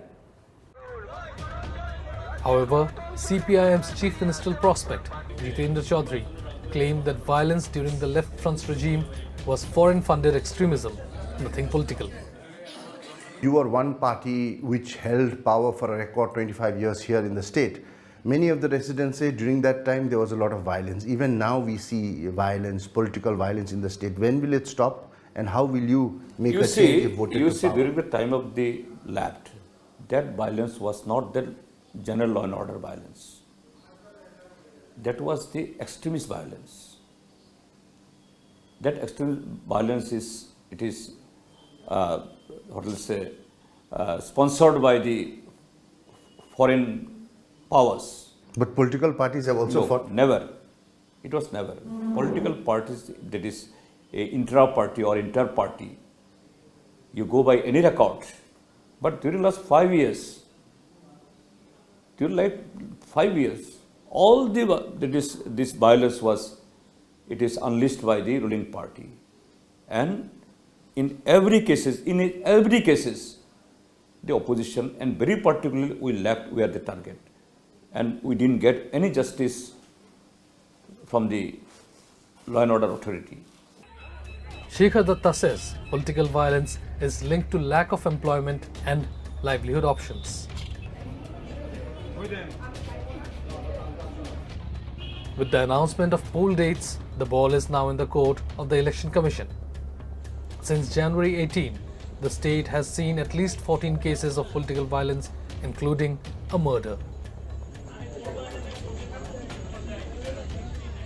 Meanwhile, to tackle the issue, about 200 companies of Central Paramilitary Forces have already been deployed in several sensitive areas.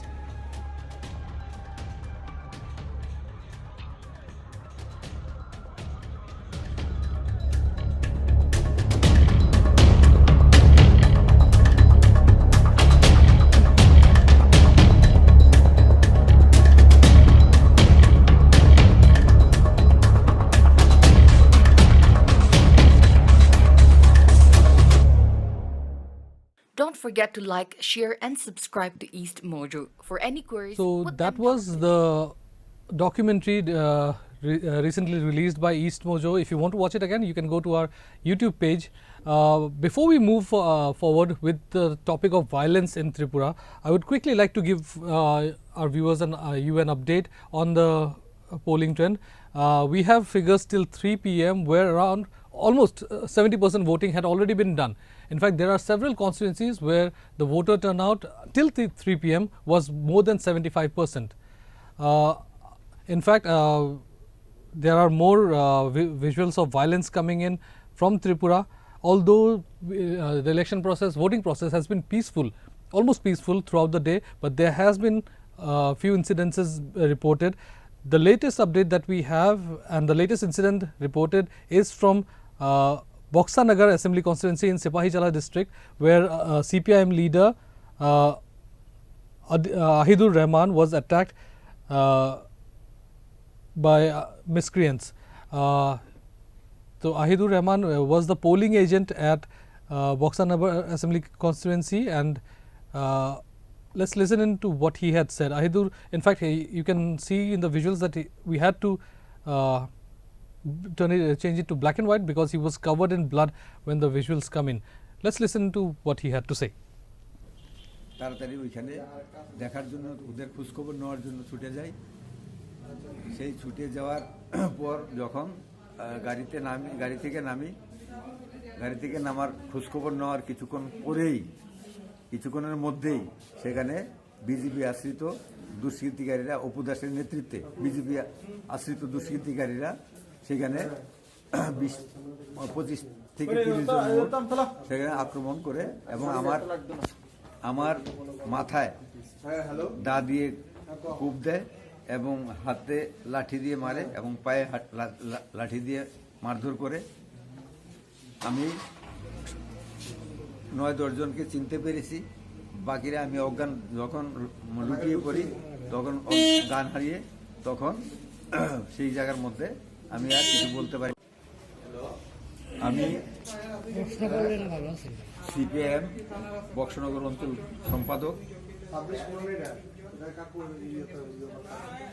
আমি 23 নম্বর booth স্বাধীনটিলা চৌমুনিতে আমাদের নেতা কর্মীদের উপর BJP আশ্রিত দুষ্কৃতিকারীরা কিছু আক্রমণ করে ভোটদানে বাধা দেয়।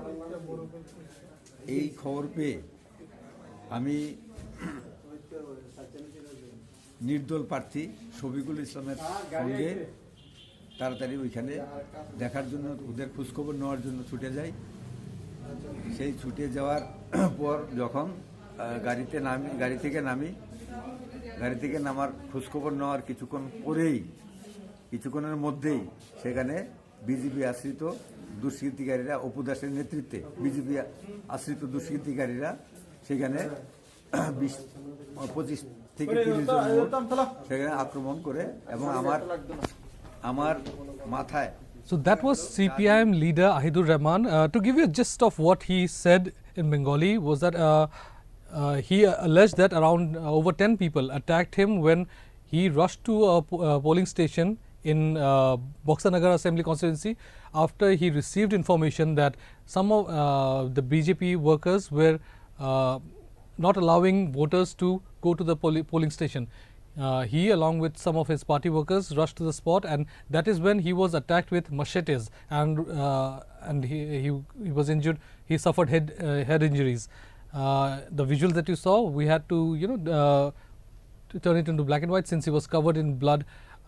His shirt was drenched in blood. That was one of the incidences of violence that came in from Tripura.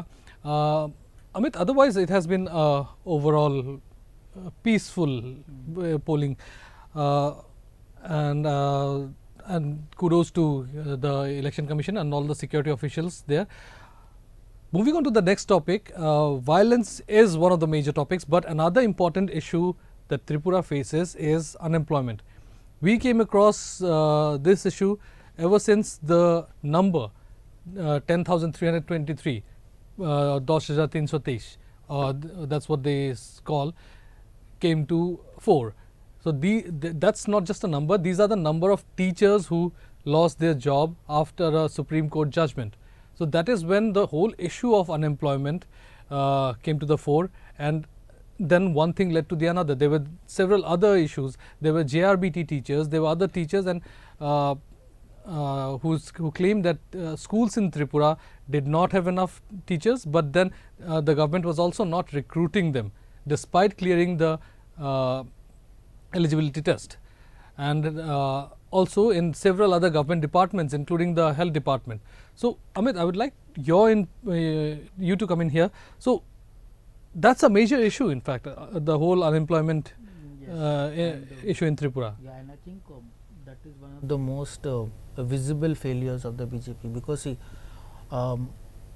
the teachers had already lost their jobs when the BJP came to power. So if it had been like, say, a Supreme Court order comes in 2019, BJP is in power, they say, okay, we will address it, we are taking measures, pandemic hits, 2 years of not much happening, time to recover, sure. This was an issue, this was a set of people, and in our region, across the northeast, not just Tripura, unemployment is such a chronic issue that one person's job not only takes care of themselves, but is never for one person, right? Especially in rural areas, the difference between a so-called middle class family and a family that is in poverty can be just one job, and especially a government job. And then when these teachers, as we we have done several stories on this. So one of the things that the teachers pointed out is that we knew the CPM kind of made a mistake. They used the other word, but let's say CPM, a lot of teachers believe that CPM was at fault, that they did not pursue the case strongly enough, that because the argument was always that whether it was the 423 teachers in whom the irregularities were found, should they have lost their jobs, or should all the teachers in that series have lost their jobs? That was one question. And 10,323, that's not a small number. Of course, it's not a small number, and you cannot think of it. It's not just them, their families are also associated. Of course, which is what I am saying, that you are not talking about 10,000 people. These are not, and see, let's not forget, these 10,000 teachers is almost always 10,000 voters. But more importantly, let's say even if one person was supporting a family of 3 or 4, you are talking about 50,000 people. At least directly, then you can talk about the ripple effect, like how many people, for example, in this period could have been in a very good school, which could have equipped them to apply for a better job, but because their father or mother lost their jobs, they could not pursue a career that they wanted, right? So the ripple effect, it's not a ripple effect, it's like a tectonic shift in terms of it decimates families. So what has happened is the entire tenure of BJP will be seen by these teachers as a period in which nothing happened. Sure. Now to, and I'm again to contextualize the 10,000 number that you are talking about, the BJP comes on record and says we have provided jobs to 20,000 people plus 5,000 indirect jobs. So that is 25,000 jobs. So now think of it this way: of all the jobs that BJP provided in 5 years, take that number, 40% was just here. For example, 25,000 jobs provided versus 10,000 people who lost their jobs. So you are talking about, just on one hand, the number of jobs you provided, of that 40% could have increased by just ensuring these people have their jobs back. That did not happen. Some of them managed to get jobs in other departments through lateral movement or something or the other. Then there are the teachers who died. A lot of teachers have died because of the stress that has come with it, the fact that you have no jobs, the fact that you are in Tripura. So even see, like for example in Assam, it's very simple. If you don't, not simple, but here is how things work in Assam. People from the rural areas, when nothing works out, they come to Guwahati and hope they'll get something. If nothing works out here, they go to bigger cities. Exactly. In Tripura, even getting to a bigger city takes you so much more time and money and resources. It's not that simple, right? And they have got railway connectivity recently. Exactly. So then you have to think about the fact that people also did not want to leave, because there was also the hope that what if you get your job? For example, what if you are reinstated? Then if you are not there in time, what if you start your family somewhere else? Now you are reinstated, now you have to come back again. So a lot of people never left. That section, it is reflected, like we did a story recently that 2 or 3 of them are also contesting elections. But interestingly, some of them are also saying that supporting the CPM or the Congress is a bad move, because they believe they are as much as fault. However, even they accept that the BJP has failed them. So the BJP did itself no favor by doing this. And not only them, there is also the the talk about contractual employees. See, again, this is BJP at its best. When the BJP is challenging a government, they look at the not the marginalized, but they see who are the vulnerable sections that they can appeal to, and so they see overlap. Okay, certain religion, a certain community, unemployed amongst them, definitely voting for us. Teachers, contractual employees, ASHA workers.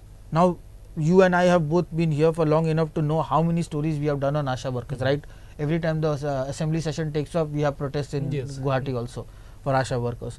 ASHA workers were backbone in terms of not only pre-pandemic but during the pandemic. They were the superheroes. Exactly. They are the ones who provided last mile connectivity for vaccines and all, and they continue to be not treated as employee but as contractual laborers.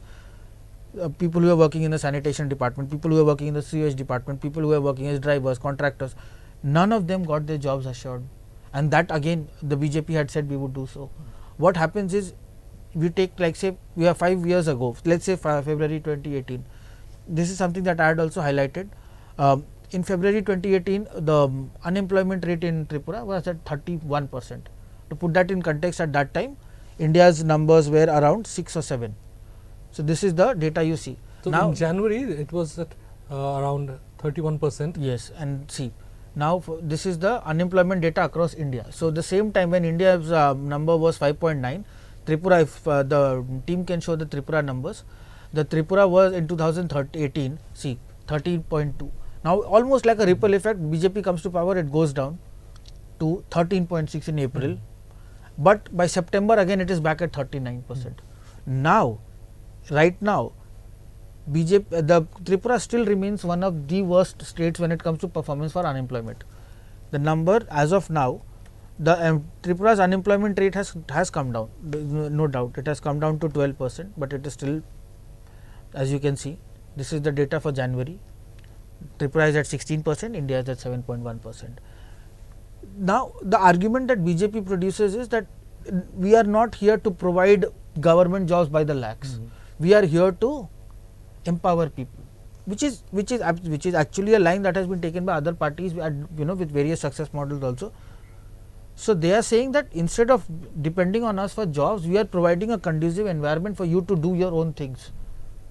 But that has not been reflected in terms of the number of businesses that have started. For example, which Mrinal also pointed out, that Biplab Dev was very excited about vocal for local.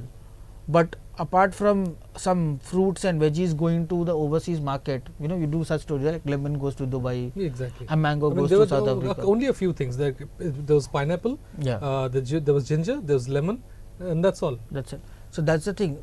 The idea that there would be a kickstart in terms of even private investments, we are not seeing that much. So now see, unlike Assam, which has, like, if you look at Assam's map, you have the difficult part in terms of logistical reach, the NC hills. So the roads are not the best condition, the rain and all that makes it a little difficult. Then you have the Brahmaputra Valley region, which is home, or a person who started an egg farm. So these are individual success stories, sure, but we are not seeing that get replicated in a large scale model, and that is perhaps best reflected by the argument that TTADC has been putting forward, that if you have so many schemes from the central government, if you have so many schemes from the state government, why are we not seeing them? If you are giving 28% of the population only 2% of the budget, then consequently you are also, that means the 98% of budget is going somewhere else. But it's not like the Bengali population has grown by leaps and bounds in terms of businesses, or that do we even hear of Tripura when it comes to startups, for example? So, in fact, I remember when there was a Karma Conversation episode when he spoke to the NETFI chairman. He said he mentioned Manipur among one of the top states and Assam. There was I don't remember hearing Tripura among when it comes to startups. So that's the thing. See, this is what I'm saying, that the BJP, the argument that you should not depend on government jobs is a sound argument. It's I mean, I may disagree with it. I think the government still should be the one who should be pushing for this, but fine. Other people say we don't need government, we need more startups, more honest people working on their own, fine. But that model is not visible. In fact, that is one thing that also Mr. Shekhar Datta highlighted in the documentary. If you had, if our viewers had heard the last part where Shekhar Datta was speaking, he mentioned that violence in Tripura is also connected to unemployment, because there are no private sectors, and because also Tripura, in fact, the private sector does not exist in Tripura. There is no investment, so that leads leaves the people, especially the youth of Tripura, dependent on the government.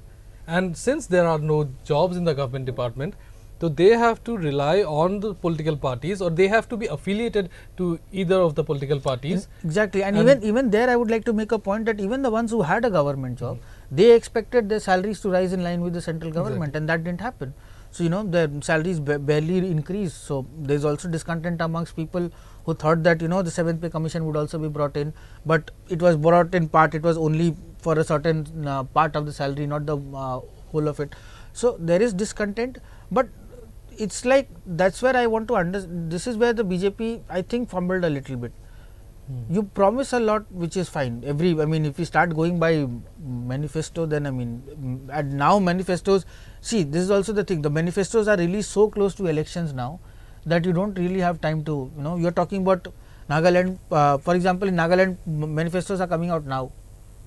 I mean, the election is in 10 days, and count out the last 2 days, because yesterday. Yeah, so model code of conduct is anyways in place, but say 48 hours before elections, like on 25th onwards, you cannot be doing anything, right? So, if you are releasing your manifesto on 15th or 14th, you are giving everybody 10 days to analyze it. But people did analyze it, and people have seen that, you know, the promises that you had made, you are not delivering on those.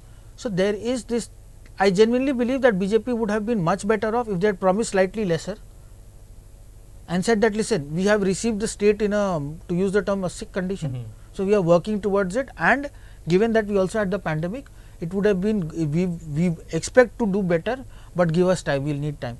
You should not have come out with terms like we will create 100 model villages. In fact, on the contrary, we just heard Mr. Ratan Lal Nath talking about all the government schemes while after he cast his vote. Exactly. So, they continue to make promises even on polling day. But that's what I'm saying, people are aware. See, the thing is, whatever Mr. Ratan Lal Nath is saying, the Tripura electorate is aware of it, because they have been hearing about this.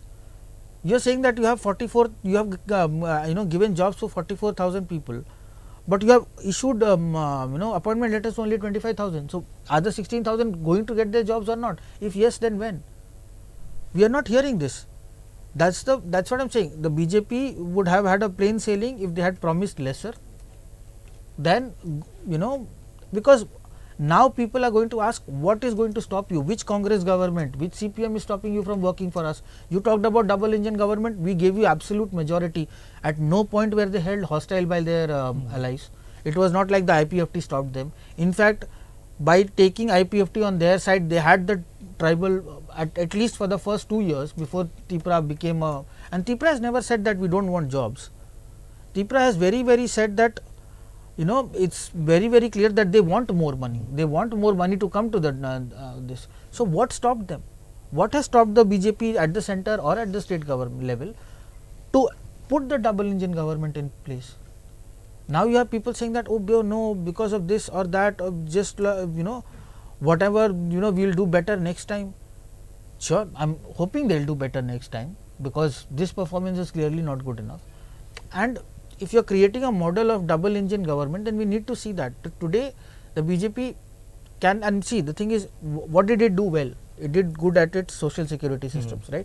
So, but then again, I would question how much of that is the central government and how much of that has reached the central government is the one that has announced free ration for everybody, right, at the end of the year. Now that you have announced that, that has taken the burden of state government.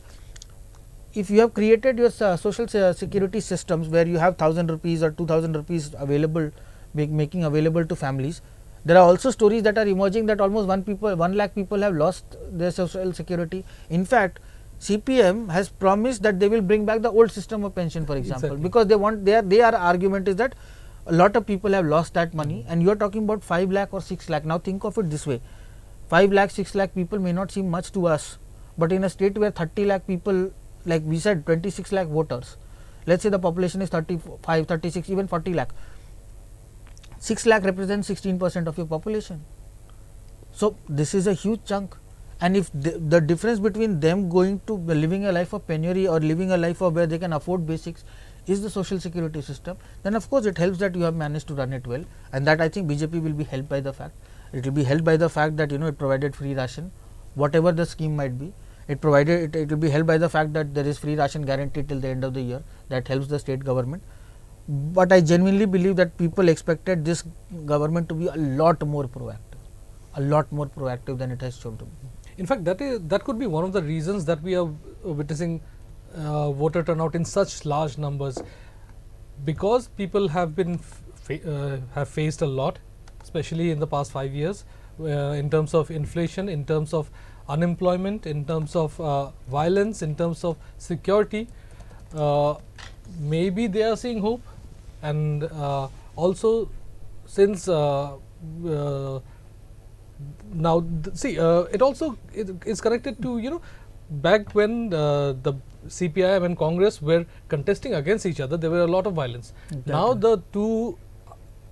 the two opposition parties are in alliance, and they are contesting against the BJP, exactly. which maybe, we are just assuming here, that maybe have led to the number of instances of violence, brought down the number of instances of violence, Exactly. and that encourage the people to come out and vote.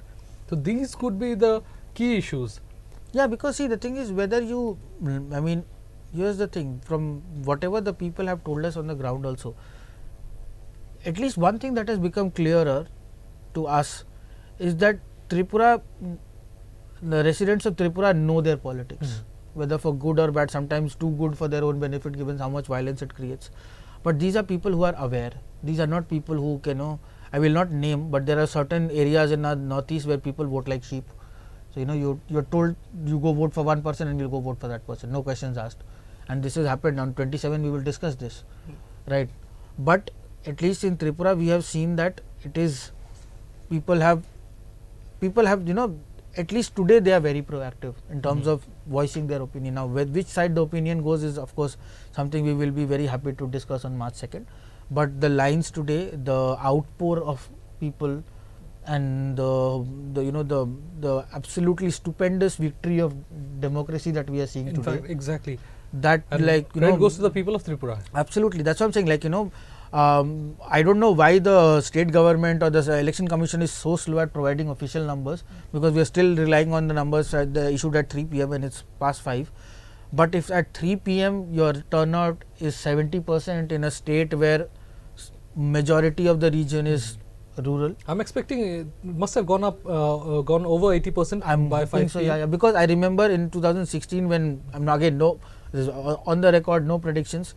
In 2016, Assam had a overall turnout of anything between 83 and 86%, and that's when people were like, okay, thank you Congress. At 83 or 86%, you have no chance you're coming back. Of course, it's not going to be that simple for any party, and let's not forget this is the BJP. So when they are not in power, they come back to power anyways. So, but that's what I'm saying. That is a discussion for March 2. Today, I genuinely believe that the people have given a very, very strong mandate that their opinion matters. They're given a very strong mandate that they are not going to take the status quo lying down, that they are going to voice their opinion. I'm glad that an overwhelming majority has absolutely shunned the path of violence, at least for today. So, maybe things will change tomorrow again, but that's another matter.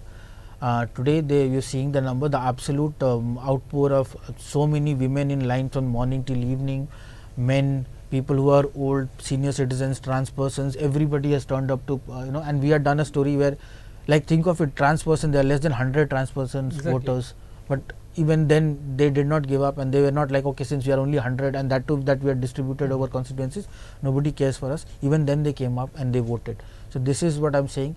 The fact, and I also will give some credit to political parties here, especially in the current environment, we did not see communal polarization. Exactly. I'm glad about that. I'm very thankful that, and especially in considering what we had seen in Assam 2 years ago, the level of polarization that was happening from all sides. Why will I blame one party? But at least in the case of Tripura, I'm glad that that at least that was one thing that they can say with their held head, that we didn't indulge in this. And again, credit to BJP, credit to Congress, CPM, TIPRA, everybody said that whatever reasons might be, but nobody was here targeting that, you know, this community is our enemy.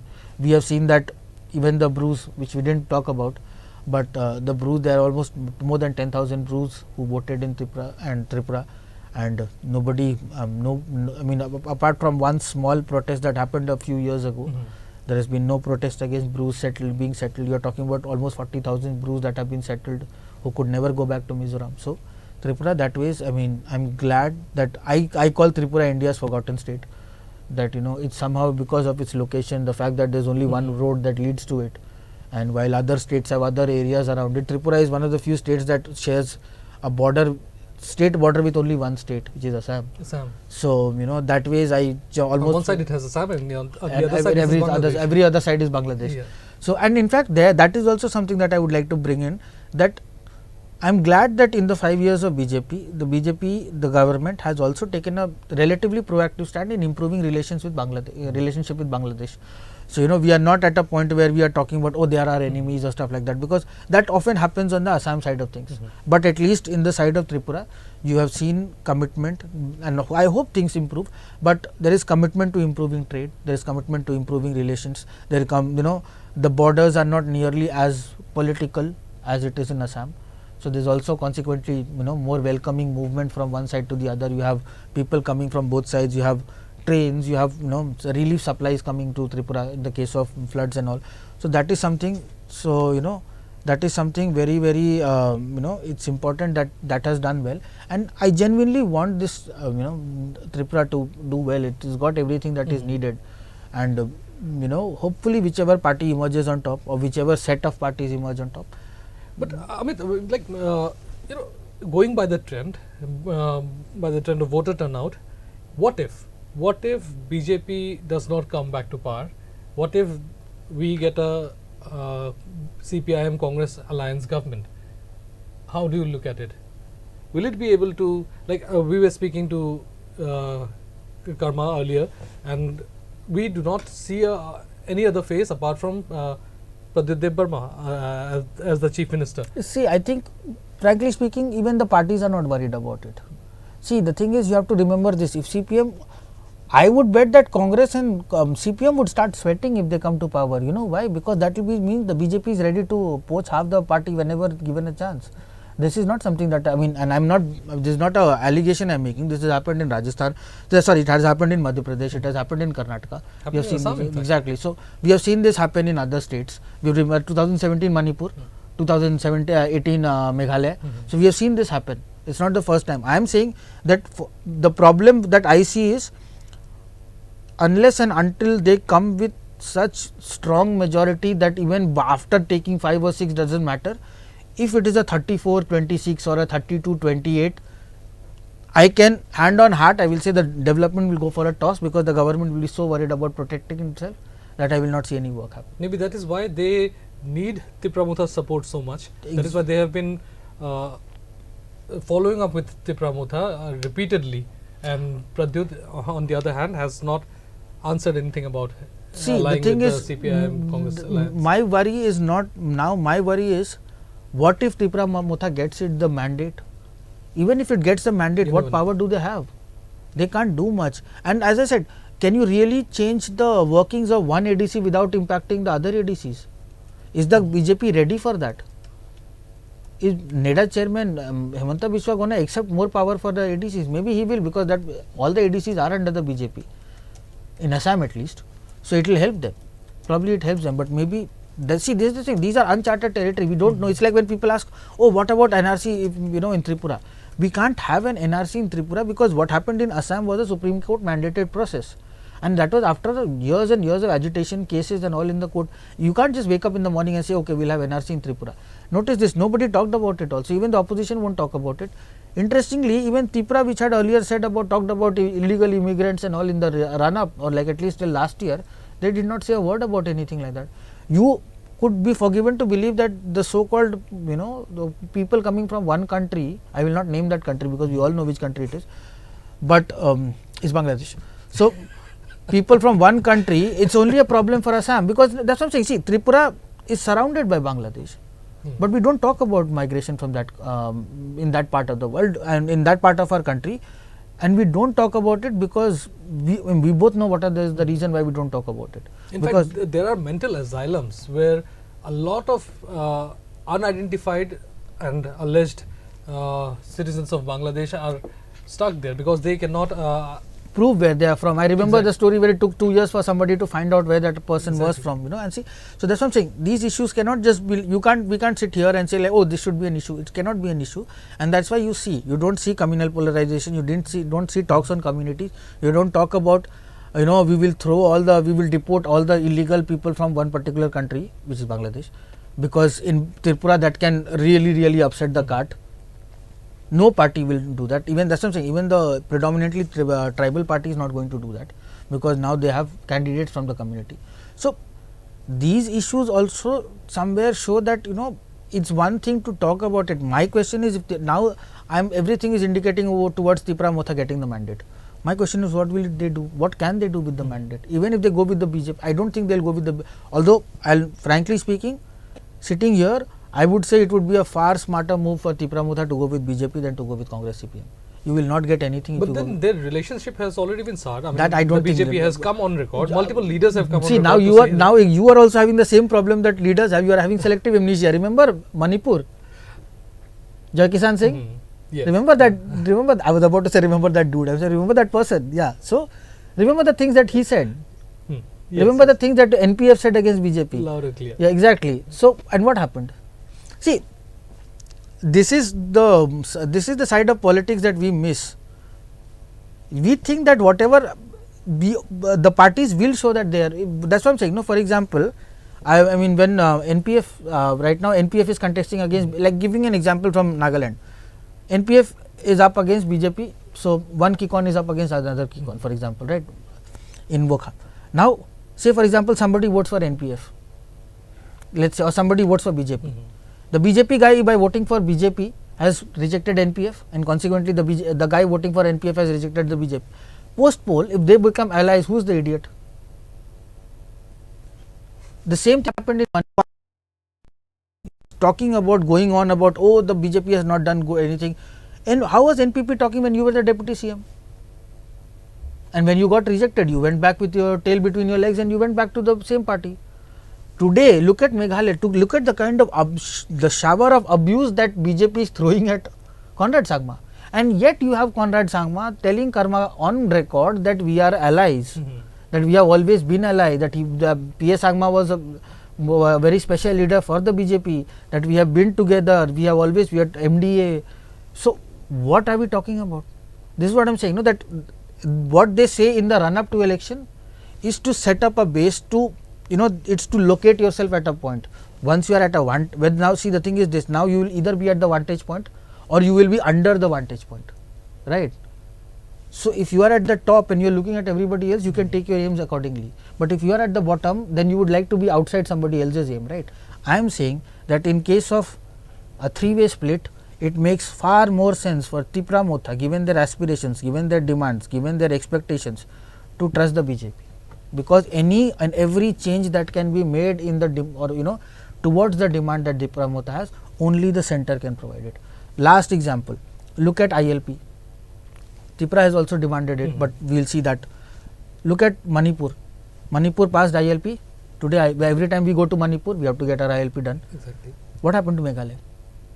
Meghalaya passed the resolution for ILP in December 2019 in the wake of CA. And for 3 years now, fourth year now, Conrad Sangma and his government has been, no other word, begging the center government to allow ILP. And today, in Karma conversations, because of he knows what can happen later, Conrad Sangma tells you that, oh, there are other schemes also that to protect. If there are other schemes to protect the indigenous, why do you need ILP in the first place, sir? And if you had other schemes, why did you push for ILP? And if you still think ILP is needed and the central government is not giving it to you, why don't you have the power to call them out? But no, they will not. That's what I'm saying. What is unique about Manipur that it gets ILP and Meghalaya does not? But that's the thing. If BJP gives ILP under Conrad's CM-ship, NPP takes the credit. I will not be surprised if ILP is passed 2 months within BJP coming to power, for example, because then it is theirs. So that's what I'm saying. In the northeast, it never helps to be a anti-center, especially when you have demands, which is why every state now in the northeast is either directly with the BJP or an ally of the BJP, and it will take a lot to change that.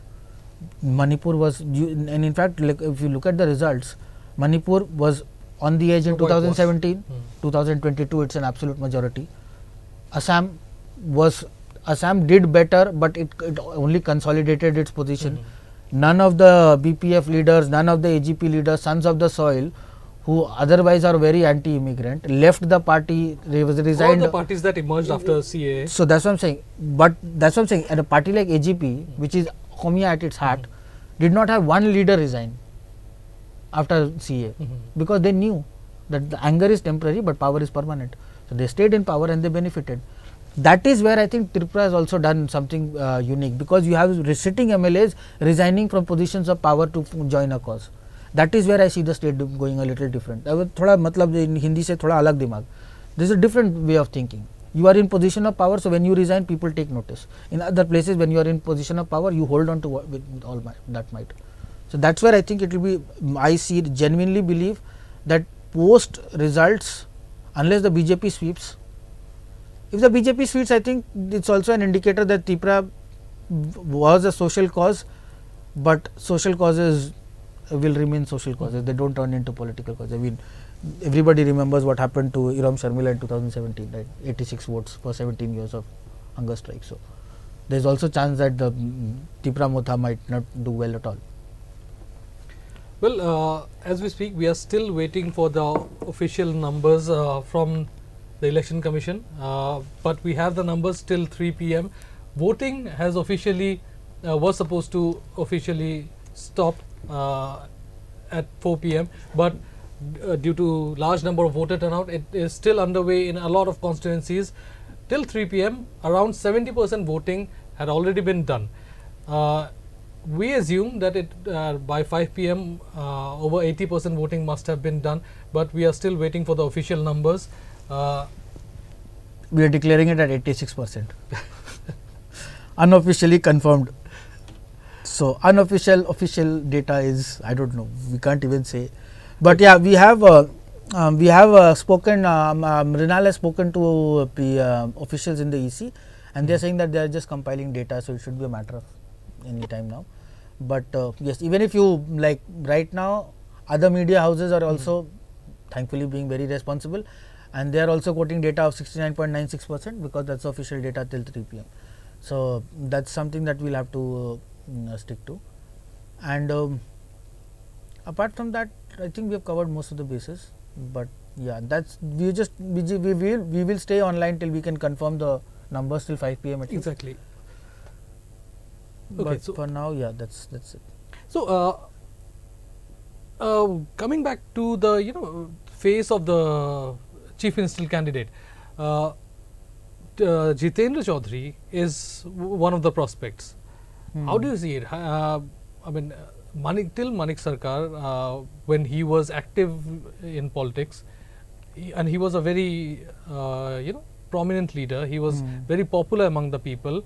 Especially, I would not call them stunts, because especially for his ideologies, he would not have property which he does not require. He would not own a car. He would still, in fact, I remember after he was voted out of power, he stayed in the CPIM office for several days along with his wife, and he refused to continue living in the chief minister's quarter, I would say, even after the government asked him to do so.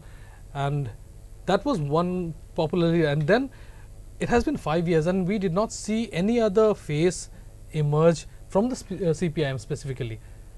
I don't think the CPIM, like from whatever we have learned from the ground and the way the party has conducted itself also, the party is not really looking at its, the way, I mean, to put it simply, the way CPM is approaching it when it comes to chief ministership and all, they are like, to use that adage, we'll cross that bridge when we get there. First, let us focus on not only retaining our voter base, but also finding ways to consolidate it. Whether it is being nice to TIPRA, whether it is having an understanding with their former arch enemy Congress, the party is, see, the thing is, if you remember, we have numbers coming now. Do we have numbers coming now? Do we have come? Yeah. Yes. So we guessed it right. At 5 p.m. 81.1% voting was done. Kudos to us. We made the right guess. And the unofficial becomes official. Yeah. Unofficial becomes official, and in the several constituencies it's closer to 86%. So the constituencies with 85.8%, 84.8%, 86.1%, 86.7%. So it won't be surprising if the final voting number crosses the 90% mark. That I think, I'm not very sure, but I think it will definitely be in the mid 80s now. So new update has been shared. It stands at 88. So yeah, just to make it official again, as of 5 p.m. till 4 p.m. Apologies, my bad. Till 4 p.m. I repeat, till 4 p.m. it's 81.1%, which also, like if you notice, between 3 p.m. and 4 p.m. the number has increased by 10%. By 10%. Over 10%. Over 10%, which is a huge jump. Which, think of it, it's almost like 2.5 lakh people voted in between 3 and 4 p.m. Considering 26 lakh voters, you're talking about a sizable number of people voting, and you still see the lines. As you can see, there are still people queued up in huge numbers. So we definitely expect the number to remain above 80. We can only confirm it later once we have the numbers, but as of now, we repeat, at 4 p.m. the number stands at 81.1%. It's a huge number. Let's not, to put this in context, you are talking about areas where there is large stretches do not have active public transport. You are talking about large rural areas where people may have travelled, they have not gone to work, they have lost a day's earning for daily wage labourers. People who are working in government institutions and private institutions, of course, they have the holiday to go and work, but despite that, you see such a huge number of people who have lined up, and barring a few instances of violence, it's been a very, very smooth sailing. And Kalyan, do you have in almost 40 constituencies, the voting percentage is over 80%, in fact. And the ones that are not are basically in their late 70s. Yes. So this is something that we'll have to notice, and I think this is something that we are doing. The updates, frankly speaking, we expected updates to be a little faster. This is only the fourth update in the day. Exactly. There was one at 9, 11, 3 and 4. So the first update came in at 9, then the second one at 11, third one at 1 and 3. Fourth one at 3. Did we get one at 1 o'clock? Yes. So we had 5 updates. This is the fifth one. So basically from there, and we can say that the number has improved tremendously from starting at 13%, I believe, at 9 a.m. it was only 13, just over 13%. So that's remarkable in terms of. At 1 p.m. it was over 32%. Yeah, and I think between 1 and 3, that's when it went from 1 to 69%. Like next thing we know, it was at 69%. So this is something that is amazing, and I think. I think the voting will continue till 7-8 p.m. Yes, like Mrinal said, because there are a lot of constituencies. In fact, although the official voting time was 4 p.m., but there are a lot of voters who reach the polling station. Still can't believe that people in Delhi think voting will get over at 4 p.m. We need a different clock. Our 4 p.m. is not your 4 p.m. Okay, that's a separate debate, a topic for no, a debate. But please listen, the 4 p.m. here is not the 4 p.m. We are up at 6 a.m. You don't realize that. And this is also winter, so the east, anyways, I'm going on a tangent now. Yeah, so this is something that, any other topic that we think we missed? I think we'll just quickly do a roundup of what we discussed about. So voting for 60 constituencies in Tripura began today at 7 a.m. By 9 a.m. It was at 14%, and as of 4 p.m. the voter turnout is at 81.1%. Let me remind our viewers that a total of 259 candidates from different parties, including BJP, Congress, CPIM, IPFT, TIPRA Motha and TMC, and several independent candidates, one from All India Forward Bloc as well, are in the fray. Polling was carried out in 3,337 polling stations, where over 28 lakh voters cast their votes to form the next government, or to choose who will form the next government. The questions remain: how will the CPIM and Congress alliance be able to overthrow the BJP government? How crucial a role will the TIPRA Motha and Pradyut Manika Debbarma play in the elections, and will the TMC be able to capture a major chunk of constituencies in these elections? We will find out the answer on March 2nd. To a quick update, and I repeat that as of 4 p.m. the voter turnout in Tripura is at 81.1%. We are expecting that the numbers will, in fact, the numbers will definitely increase by the time the voting process wraps up, officially wraps up, although since it's still underway in several constituencies. I would like to thank you, all our viewers, for joining us, and also I would like to thank Mrinal Banik for sharing all the valuable and important inputs throughout the day. Mr. Shekhar Datta, Editor-in-Chief of TripuraInfo.com, for joining us.